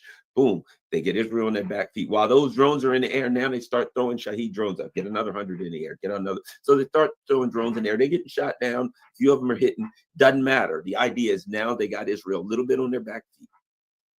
They get everything together. Throw some missiles at Israel. Hit these targets. Wham! They got two things immediately that was very critical. Number one, they hit some targets in Israel, which means now Israel has to be concerned. They have to defend themselves from real missile attacks. Three things they did. Two, they got the Israeli people and the Western public relations machine on its backbeat a little bit. It's like, we shut them down. Iran won't be even able to be fire a single drone. A bunch of missiles can boom, boom, boom, boom, boom. People are looking at, whoa, there's some destruction. Wait a minute, maybe Iranians can do some destruction. They did some real destruction. That gets on TV, that gets online everywhere. And now they have for lack of a better term, a little bit of a PR victory and some hits. Meanwhile, their people, right, the Iranian people are sitting there saying, oh my gosh, things are looking bleak for us. The Iranian people get their hold up their head a little bit more. And the government of Iran gets to say, see, we told you we weren't weak, and hey, we're in the fight. So now the Iranian people get to say, yes, we got some hits, we're in the fight. You see people in the street in Beirut all over watching the missiles go over, celebrating, dancing. The people in Gaza celebrating, dance. You see people saying, yes, Iran is getting some punches in. That was critical for them to do. From I hate to use this term, PR perspective, it was critical that they get that in. So they get that in. That's a fact. People had to see that. They get some punching in right now. So we're still in day one. We're still in day one. Israel has shot their wad. Israel has got their big punch in. They thought they had Iran down. Iran gets up off the mat. Boom, they punch their way out of that attack. Very, very wise. Great defensive strategy. I always say the best defense is a good offense. You know that. If somebody attacks, you punch your way out of it. Attack, attack, attack as quickly as you can and as consistently as you can. That's the only way you'll stop somebody from attacking you, is to counterattack. Anyway, let's continue. So that's day one. Day one, the Zionists and the neocons go from hooray, full celebration, to this is going to be a little tougher than we thought. Now day two comes, and Iran has really gotten on their feet. In Iran, they've got some air defenses are getting back up. Apparently, it appears that they've shot down some F-35s. They may or may not have a pilot. Those things I'm still working on to figure. That's what we're hearing on the net. So now they've gotten more victories. Shot down F-35s. The F-35 is supposed to be this great, wonderful, outstanding, the best, most expensive jet in the world. And it's, some of them are getting shot down. Okay. Now what happens day two? So the Israelis are like, okay, they got in a couple of hits. And we're seeing video more and more and more. Now what happens? Israel apparently hits some infrastructure, and Iran says, okay, two can play at that game. So the port of Haifa, apparently there's some big refinery. Apparently Iran says, because now, here's important. I talked about this time and again with Andrei Martyanov, and that is that the Western air defense, the American air defense, which is essentially, let's face it, they just say made in Israel. It's kind of like one of these Hermes bags or something where they make it for $40 in China and they ship it over to, whatever, Italy, and they stamp a made in Italy sign on it and sell it for 40,000, right? The David Sling, Iron Dome, blah, blah, blah. These are Lockheed Martin. These are General Dynamics. These are whatever. They're made in Raytheon, and they take them over there and they give them some Old Testament biblical name, and then they say it was made in Israel. And guess what? I don't care where it was made. It ain't doing so well. I'm not, no, let me put it a different way. It may be doing great. We're seeing them take some down, but the system's being overwhelmed. The Iranians learned a lot about it in their True Promise 1 and 2, and they are definitely having success. And the proof is in the pudding. Now, apparently, let's look at this. I think we got let's look at something right here that I think we can learn from. Let's look at some of the video that's out there. I'm not vouching for that video. I'm not saying that this video is right, wrong, or indifferent, but let's look at the video kind of things we're seeing. This is an attack on Haifa, and so the port of Haifa, and or some kind of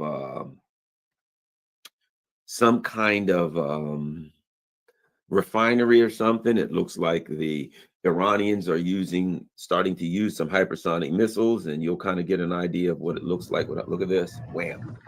You see missiles coming down everywhere, but you see that, look at that again, and boom, there's no proof of that.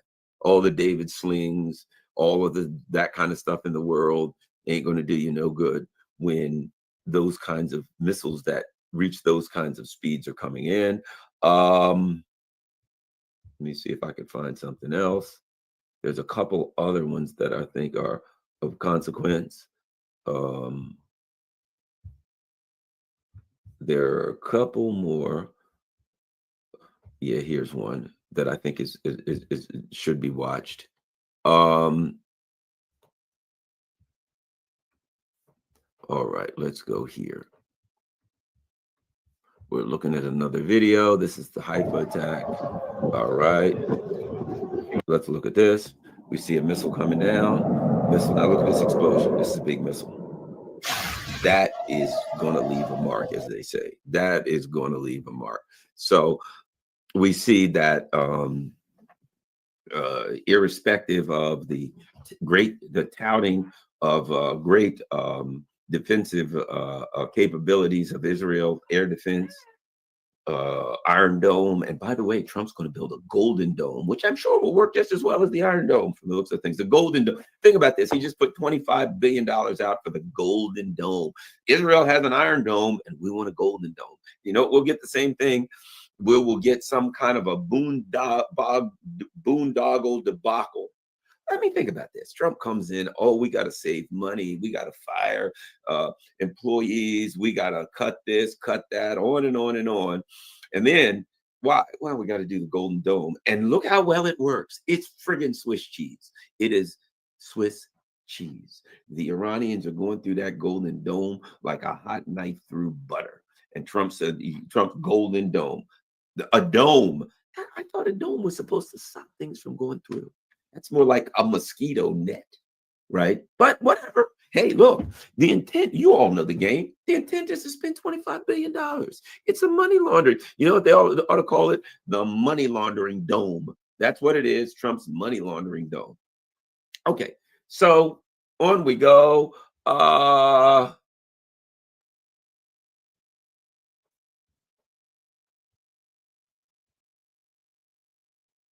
If we look at, I think, what's happening there, we can look at the handiwork. One more I'll show, and then we'll continue. We look at the handiwork of what's going on. We see that that Israel is starting to turn to rubble. See, the thing about Israel is this: it's small. It's not big like Iran. And so Iran, though they can hit Iran, yeah, sure, and they can do some damage, but Israel's not that big. And if you get 30 days of this, yeah, Iran will have some hits and what have you. 30 days of this, and I don't know how much Israel will even be left, right? How can they wage war? It seems to me that Iran is hitting their military bases and their air bases. 30 days it is there. First of all, Israel's military infrastructure will be no longer around. Iran will eliminate their military infrastructure. Iran will eliminate their air bases and their military bases. 30 days of this, there will not be a trace of any of that stuff, right? And what we've got is this. Iran is, seems to me they're acting within the limits of international law. Israel's placing stuff in civilian areas. So, if you put it in a civilian area, they got a right to target it, right? You did it, so now that's what's going to happen. So, yes, Iran's taking some hits, but it seems to me that you're a lot smaller, Israel. And if the hits are equal, let's just say they're equal, 30 days of it, you got a country of 90 million versus a country of 10 million, a country God knows how many times larger Iran is. So yes, it's a war, and yes, Iran's going to take punches. But when and if whatever the war is over, I'll tell you this much: you don't think Russia and China will come in and help Iran rebuild? And guess who's going to have to rebuild Israel? Any guesses? The United States. That there'll be another 100 billion. Let me tell you something. You think they spent 300 billion? Trump spent it. Trump. Yes, the Biden administration spent 300 billion. We've got to get that back on Ukraine. They've wasted all this money in Ukraine. Who the hell's going to rebuild Israel? We are. And you think they're going to? So you think they spent 300 billion on Ukraine so far, and Trump's still spending money on Ukraine? That ain't nothing. Think about it. Israel apparently some gas platforms blown up. They got refineries blown up already. They got ports blown up already. Who's going to build all that infrastructure? You know what? Who needs refineries? Who needs ports? Who needs infrastructure? Who's screaming, we need ports and infrastructure? Wait, why China's got 1 million ports? Russia's, everybody's building ports. Iran's was building some new port with India. I think on and on and on. And India apparently is invested in the port of Haifa. Not necessarily a good investment, but whatever the case may be. Guess what? That stuff in Israel is going to be all blown to hell. And guess who? What do you think Congress is going to do? You think any party in Congress is going to say, well, the Israelis need 300, 400, 500 billion, $1 trillion. The Israelis, it's going to cost $1 trillion to rebuild Israel. Now, we asked for Medicare coverage for us. Can't afford it. We got to cut your Medicare coverage. We asked for food for the poor. Our infrastructure's falling apart. Who's going to pay for it? That's what we hear here. Hey, Americans are struggling. Who's going to pay for it? We don't have that kind of money. And what about Social Security? People are barely making it. Perhaps we can have a 20% increase in Social Security. You got 70, 75-year-old people eating dog food. Can we help the old people? Nah, who's going to pay for that? We got to cut Social Security. And what the hell's going to happen? Israel's been smashed. There is no amount of money that we won't send to Israel. $1 trillion. Let's just take our whole budget. Let's just you know what they'll do? They'll sell our shit. They'll literally say, we got to sell all this stuff in the United States. Then they'll go around person by person. Hey, you know what we're going to do? We decided to raise your taxes by 25%. Why? So we can send all that money to Israel. Israel's going to be flattened, and they're going to look at you to pay, my dear and fluffy friend, and they will take your money whether you like it or not, and they will send it over there. And you will not get infrastructure. You will not get health care. You will not get decent schools. You won't get a damn thing.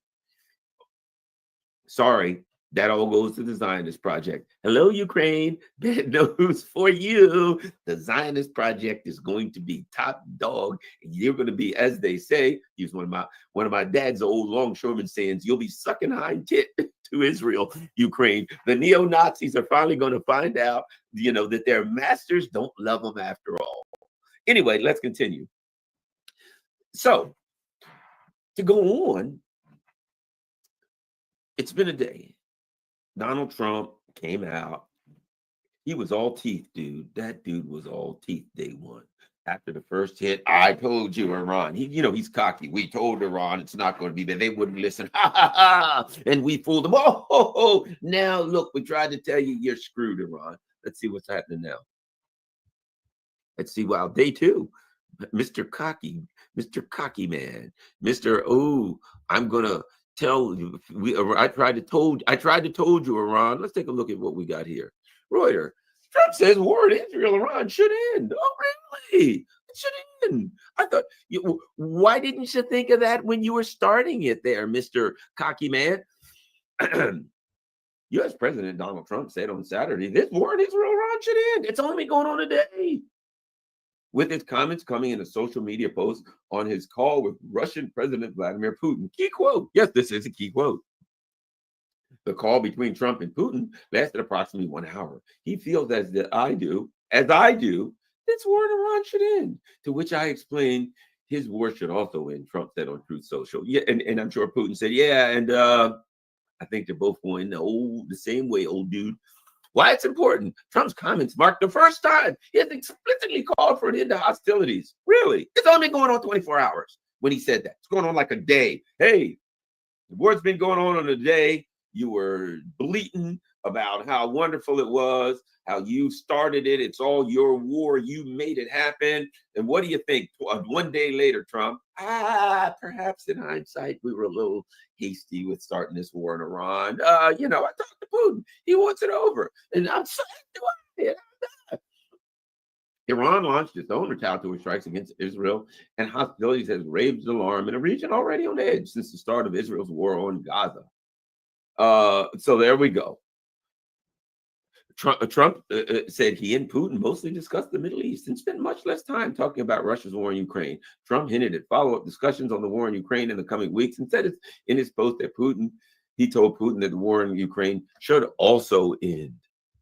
Here's the thing about it. I have a feeling, I haven't found out who called who yet. I kind of get the feeling that Trump was the guy making the phone calls. I got a feeling that Trump called Putin. I got a feeling that Putin didn't call Trump, because who the hell's going to trust Trump, right, at this point? But I have a feeling that Donald Trump said, what's going on with the war? Well, we got good news and bad news. The good news is the Israelis got the first punch. Okay, what's the bad news? The Iranians threw a flurry afterwards, and they're still throwing flurries. So the Israelis are getting some punches, but man, the Iranians are throwing a lot of stuff at Israel, and Israel doesn't know how long they got before they run out of anti-aircraft missiles. See, the thing about it is this. I think and what the Iranians are thinking, and it's a simple strategy that I think, the Iranians actually had the opportunity in True Promise 1 and True Promise 2 to hone that strategy. And that strategy was simple. It was a strategy that was told to me like 2010 or 11 when I was at Fox News in New York, and I won't get into the story. I've told it a million times, so I won't go over and over again. But anyway, a guy who would know, the head of the National Physicists Association, was talking about why the Golden Dome, which was Star Wars at that time, wouldn't work. And it was simple. You just overwhelm the system. If you've got enough missiles, dummy missiles, drones, whatever, if an air defense system has a finite number of missiles, an air defense a system has a finite number of things that it can track, right? So if you got this radar here, it can track X number of objects at the same time. It can target at X number. It can respond to X number with missiles. The thing about it is this. Generally, an air defense system has to fire 2 to 1. And it has to do with mathematics, right? It works kind of like, very simple. If one missile's coming if I fire one missile, I have a 40% chance of hitting it. If I fire 2, most likely it could be 80 or higher, right? So I greatly increase the probability that, air defense is about mathematics, right? Where's this missile's coming? The computer calculates where it's going to be at a given time, fires 2 missiles, and those have a chance, and it may say, okay, let's go 1 here, 1 there, or whatever. Okay, but it's 2 to 1, which means it takes me half as many missiles to exhaust your missile supply as if I'm on offense. If I'm sending missiles, I fire 1,000 missiles, you got to fire 2,000 anti-aircraft missiles. But what happens if I'm firing drones at the same time? So you got to deal with the drones, you got to deal with the missiles, maybe even small little teeny drones like the Shaheeds, etc. So, and might I add, here's the other part that you need to know, that NATO is involved. And what I mean is this: they're French, they're Italian, they're British, they're American ships and bases and air defense systems all over the place. There's Western air defense systems and ships and all over the place trying to stop these missiles before they get to Israel, trying to stop these drones before they get to Israel, which means in the same way that the Russians were demilitarizing NATO with the Ukraine conflict, now Iran is demilitarizing NATO. Okay, so NATO is being demilitarized on two fronts now.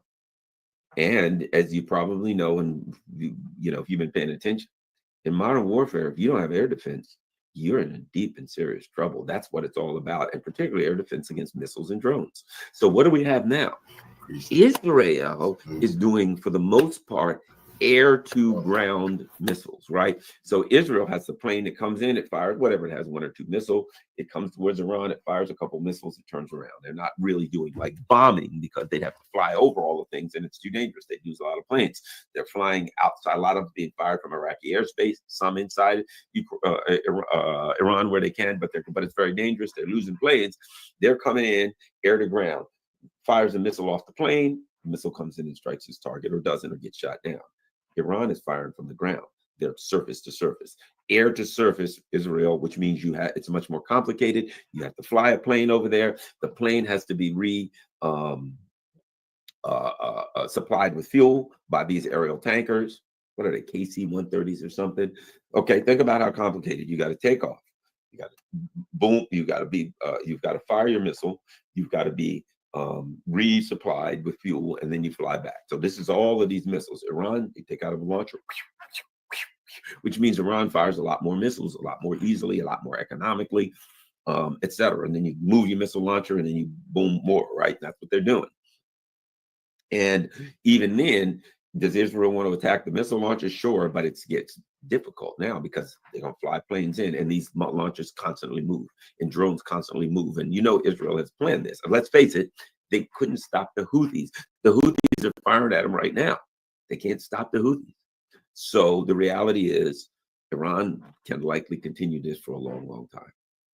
Long time. And Israel's small, and if this continues for a week or two, I think, I don't see how Israel's infrastructure survives in a week or two. Iran keeps upping the ante because they're hitting and they're saying, all right, we're at 200 or 300 missiles. And then Iran may say, we've got 1,000 missiles or 2,000 missiles we're preparing. The other part of it is this, and this is critical too, it's something to think about. So Israel's going to, your plane takes off, your plane heads to Iran, does its dirty work, comes back and lands. But where is it taking off and landing from? Because one of the things that's happening now is Iranian missiles, we've seen this, are hitting Israeli military bases, which means Israeli airfields, military airfields, etc. Right? So how long is Israel going to have any place to even take off from? What happens when your military bases are constantly struck? Where are you going to take off from? And how much damage is done to your Air Force? How many planes are you going to have left if your military bases are getting the hell slapped out of them by these hypersonic missiles and drones and missiles and missiles and drones? Oh my. How long are you going to have the military infrastructure to carry out these attacks on Iran? So Israel being small, yes, the U.S. can continue, but at this point, the Israelis are screaming for the U.S. to get involved. Screaming, you got to get involved. Why are they screaming for them to get involved? Because they're getting their butts stomped pretty good. And I'm not going to say the Israelis are losing in that they're firing stuff against Iran and Iran's firing stuff at them. Let's just say the Israelis have an advantage, or let's say it's even, right? Even Steven, okay? If it's even, they're smaller. Like, let's say they're 20 times smaller than Iran, which might not be an exaggeration, 20 times smaller. That means that they'll be smashed to pieces in 20 times fewer amount of time. If it's even Steven, but I don't think it's even Steven. I think when you're firing from ground launchers, I think that the truth is that it's a lot more economical in every way, shape, and form for Iran to fire, so they can fire more missiles longer. And here's the other part of it too, and this is critical. Iran has planned for nuclear attacks. Iran has planned for U.S. attacks, the full U.S. empire attack. So Iran's whole plan was, we got to hide this stuff so that if we get a sneak attack, even a sneak nuclear attack, that we still have the capacity to respond. So Iran, for decades, have been planning on being in a weak position, have been planning on how can they launch their missiles, even if there's a decapitation strike, even if whatever happens, we need to. So the Iranians have gone out of their way to hide their stuff, to bury it deep underground, to defend it, to put it in, to be able to create tactics so that even under intense fire, missile fire, whatever, they could still respond. That's their game plan. We want to be able to respond under fire. The Israelis did something different. They said, we're going to do the Golden Dome and David Sling so we don't have to bury our stuff deep underground. We ain't got to do that because we're going to have a robust air defense system. Well, here's the problem. I don't care what happens. If you bury it under a mountain, the mountain's still there. You can miscalculate. Perhaps we should have had more missiles. Perhaps we should have had less. Perhaps we should have fired them in the morning, in the evening, whatever the case, you can miscalculate, but you still got the stuff because it's buried under freaking mountains all over the mountains of Iran. So you're still going to be able to respond. Now that the Golden Dome, the Iron Dome or whatever is proven to be Swiss cheese, you miscalculated. There ain't no way to fix that. You built these bases out in the open based on a strategy that said, I can defend these bases with a robust air defense system. But if your robust air defense system doesn't work, your bases are done. And it appears to me that's what we're looking at. It looks like the air defense system didn't work, and that therefore their bases are done. Their bases are fried, their bases are finished. So now what we're looking at is a situation where within 2 days in, I think Trump's crying uncle. I think Trump's calling Putin, saying, help! Isn't that, I think of the irony here. Think of the irony. Day two, roughly 2 weeks ago, the CIA and MI6, and from what we're hearing also the Mossad, roughly 2 weeks ago, crowed. Ha, ha, ha, ha, ha, ha. We built these bases inside of Russia and we attacked Russia's part of Russia's strategic triad. Ha, ha, ha, ha, ha. Ooh, we blew up trains in Russia. And meanwhile, what was Trump doing? He was negotiating. He was at the table. Oh, I'm negotiating. I'm talking with Russia. I want a deal. Russia was talking with him. I think Russia knew what was what. But he's like, look over here, Russia. Look over here. Let's get a deal. Let's get a deal. Wham! Didn't know anything. Ooh, right? So 2 weeks ago, Trump does what? They're building drone bases inside of Russia so they can launch a sneak attack on Russia. Okay? Fair enough. You got that done. 2 weeks later, you're doing fake negotiations with Iran so you can build a drone base in Iran and you can launch a sneak attack on Iran. You hit Iran and what? Ha, ha, ha, ha, ha. We fooled them and hit them. The exact same thing. So the Russians are sitting there going, okay, we're doing our thing, but we see what time it is. And after doing the exact same thing to Iran and to Russia, when Russia begged you, please don't attack Iran. We'll do what we want. Well, you can't stop us from attacking Iran. We attacked Iran. And Trump has the balls to call Putin. Help. Can you get me out of this mess? While I guarantee that Trump does not want, that Putin doesn't want more war, you can look at this and say, I'm sure Putin doesn't want it, but there is a benefit to BRICS so far. And the benefit is the U.S. is getting weaker and the U.S. is getting demilitarized and the U.S. is getting politically less stable. right? So now you got Trump in a jam, in a big jam. He's calling Putin, asking for help. And I'm sure Putin would say, well, I may help you out, but you have to get the hell out of Ukraine, buddy. What about this? Oh, ha, ha, ha.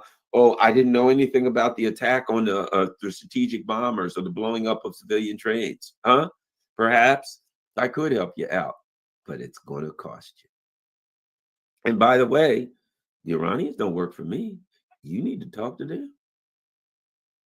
I don't, that's an independent sovereign country. I can talk to them for you, but I think you're not in a good position. So the bottom line is this: 2 days into the war, Trump's starting to get cold feet. Look, as me and other people have said, Trump is a neocon, but he's different from the neocons because he has a reverse gear, right? So right now, Trump has got his hand on that shifter, and he's like pulling it, trying to get it in reverse, and the neocons got their hands and they're pulling it in the other way. And Trump is like, oh God, I screwed up in a bad kind of way. And here's the thing about it. The thing that the neocons want, and yes, Trump's a neocon, but a different kind, a different brand, a different flavor of neocon. They want him to double down. They're like, okay, now we got to send troops in an attack. And Trump knows what that means. The Iranians have made it clear what that means. The Iranians have said, we're considering closing the Straits of Hormuz, right? That doesn't mean we're going to close it. They're telling the United States, if you get involved, we're closing the Straits of Hormuz. They said, we're targeting U.S. bases and we're going to hold them responsible. That doesn't mean we're attacking U.S. bases now, but that means if you get involved, and they said they'll raise U.S. bases. In other words, if you get involved, you might want to take a look at what's going on in Israel. You might want to go on X and Telegram and take a look at those hypersonic missiles streaking across the sky. You might want to look at these Israelis running around with their head like cartoon characters with both hands up in the air all over Tel Aviv and Haifa, saying, holy sweet mother of God, what in the hell's happening to us, right? You might want to look at those, because if you come after us, you can do it. There's going to be great pain. And by the way, we're getting our air defense system up now. We're shooting down a couple planes. Are that what you're going to do? Are you going to come in with some planes? Do you want some of this? It's not that the U.S. can't do great damage, but that it's clear, might I add. Meanwhile, a lot of MAGA people are screaming, Trump, don't you do it. Don't, Tucker Carlson, Trump, don't you do it. And MAGA people are screaming, don't you do it. The anti-Zionist part of MAGA, which is a part of MAGA, is like not happy with Trump. They're starting to reject Trump, and they're saying, you bastard, you better not do this. So if Trump does it, politically, he's in deep and serious trouble. He's in deep trouble right now because this is Trump's war. We don't want to hear, if I was in office, this would have never happened in Ukraine. Yeah, well, you're in office, and this happened in Iran. You did it, and you went around bragging that you did it, that you were a part of it. You knew about that. You were part of lies and deception to make it happen. This is all yours, Trump. Here's what's happening. Here's what Trump just guaranteed himself: a second catastrophic loss. Right now, it's a loss. I don't see. My dad used to have an old saying: sometimes even when you win, you lose. Right? Let's say Trump goes in. Let's say Trump says, all right, we're going in and we're bombing everything in Iran. And they go in and they bomb. Well, they're going to take some hits, some bad ones. God only knows how bad, but they're going to take some hits, real bad hits. Bases are going to get flattened. The U.S. will probably effectively get ejected from the region for this reason. Iran will say, well, that's right. You can do this. You have to rebuild every base in the region, because we're going to put as many missiles as we can on every base we can. We're going to make sure that your bases in the region are in deep and serious, rubble, right? So if Trump does it and his bases in the region get flattened, that's his. Oh, by the way, American soldiers killed. That's Trump's. Those are Trump's. Oh, by the way, Straits of Hormuz closes. Price of oil goes through the roof. And all of the people who said, don't do it, Trump, are like, what the hell are we paying for gas now? And the economy. So now you got a bunch of people that said, don't do it. If you do it, it will be calamity. And he does it anyway. And there is calamity. It for Trump. I don't know how his presidency is going to go from now anyway. Things ain't looking good for him, but this is the U.S. empire. What does anybody think that if we'd have put Kamala Harris in, that things would have gone so much better? No, things are going bad. It ain't going to get better. And it's the collapse of an empire. You're watching an empire collapse, and this is kind of how it works. You feel good. You got a front row seat. Imagine if you were in Rome and you got a front row seat to the collapse of Rome. Well, you're in the U.S. and you got a front row seat to the collapse of the Golden Dome, right? So that's where we are. Trump has guaranteed the United States, I think, to some extent, 2 catastrophic losses. There was a lot of things going out that said Iran is preparing to test a nuclear weapon. I think that came out from Iran. And now, this is just speculation. I'm going to give you some. One guy said, I hope this is not an hour of nauseating speculation. I ain't going to do a full hour. But why wouldn't we do nauseating assumptions? That's what he called them. Why wouldn't we do nauseating assumptions? This is alternative media. Anyway, let me continue. I think it was Iran. I think it was Iran saying, we're about to do a nuclear test, weapons test. I don't think they are. But I think the message was, we can. I think the message was, you don't even want to think about going nuclear.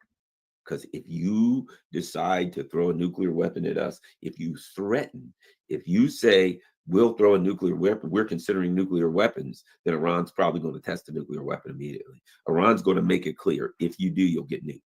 That's going to be, I think, the name to Israel. If you nuke us, we didn't want to do this. We didn't want to go here. But now that you've done this, if you nuke us, you'll get nuked. I think the other thing that's coming out of this is, this was the whole business of, we're going to stop Iran's nuclear weapons program. Number one, from what I'm understanding, they hit some surface things, but this stuff is, as was predicted, it's so far underground that they can't do it. Now, if your goal is regime change, if your goal is attacking their civilian nuclear program that you've said is a nuclear weapons program, that may or may not be, I'm not going to take a position. My point is, if that's your plan of doing that, and you don't do anything about stop their nuclear program, which you probably won't, and you don't, what's the other term? The other thing, you don't get regime change, which was the other plan. So your plan was regime change and stop their nuclear program. Well, don't look like you can get the nuclear program. Looks like you've hit a lot of stuff, but their stuff is underground. So ultimately, nah, that ain't going to work. Regime change. Let me show you something. If you think you're going to get regime change, let me show you another video from Iran. I'm going to find it. Let me show you one. Let me show you. Think that the Iranian people are going to rise up against this. Is from Iran. This is in Tehran last night. Apparently, we were celebrating the strikes on Israel. They don't look like they're ready to rise up and overthrow the government. Now, many of us, me and lots of other experts alike, said, look, not a good move, because if you attack a country rather than regime change, the country comes together. They went after Russia. Oh, we'll go upset the people of Russia with all of these sanctions. They'll turn against Putin, and then Putin's done, right? How's that worked out? Just the opposite, right? Now, oh, we'll hit Iran, and those darn Iranians and then their people will all come together. I'm going to guarantee you this. I'm going to guarantee you there was a regime change plan here, that there was a plan that said, number one, we'll launch a decapitation strike. Number two, we got a government to put right in, and we'll get this going, and we'll put a government in, and we'll do regime change. I'll guarantee there was a plan that, of course, flopped. But the people of Iran, you struck them, you killed some of their people, you blew up some of their stuff. What do you think, they're going to hug you for it? As you do a genocide? No. So what we're seeing now is the people from Iran, as was absolutely predicted, are rising up in defiance against the U.S. empire.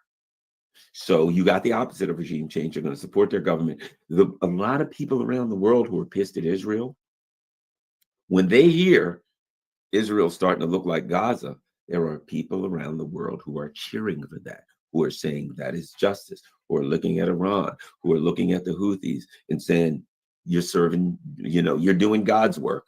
You're serving justice. There's people around the world all over the place that believe that are cheering on the rebelizing of Israel. And they're looking at Israel and they're saying, what they're saying. You're reading this stuff on X and on Telegram, which I'm on Telegram. You're reading this stuff, and this stuff says people are like, now you're getting it. Now it's your turn. Blah blah blah blah blah. And now justice is being served and what have you. So Iran has the support people all over the world, and a lot in the United States. A lot of them in the United States. And Trump is pissing people off. And if Donald Trump gets involved, which could happen, I don't know. Number one, in the same way that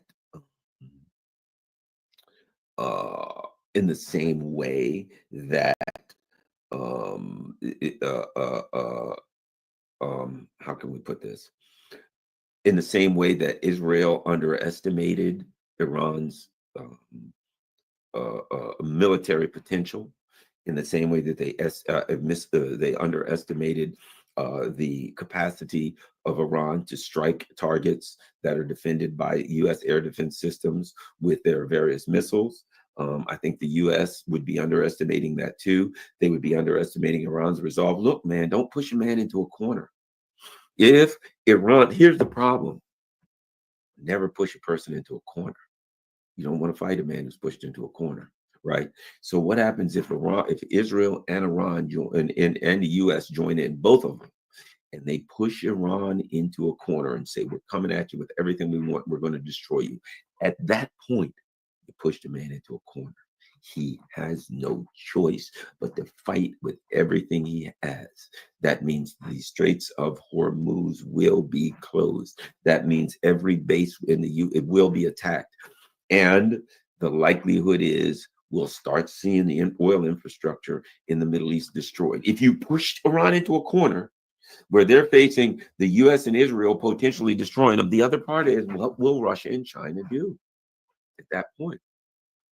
I think it's quite possible that China will say, Taiwan, you've been getting on our nerves for quite a while. And the U.S. is involved in some gigantic war over there, aren't they? And they're getting weaker and weaker, and they got to send all their assets over there. Hi, how you doing? How's things going in Taipei? I think we'll surround Taiwan, and I think we'll say, it's time, Taiwan. You're coming home. Now, if you want to fight a country of 1.4 million and you got 25 million people in Taiwan, you want to do that, we can do this. I would advise against it. U.S., you're over there fighting Iran. You're over there fighting Russia. We're getting ready to take Taiwan. What you going to do? You want the trifecta? You want to hit the trifecta? You want to fight all three of us? It's up to you. Oh, there's imminent war with China, but we will fight them and defeat them, right, Pete? Exactly. You over there getting your bases smashed. You got Oreshniks waiting to fly at you in Ukraine, and your Ukrainian Nazis are running out of everything. What a perfect time for Taiwan. That's all I'm trying to say. If things kick off, I suspect. Look, come on. The Chinese know that they're building damn drone bases for a sneak attack in China. That crap ain't gonna work no more. Why? What do you think the Chinese? And I'll say this: Chinese got to, at this point, they got to cut the U.S. off from magnets. It's getting to a point, the magnets and the rare earths, Chinese have got to, at some point, and I think we're getting to that point, just say to the U.S., look, we ain't negotiating those anymore. We see your game plan. And the only way we can really stop you from building up your military potential to attack us, which you're sure to do, is to sell you this stuff. We ain't selling it to you. Yes, your cars are industry is going to shut down. That's going to weaken you, but you want to attack us, so we want to weaken you. Yes, it's going to hurt a whole lot of your industry. Fair enough. But we want to hurt a whole lot of your industry. We want to hurt you bad because you're a real threat to us. You're a threat to our allies. You're a threat to BRICS. You're a threat to the world, and we got to weaken you. So that's where we are. We are in day 2. Israel's getting mauled. I'll say that again, mauled. And the issue is not what's happening on day two. It's can Iran continue to hit Israel day after day after day at this level? I suspect they can. And Iran's saying, well, we'll stop when you stop. But look, what is Israel and the U.S. going to do? Let's go talk to the IAEA and we'll make a deal. Do you think Iran's going to be, no, we're not talking to the IAEA. No, we're not doing inspections with the IAEA. No, we're not allowing them in our country anymore. We're not sitting at the table with them anymore. They helped facilitate attack on us. You keep your damn IAEA. Now, Trump wanted a better deal. He'll get no deal. The only deal he'll get is a deal that calls off the dogs. That's all. He find a way to call off the dogs. I think it's, this kid, I just don't think Israel, they don't have the infrastructure, I don't believe, to continue this. And the people of Israel are going to be like, oh my God, they turned us into Ukraine. Yeah, they really have. You always were potential cannon fodder. So that's where we are.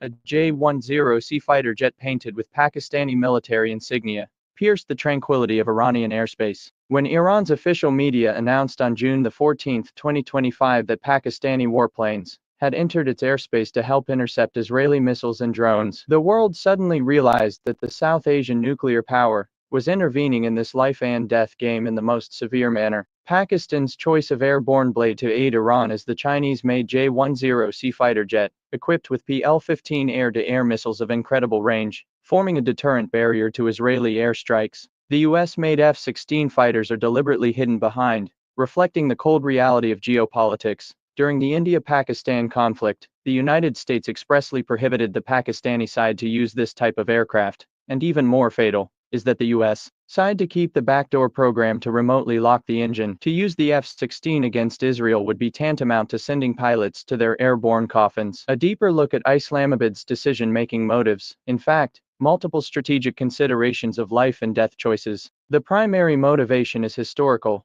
Israel's continued military support to India during the Indo-Pakistani standoff is seen by the Pakistanis as a hostile act, and this military support is a perfect window of opportunity to settle a debt of bloodshed. Deeper than that, national security alarms are sounding. If Iran's air defense system collapses, millions of refugees will flood across the border, and terrorists are likely to infiltrate in disguise, hitting the already fragile economic and social fabric. When Israeli warplanes fired missiles in Iraqi airspace, but wantonly struck Iranian deep targets, and declared war of aggression, just for Pakistan's military intervention to provide a legal basis. Intriguingly, Pakistan and Iran also met earlier this year, and in January Iran's cross-border strikes against strongholds within Pakistan's borders led to countermeasures in the form of airstrikes on Iran's Sistan-Balochistan province by Kingpin fighter jets and Rainbow 4 drones. At the time of the tensions, China launched a key mediation. The vice minister of the foreign ministry urgently met with Pakistani dignitaries,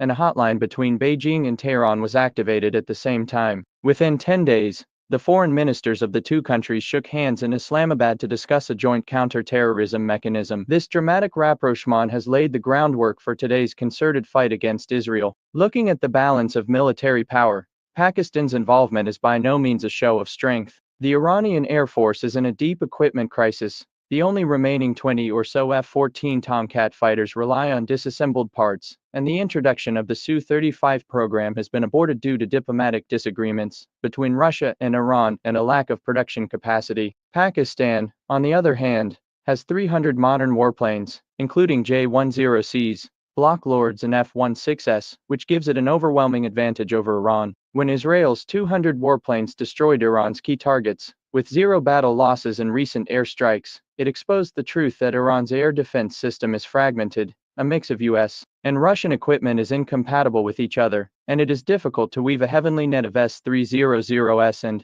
Standard 1 missiles. At this moment, J-10CKL-J-7 a phased array radar and PL-15 missile combination, just to make up for Iran's most deadly over-the-horizon defense gap. It is the strategic resonance of the China-Pakistan-Iran triangle that underpins the roots of this expedition. The Gwadar port, the terminal of the China-Pakistan Economic Corridor, is adjacent to Iran, and once Iran falls, this flagship project of the Belt and Road Initiative will be exposed to the threat of hostile forces. In November last year, China and Pakistan, Ocean Guardian 3, exercise site in the northern Arabian Sea, pointing to the Strait of Hormuz. China's 6 warships in the Middle East cruising posture, all to the west to pass out the defensive energy corridor, and the determination of regional allies. Pakistan's cross-border assistance to Iran, not only to the big brother behind the implementation of the strategic will, but also to the Middle East power reconstruction of the initiative to fall, to prevent Iran from falling to the US and Israel,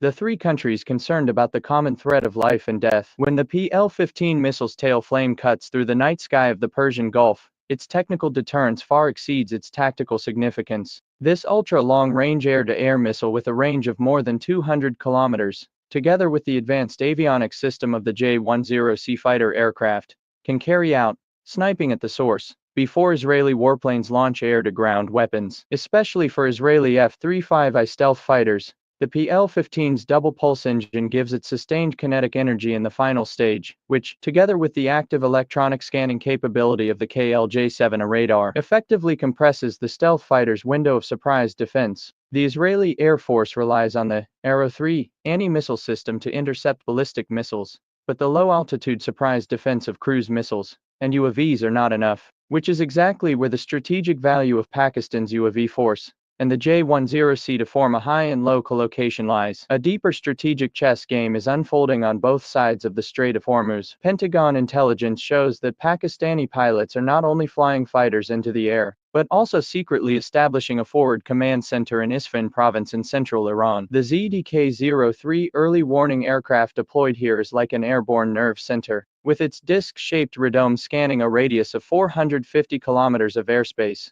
per minute in real-time interconnection with the Iranian ground radar station data chain. This depth of integration allows the Pakistani side to coordinate the Iraqi army's remaining Bovar 373 air defense system to form a relay interception. When the Israeli missiles across the Iraqi border, the AWACS is to guide the J-10C forward to pick up the enemy. If the target breaks through the air defenses, the Bovar 373 air defense system can be used to intercept the enemy's missiles. Beowulf 373 in the last 40 kilometers of airspace to implement complementary fire. This three-dimensional defense network forced the Israeli Air Force to withdraw its launching positions to the eastern Mediterranean Sea, significantly reducing its striking accuracy. The specter of history repeating itself is even more acute for Pakistan, as it was the Shah of Iran, Pahlavi, who urgently deployed 30 F-4 Ghosts during the Third Indo-Pakistani War in 1971 to prevent Pakistan from collapsing on both the eastern and western fronts. Half a century later, the role of the swap, Islamabad knows that if you let Iran be dismembered, he will face the United States and India's strategic pincer attack, especially when Indian Prime Minister Modi visited Tel Aviv immediately after the Israeli airstrikes, announcing the accelerated delivery of Barak 8 air defense systems and Heron drones. New Delhi and Jerusalem's military collaboration has become a substantial alliance. Pakistan must draw a red line in the Middle East with the J-10C's PL-15 missiles, or else the Kashmir front will face infiltration by more advanced Israeli weapons. The economic lifelines are tied so that there is no turning back from this expedition. The Iranian port of Chabahar and the Pakistani port of Gwadar are only 72 nautical miles apart, and the two pipelines are like twin veins. The former carries India's trade vision for Central Asia, while the latter is tied to the energy security of the China-Pakistan Economic Corridor. If the Iranian regime collapses, Gwadar will be half surrounded by hostile forces, and China's $15 billion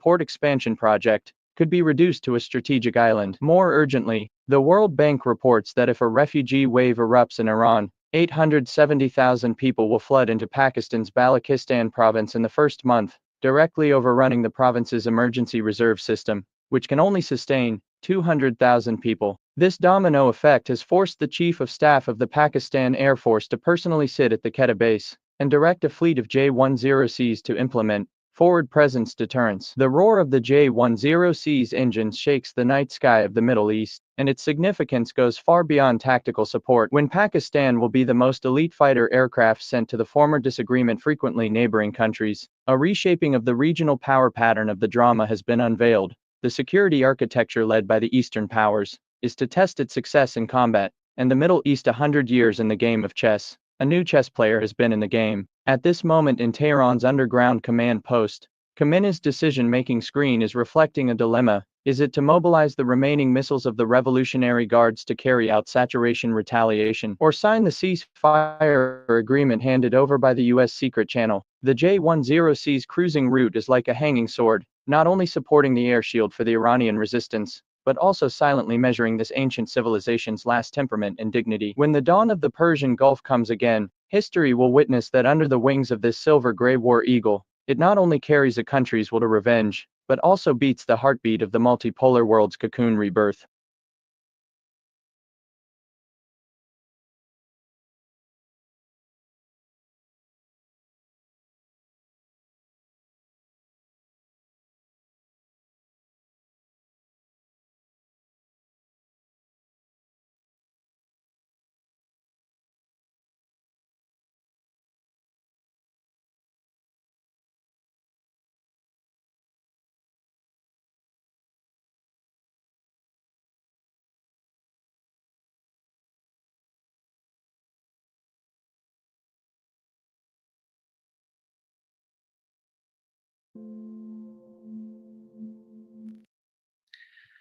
Hi, everybody. Today is Sunday, June 15th, 2025, and our friend Professor Marandi is back with us. Well, welcome back, Professor. Thank you, Nima. Thank you very much for inviting me.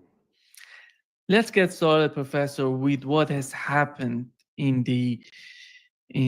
at the beginning of this attack, Israeli attack in Iran. Many people were so much confused about what has happened to Iranian air defense system. Why have they not been prepared to respond to Israel? What is your take on how it started in Iran?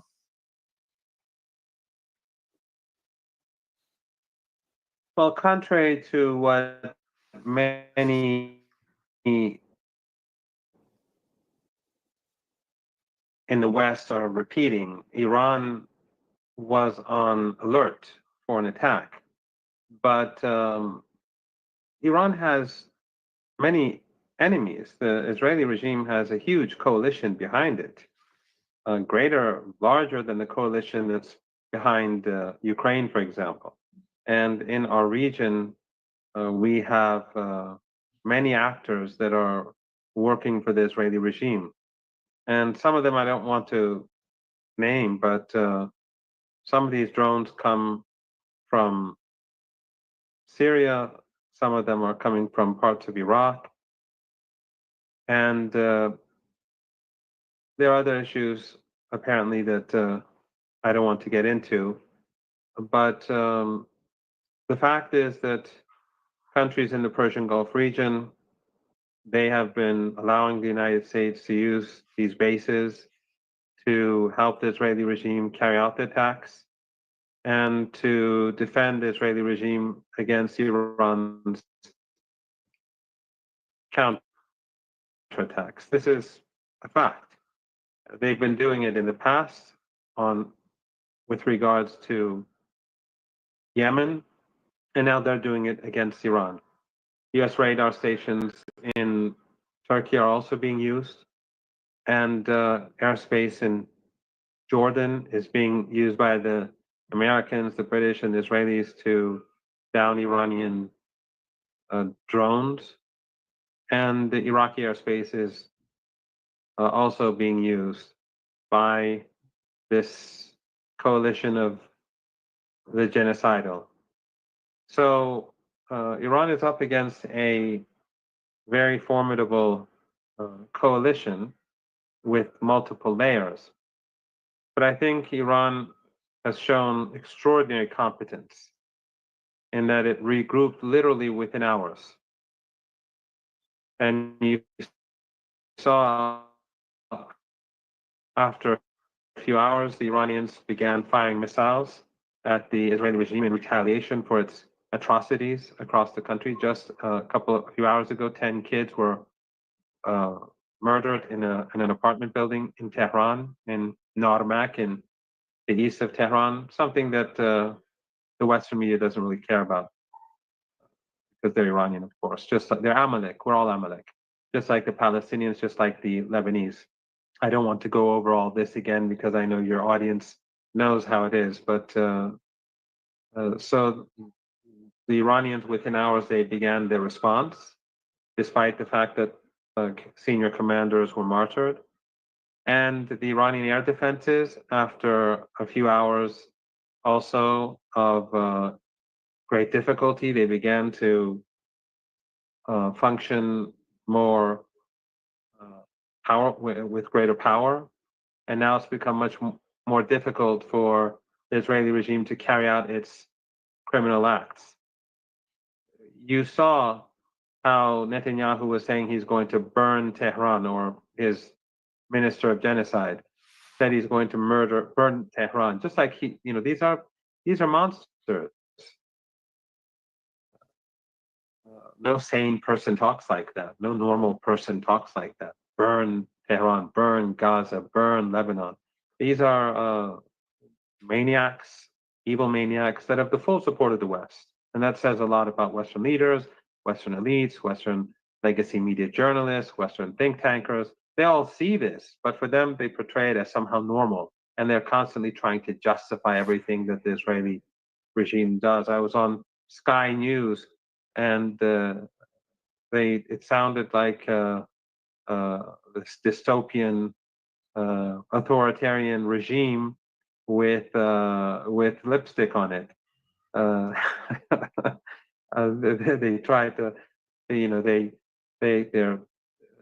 they try to make it seem like it's normal, but their language is abnormal, their behavior is abnormal, their narrative is abnormal, and they're fully supportive of the Israeli regime. They say, when is Iran going to come back to the negotiating table? As if it was Iran that left the negotiating table. It was Americans who were deceitful and carried out an assault. So the Western media is against us. Social media, of course, is weaponized against us. There's a lot of misinformation and disinformation out there, a lot of doctored photos, a lot of AI clips, a lot of clips that have nothing to do with Iran, and some of the Israeli clips that are out obviously are very misleading. For example, some of the airstrikes that the Israelis carried out, and which they showed footage of, they bombed, for example, missile launchers, but there are no secondary explosions. And I've tweeted this so that people could see it. These are Israeli clips. There are no secondary explosions. Why? Because these are all decoys. The Iranians have decoys all over the place. So the Israelis are constantly bombing decoys, whether they're for decoys for radar or missiles, and they're putting it out as great successes. They've had much less success than people seem to think when they look up the news in social media or in Western accounts. So the tide has turned, and I think last night was a sign of that. The Israelis were supposed to burn Tehran last night, and they couldn't. They killed some people. They hit some buildings, but Tehran is very much in place. It's Tehran. It hasn't been burned down. But last night we saw what happened to Tel Aviv, and we saw what happened to key installations in Israel. And this will continue, and it will get worse for the regime. And my advice is for Zionists to leave. It's time for them to go back home to wherever they came from, and live a peaceful life and try to get some sort of re-education so that they can view other human beings as equal. But in any case, the tide has turned, and Iran is going to make sure that when the fighting stops, it has the upper hand. Looking at the way that they started this attack on Iran and compare it to what it happened with Russia and these drones that were carried by trucks, containers in Russia, do you see some sort of similarity between what has happened in Russia and what happened in Iran? Absolutely. The same people who planned the attack in Russia are the same people who planned the attacks in Iran. It's the exact same. This is not a coincidence. There's no coincidence here. It's clear that these are the same people. This was the same type of plan. And fortunately, one reason why they've slowed down the internet, and I had to come here, I've come all the way. I found a place across town so I could do this interview with you, Nima. You owe me one. You have to buy me an ice cream with it one day. I came all the way across town for this.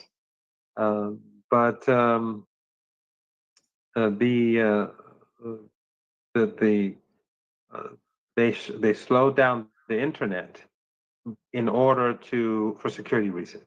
That's why I've had trouble with interviews.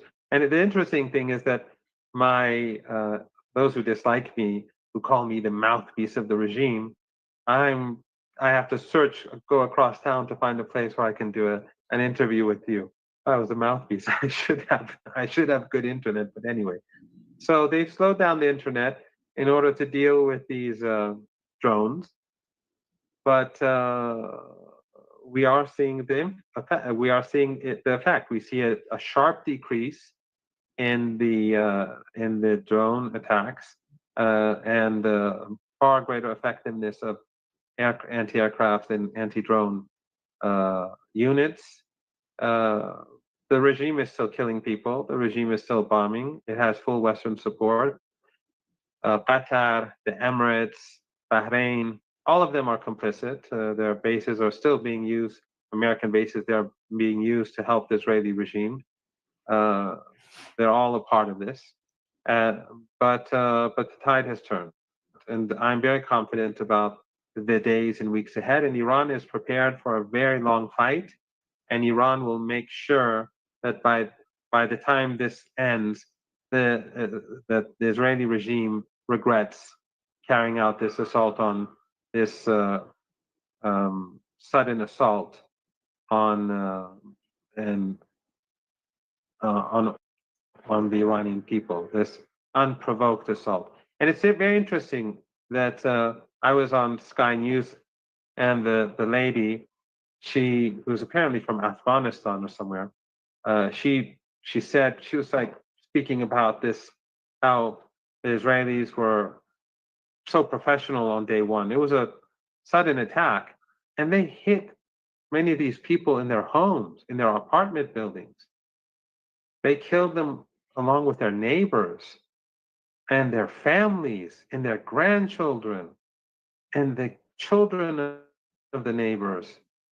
And the West is really become despicable, these people in the Western media. How absurd. They try to pretend that, and they say that Mossad has bases in Iran. They think this, they want to present Mossad as this heroic and sophisticated organization. No, all they did was that they hire people on WhatsApp or Telegram, pay them through Bitcoin and that sort of thing.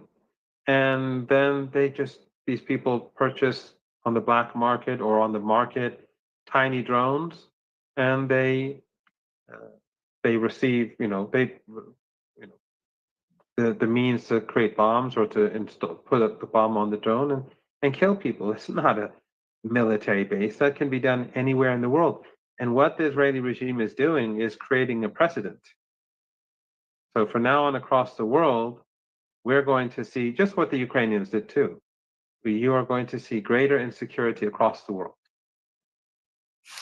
What what we're seeing right now, Professor Marandi, is Iran has somehow found itself and they're attacking Israel. You mentioned days and weeks ahead to fight Israel. Yesterday, we've learned that the THAAD system, air defense system of Israel, is running out of missiles. And how capable, what is the estimation on the part of the Iranians on the capabilities of Israeli army? Well, you're right. The Israelis are, and the Americans, and the French, and the British, they've all come together to defend these ethno-supremacist monsters and to protect it and help it attack Iran and attack and justify attacks on Iran. And they say the Israeli regime is strong, but they have to bring in everything they have. And interestingly, they have to bring in the air defense systems that were for Ukraine, that were supposed to be helping Ukraine to help Israel. Look at what they've done to Ukraine. They used Ukraine. They destroyed Ukraine. They've ruined its future. And now they've dumped it for the sake of this genocidal, monstrous regime. And this should be a lesson for all those countries and all those people who look to the United States and these Europeans and these neocons and these Zionists for support. They will dump them in a moment if they feel that their priority lies elsewhere. They will dump them immediately. So Ukraine, after all these 3.5 years of death and destruction, now they suddenly pull out their air defense capabilities for this genocidal regime. I think it's a lesson for everyone, and I think Ukrainians should look at this and rethink the catastrophe that they brought upon themselves and the catastrophe that lies ahead. But it's clear that the Americans and the Europeans are spending, and the Israeli regime are spending huge amounts of money trying to bring down Iranian drones and missiles. And Iranian drones and missiles are very inexpensive, as we discussed once upon a time. And so it's going to be a big problem. And the Americans apparently are bringing in everything they have, and so are the Europeans, to replace these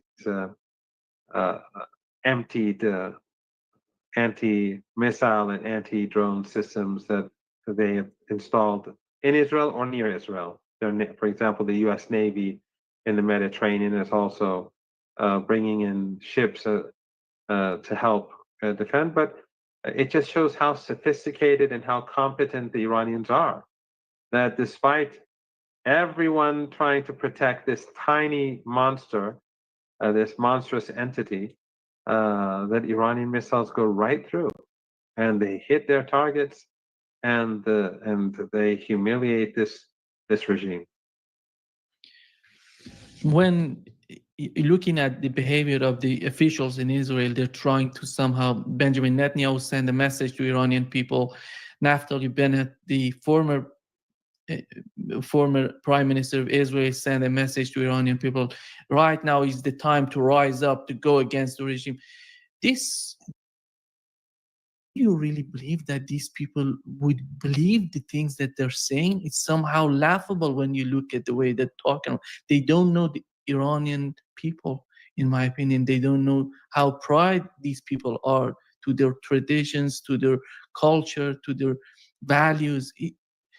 Do you think it would be the same if they really believe that? Is that the same case for Americans? Do they really believe what Netanyahu is advocating for? They internalize these narratives, and so do these journalists. Again, I was on Sky when I was on Sky News. The woman can't, in 10 minutes, she and the previous guest, they said Iranian regime like 20, 30 times, and she was, I think, in near Tel Aviv or somewhere. They internalize this, and then the Israeli government, or they call it this, the prime minister, but in Iran it's the leadership. It's the, the Ayatollah, the regime, and that sort of thing. They internalize it and they come to believe their own propaganda. But it's what Netanyahu and others think about Iran is not really any different from what you see in think tanks in the United States and in Europe, these very respectable think tanks where they have very well-funded people and in their expensive suits and ties, and they're constantly writing papers on Iran. The narrative in Washington is that the Iranian regime is about to fall, that it is corrupt, it is incompetent, that it is incapable of governing itself, it is deeply despised. That's what that's what they're saying in mainstream media too, all the time. The regime is despised. When General Soleimani was murdered by the Americans, you saw millions of people come to the streets of Tehran and millions of people come to the streets in other cities. Or when President Raisi passed away. But they won't, that just doesn't compute for them. They cannot comprehend that because it doesn't fit in their narrative. So they see the information, but they reject it. That's how they bring them to the streets, or they'll justify it or they'll just ignore it. So all these think tanks in the United States and Europe, which feed information to the government, they're saying the same thing. And they've been miscalculating for decades. China, the economy is collapsing. How long have we been hearing that for 20 years now, that the Chinese economy is about to collapse? Their economies are collapsing, but the Chinese economy hasn't collapsed. Russia is a gas station with nuclear weapons, right? That's what they said. That's the narrative. And of course, Iran is what they claim it to be. So they will miscalculate. I don't think there's anyone on this planet more despised than Saddam Hussein in the 1990s in Iran. That he's the person who is hated by everyone. Netanyahu is the Saddam Hussein of Iran.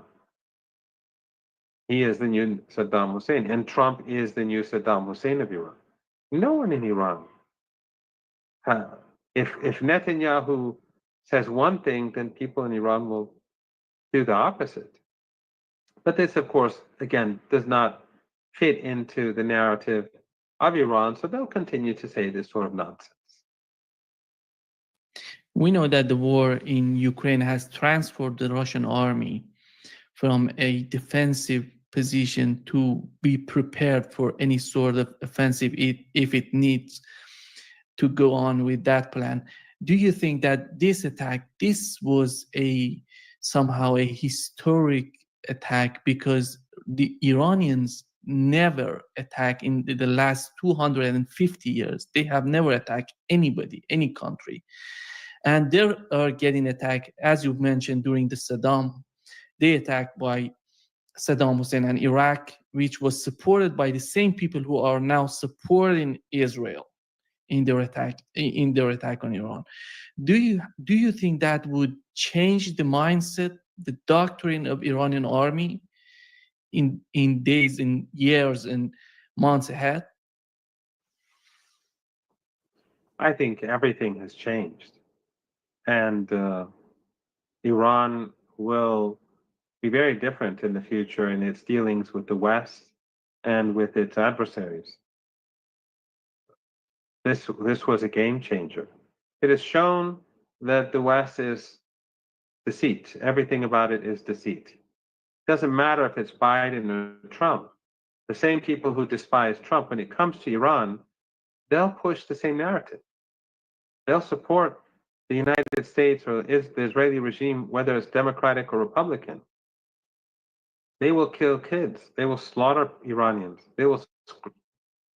I think this was a lesson learned for many Iranians, especially the upper middle class, the more wealthy, the more so-called liberal, who continued to believe that somehow the West was a force for good, or wanted to believe so, or at least pretended that that was the case. what, but for the rest of Iranians, overwhelmingly, who have always been highly skeptical and critical of the United States, this just further cements that skepticism. And I think from now on, Iran is going to take care that the United States never again is able to infiltrate, or the IAEA is never again going to be able to serve as a tool or be used as a tool in order to gain information from Iran, or to undermine or Iran, or to put pressure on Iran. Things are going to be different in the future. And Iran's dealings, I think, with countries that have associated themselves with the United States will be different in the future. And I think it's very important for the Emirates to rethink its policies. It's very important for Qatar to stop supporting this the United States this way. It's very important for the regime in Bahrain and Kuwait and so on to be very careful about their conduct, because ordinary Iranians see them as complicit, and the pressure will build on the government to respond. People are being killed. And so the dictator in Qatar, he has to make calculations about his own future. He has to be very careful. So do the dictators in all of these tiny regimes. They have to be very careful. People in Iran have been killed. They are seen as complicit by many ordinary Iranians. It is only because the state wants to preserve stability in the region and in the Persian Gulf in particular, for the sake of humanity, for the sake of everyone, that it has been behaving in a manner that we see. But the pressure is building. So they have to rethink everything very swiftly. Do you think that this is the end for Netanyahu and his administration? For such a long time, they've been somehow manipulating each and everybody on this planet to go against Iran. This is the final goal of Netanyahu. This is the end game of Netanyahu. How do you find it? Yes, the only real enemy of ethnicity. Remember, as we speak, all of the countries in this region are doing business with the regime. They're trading. They're selling fuel. Their ships are going there. They're purchasing goods from Israel. Many have embassies. As this Holocaust has been going on, the complicity is extraordinary, and the reason is, of course, because of the deep influence of the United States and the West in these countries across the board. But I think that Netanyahu has single-handedly destroyed Israel.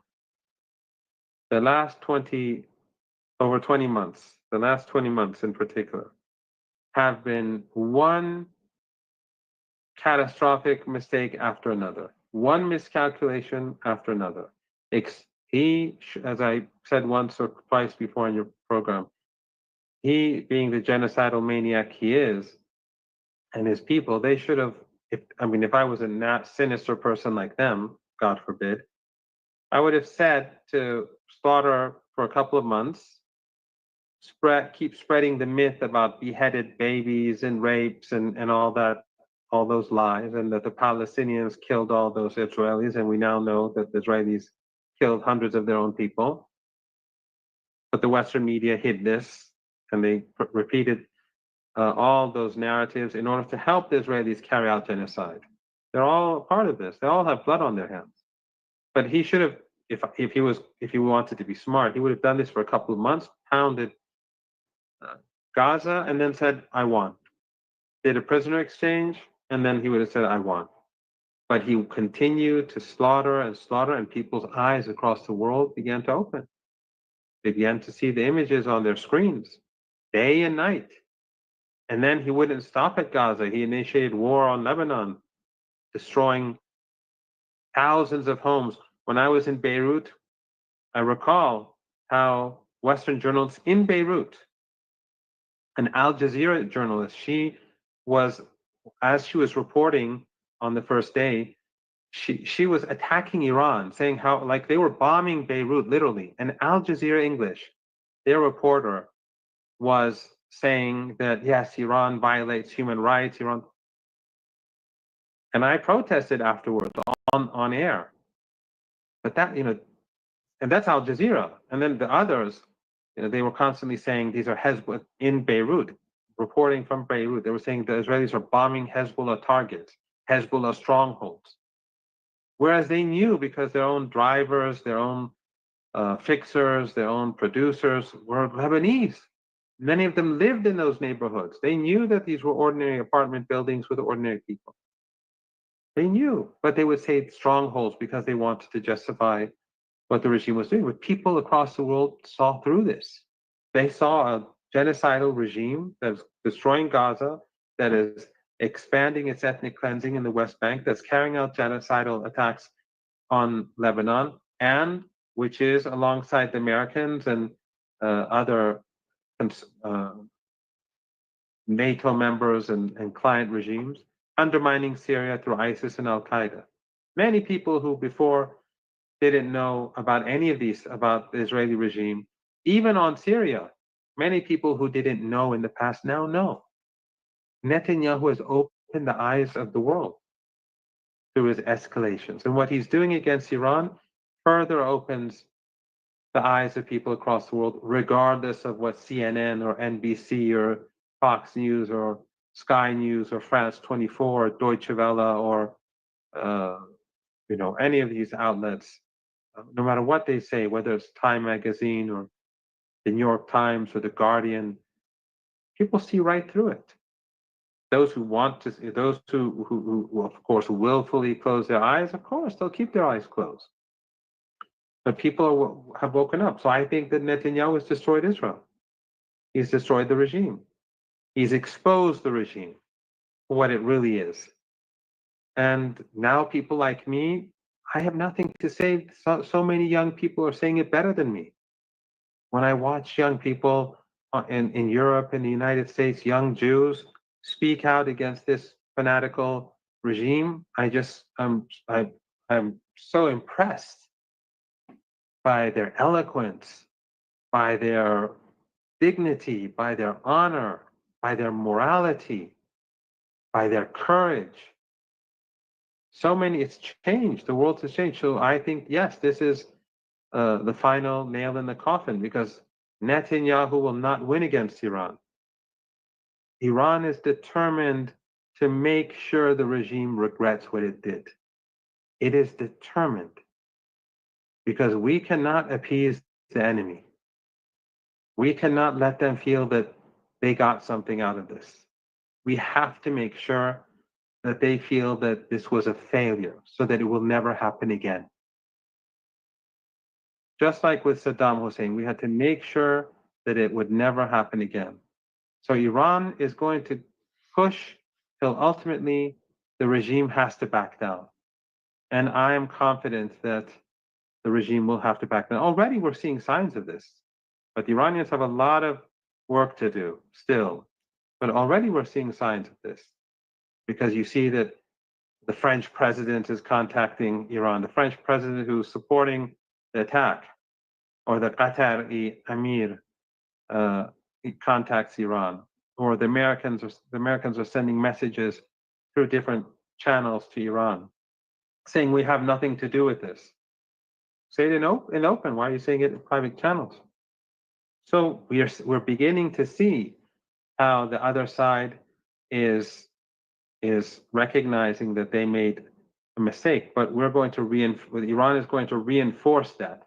Iran is going to make them see this is not going to be easy, Nima. It will be tough, because the Israeli regime has no red lines. They have zero morality. They're carrying out a genocide, a Holocaust in Gaza. And by the way, Nima, all of your viewers should always keep Gaza in mind. We should not be distracted from Gaza. We should be focusing on everything. But the children of Gaza they're continuing to starve, the West and the Israeli regime, and the slaughter that the West and the Israeli regime and their allies are carrying out. This is nonstop. As the Iranian missiles strike Zionist targets, we should still be thinking about the kids who are being slaughtered in Gaza, about the ethnic cleansing being carried out in the West Bank, by the Israeli regime's crimes being carried out still in Lebanon. So, but the Iranians it's going to be tough. It has no red lines, the regime, and the West has no red lines either. They're all the same. So they're going to kill people, they're going to cause damage, they're going to strike civilian targets, they're going to strike civilian factories and businesses, which they're doing. And they'll all call them nuclear sites or weapons production sites. They bombed a car factory. So, but that's not how the West is going to report it. But I should point out that all of Iran's key assets, Nima, are deep underground. The buildings on the surface, on the ground, the buildings that are in open space, those are not the key assets. Everything that's important is deep underground and inaccessible to the regime and to the Americans. And the same is true with Iranian underground drone bases and missile bases. They're inaccessible and they're everywhere. And Iran has decoys all over the place. And these decoys, they're real cars. That's how it works. I don't want to go into detail, but they have a very sophisticated system. So when the Israelis think that they're knocking out one launcher after another and one radar system after another, a lot of them are just decoys. They have had successes with radar and by murdering people. They have had successes, but not the sort of successes that many people seem to believe. And one of They're losing. Yeah, we know that they assassinated Iranian scientists in this attack, in the initial hours of the attack in Iran. And I would wonder how the Iran's policy toward the communication with IAEA would change, as we know they provide Israel with a lot of information on Iranian nuclear program, including the scientists who are involved in this program. Well, there's a big debate going on in Iran. Many people want Iran to leave the NPT, and there's no doubt that Iran's cooperation with the NPT, with the International Atomic Energy Agency, is going to decrease significantly. And I think the relationship is irreparable. After all, the head of the organization, he refused to condemn the Israeli strikes on the nuclear program.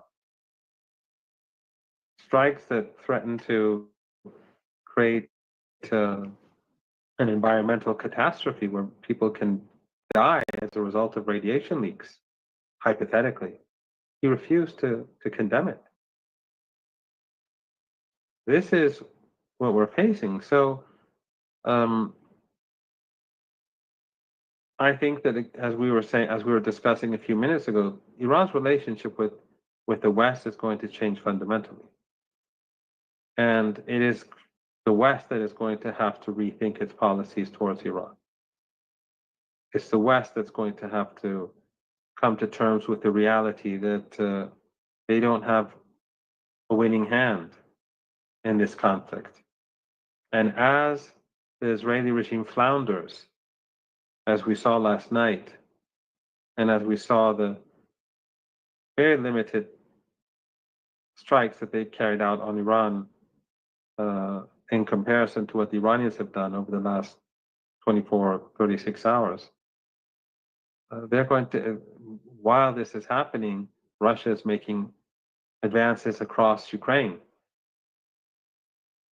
And the Chinese are developing their high-tech industries. They're doing research and development. They're working on AI. And the Americans are busy bombing people and killing people and supporting racists and ethno-supremacists. So where is that going to lead the United States? Where is that going to lead Europe?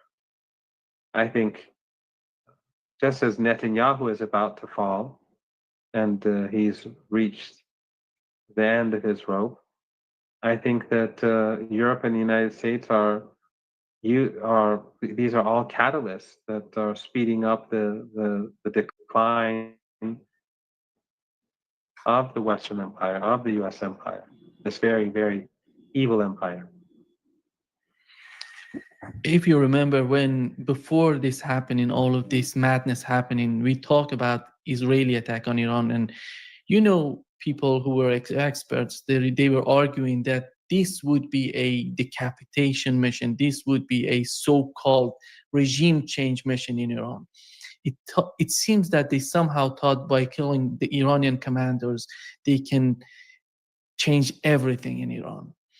And because they know, I don't know how much they know about the Iranian population. As I mentioned earlier, Iranian unity is increasing drastically by these attacks. And the killing of the assassination of these commanders would bring even more these people together. And how is that going? Do you think that the way that they have been responded in the last 4 or 5 hours with the response from Iran to Israel, do you think they're changing their mind, or they're going to double down? I don't see the United States. It seems that following the mainstream media, especially Fox News and these people who are so much hawkish on Iran and Russia, they somehow said that the experts saying that no, the United States is not going to go and participate in directly. We know that they're behind. But how do you see the policy? How do you see the vision? How do you see the outcome of this sort of attack? That they felt somehow they can do so-called regime change in Iran. In the 1980s, after the revolution, and people have to understand that this revolution was about sovereignty, dignity, about making decisions inside Iran. Iran before the revolution was a pawn. Iranian fighter jets were sent to Vietnam to be used by the Americans in their bombing campaigns. That's, quite stunning. 90% of apartheid South Africa's oil came from Iran during the Shah. And we had effectively an Israeli embassy, and Iran was funding the Israeli regime and purchasing weapons from them and that sort of thing. After the revolution, the revolution was about expelling the Zionist regime from Iran and ending that relationship and supporting the Palestinians and ending the relationship with apartheid South Africa and the South African supremacist regimes like Rhodesia, and supporting the resistance in South Africa, and of course making decisions at home. And Iran is fiercely independent, and it is a part of Iranian religious culture too. It's deeply embedded in the Iranian psyche. The prophet, his son-in-law, his grandson Imam Hussein in Karbala, his sister. You know what Ashura is like in Iran, what Arba'in is like in Iran. This notion of supporting the deprived, this idea of supporting the disenfranchised and the oppressed is very strong because of this ideological framework that exists in Iranian society, and the role that these people have, that these heroes of history have on Iranian society is profound. So for the United States, imagine that Iran is dependent on one person or another is nonsense. During the war with Saddam Hussein, when the country was still post-revolution, it was still relatively unstable, they killed the president. They murdered the prime minister. Back then we had a prime minister instead of a first vice president. They murdered the head of the judiciary. They murdered many leading commanders in the armed forces as Saddam Hussein was invading the country. Nothing happened. After the war, the founder of the revolution, the father of the revolution, passed away. The West was saying Iran would collapse, it would go into civil war. The next day, we had a new leader in accordance with the constitution. Iran is not dependent on individuals. So they can kill more of our people, but it's not going to change. Nothing will change. This is the Islamic Republic of Iran will remain steadfast, it will grow more powerful, and it will not give up on the Palestinian people. It will not forsake the Palestinian people. Iran will continue to support the Palestinian people until they get liberation, until they're treated as human beings. And the West can do nothing about it. And the axis of resistance will continue the struggle until the Palestinian people get their full rights as equal human beings. The West does not consider Palestinians as human. They consider them as subhuman. Let's be very frank. The West supports ethno-supremacism. They support this notion of a chosen people. Even those who don't even believe in religion, they support the Zionists as the chosen people somehow. Christian Zionists, this cult, claim that Christ supports this genocide. You have these people. But most Westerners, ordinary people on the streets, from all walks of life, they're awake now.